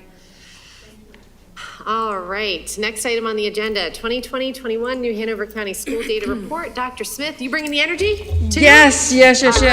So I'm actually reminded of a Maya Angelou quote, and it goes, we can't know where we're going unless we know where we've been. And so how appropriate it would be for us to kind of close our night out, taking a look at our outcomes for the 2021 school year. And so we have Dr. Murray, who's going to provide a presentation. And what this will do, and what it has done for us, is really to map out our path toward excellence. And so we're using this data so that we know the things we need to do very specifically and very intentionally so that we can increase student achievement for all of our students. So without any additional delay, I'll bring up Dr. Murray.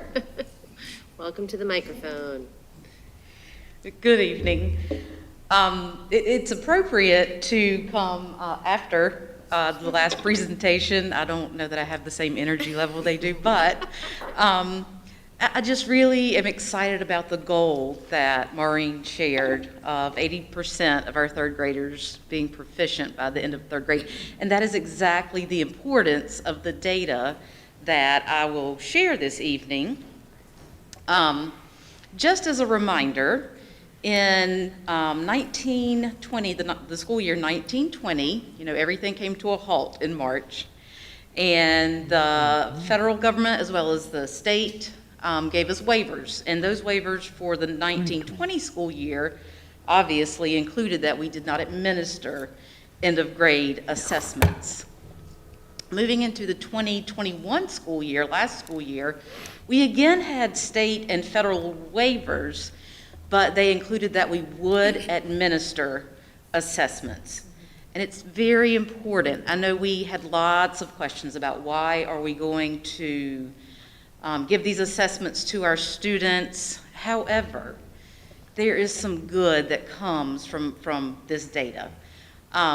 In the school accountability waivers for 2021, the data will not be used to assign school performance grades. The data will not be used to place any new sanctions, to identify any schools. So publicly, we are stuck with our 18-19 data. That's where we are. However, the 2021 data has given us an opportunity to see exactly where we are now. Very similar to what Dr. Smith just said. We can't move forward unless we know what the impact has been. So, as we think about this data, we want to think about the appropriate use of the 2021 data. It is not to be used as comparative data. We cannot compare to the progress we were steadily making in 18-19. For instance, I'll share, based on Maureen's presentation, our third graders in 18-19, we were about 62% proficient. So we were well on our way to that goal of 80%. At the end of the 2021 school year, we're about 52% proficient. So again, it's just letting us know where we are, what the impact has been, and we need to view the data in the context of the learning disruptions that have taken place. And certainly, we want to use this data to plan for moving forward, to plan for learning recovery along with acceleration. So, as we move into this data, New Hanover County Schools has always had higher proficiency ratings than the state average. And it's still true for the 2021 school year. You can see the comparisons there. But what is important to note about this is that across the state, in the left column, you'll see kind of the impact to proficiency data in terms of percentage points. So the left column is the decrease in proficiency at the state level. And as a comparison, New Hanover County Schools, very similar. In most areas, we had a slightly greater decrease in our proficiency. However, there are some bright spots to note. We had some increases in several areas. But again, this is just to make us aware of where we are now and to plan for how we're going to move forward. We often like to think about how we compare across the state in different settings. One that we often look at in New Hanover County Schools is about the 12th largest district in the state. And so this is very similar to data we have seen in the past. We are always very competitive with Wake County, Union County, those schools. So we're holding our own there. They experienced very much the same loss that we experienced. Our most impacted areas were fifth grade reading. We lost about 16 percentage points in fifth grade reading. Eighth grade math. We lost about 26 percentage points in eighth grade math. And for those of you that have had middle schoolers in the last, I'll say 5 years, middle school math is what we took as Algebra 1 geometry and Algebra 2 in high school. It's very different. So we know that's going to have an impact for us moving into high school math. And then Math 1, again, at the high school level, we saw a significant decrease, upwards of 16 percentage points. But we did have some areas of gains, and we do want to celebrate those gains. We had an increase in our graduation rate. The comparison here is actually to 18-19. However, we had an increase even from 19-20 to 2021. We had some opportunities to get some students back into our school system who had dropped out. They took advantage of some of the online learning opportunities, some of the summer opportunities. We had 17 summer graduates this past summer, which was awesome. Work Keys. Work Keys is our federal measure of career readiness. This is outstanding data. We are seeing 77% of our career concentrators earning credentials that will allow them to enter the workforce, possibly at an above beginner level or earning a higher rate. Math 3, we saw an increase, and we kind of know how this happened. In 18-19, Math 3, which most students take around the 10th or 11th grade, was a new end-of-course assessment for us. And so when new end-of-course assessments come out, we never quite know what to expect, but this is an example of, we focused on that, we had our teacher groups together with our leads, and we're seeing the positive results of that. And then finally, English 2, we saw a bit of an uptick. Just to highlight our graduation rate again, we just like to really show off when New Hanover County's line continues to trend upward. And what we saw last year is a small uptick for us. However, the state actually overall lost ground last year. And then finally, as Dr. Smith was saying, the implications of this data for us. We know that we have a large percentage, over 50% of fifth graders now in sixth grade who left elementary school not proficient. So we're working with teachers and putting different curriculum in place to address these things. We want to understand the impact that the significant decrease in the Math 8 proficiency is going to have moving forward. We saw that decrease in Math 8. We saw the similar decrease in Math 1. So we are very much aware of that. Math 1 has instituted some new curriculum materials this year that's different for New Hanover County schools. And then to investigate the areas where we had gains, to understand what practices and strategies we used that helped to lead to those gains, because those are important lessons to take away from a pandemic. So moving forward, we can continue those kinds of opportunities.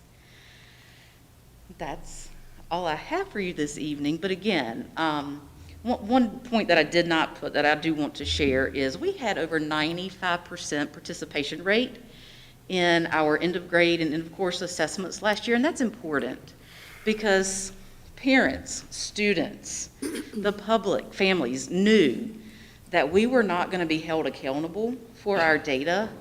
However, they also recognized the importance of having this data, how important it was going to be for their students moving forward.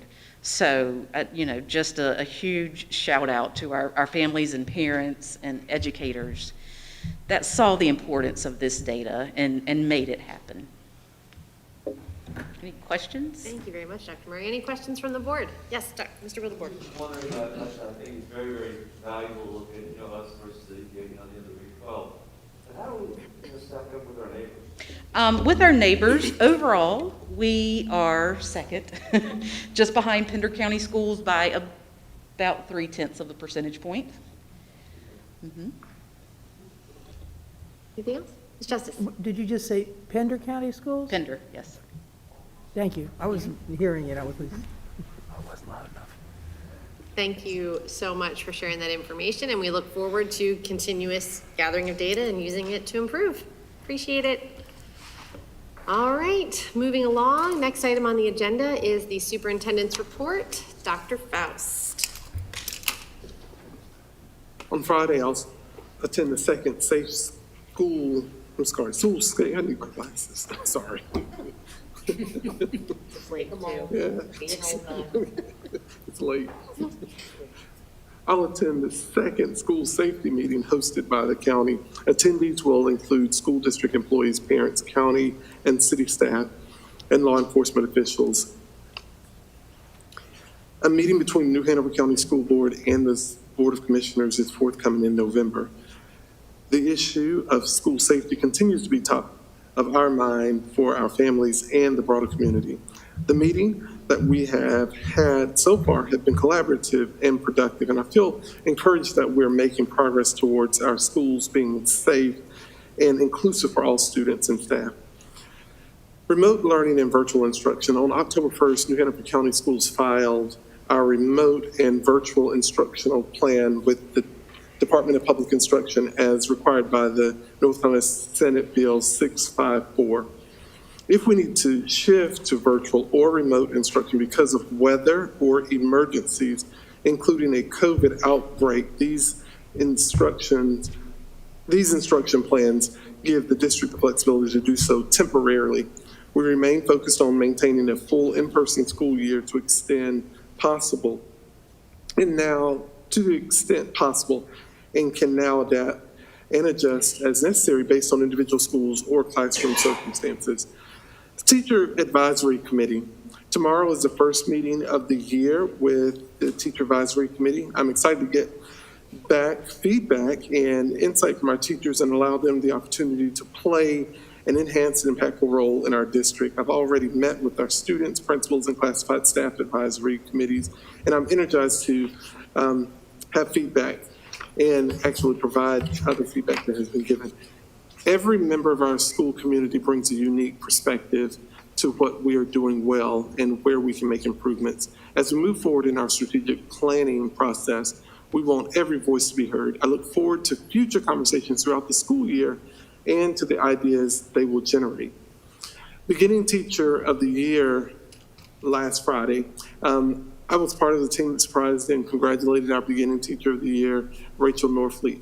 Ms. Norfleet is a special education teacher at Wrightsville Beach Elementary, and she will be our district representative for the North Carolina Center of Advancement of Teaching. We can congratulate Ms. Norfleet, and we know she will do a phenomenal job representing New Hanover County Schools. Green Strides, I will be returning to Wrightsville Beach Elementary School later this month, along with representatives from the U.S. Department of Education to recognize and celebrate the school for receiving the Green Ribbon School Award. To receive this national award, Wrightsville Beach Elementary demonstrated leadership in the following three pillars: reduce environmental impact and costs, including wastewater, energy use, and alternative transportation. 2, they had to improve the health and wellness of students and staff, including environmental health, nutrition, and fitness. And 3rd, provide effective sustainability education, including robust environmental education, and that engages STEM, civic skills, and green career pathways. This concludes my report. Thank you very much. All right. Board Chairperson's report. I do not have one this evening. Next up is committee reports, and I've had 2 requests, one for the EDI and one for Family Communications. Due to the late hour, how would you feel about doing those committee reports at the interim meeting? Mine's going to be really brief. Really brief? Mine's Really brief? Okay, go for it. Well, all I wanted to do is just kind of give you guys a heads up that EDI will be bringing our first recommendation out of committee at the November board meeting to recommend that the board charge the superintendent with studying and establishing a chief equity officer. And I know we've spoken about this, Stephanie, and I think there is hopefully support out there between the equity audit that just came out that did recommend that. We have a counterpart with the county as well, and I just think it's a natural progression. So we're going to be bringing that out of committee. Caress. I'm just name dropping Caress right now, but we talked about it at the meeting, so that's it. Thank you. Ms. Craybill? Yes, ma'am. I have 2, one from Title IX and one from the Family Communication. So Title IX, I just wanted to give everybody an update on the survey that we that we've already gotten approved and we've worked on. So at our last meeting, we talked about the date. We're going to be rolling this out in November, more than likely like the 3rd week in November. to give us just a little bit more time. The committee members beta tested the survey so that we could look for glitches and, try different avenues on if we press this and what happened there. We started developing a communication plan to parents so that they would know that the survey was coming out. Give them about 2 weeks' notice, to opt out and to learn more about the survey. And we're also developing scripts and videos for the students getting ready to take the to take the survey, and for the proctors in the classroom that will do that. So, and we had planned on using some students in helping us in the videos so that it would be students talking to students, about taking the survey. So we're excited. We're moving along. And then second, Family Communication Committee, we are taking just a little bit of a different approach going forward for just the next couple meetings while we're still working on our board committees setup. And so I know this isn't until a couple weeks out on the 21st, but if I told you about it on the 19th, then you might not have a chance to mark it on your calendar. But we are working on a town hall with the communications department where we will be using half of our time to get input from the community stakeholders for the strategic plan. That's one of the last things that we need to do.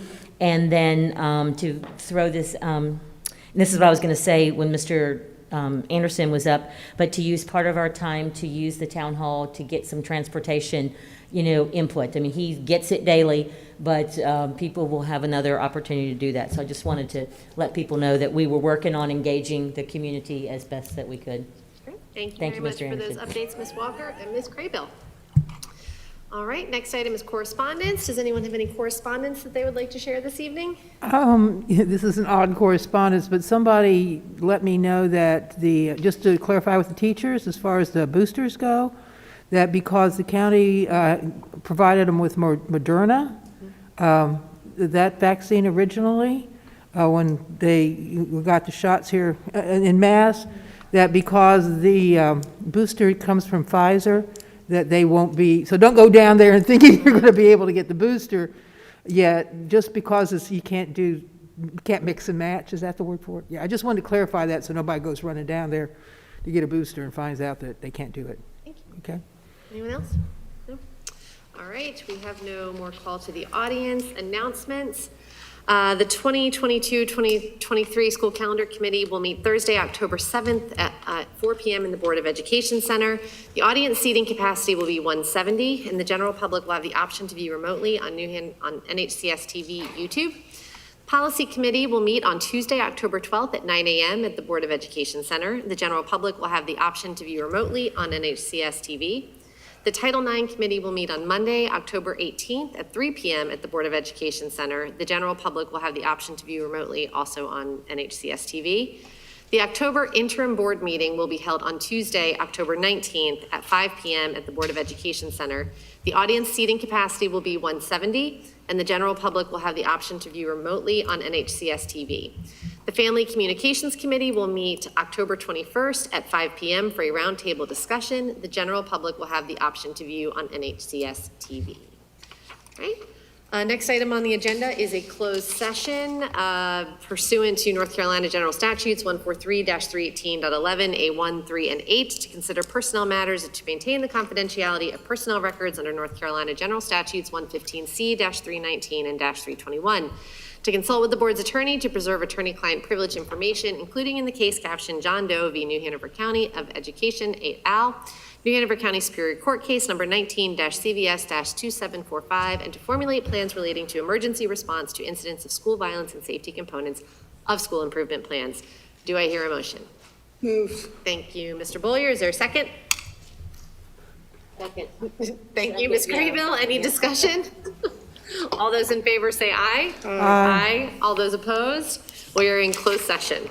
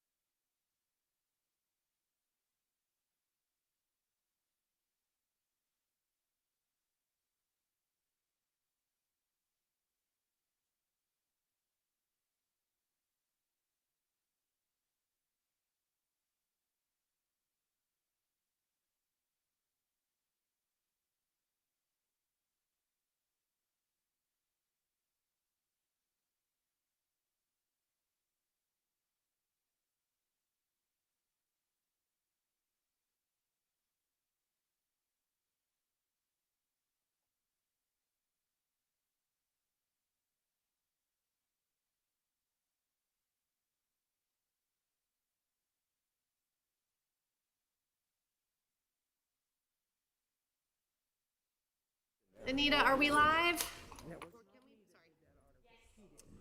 All right, welcome back. Thank you very much. The final agenda item we have this evening is adjournment, I believe. My computer turned off.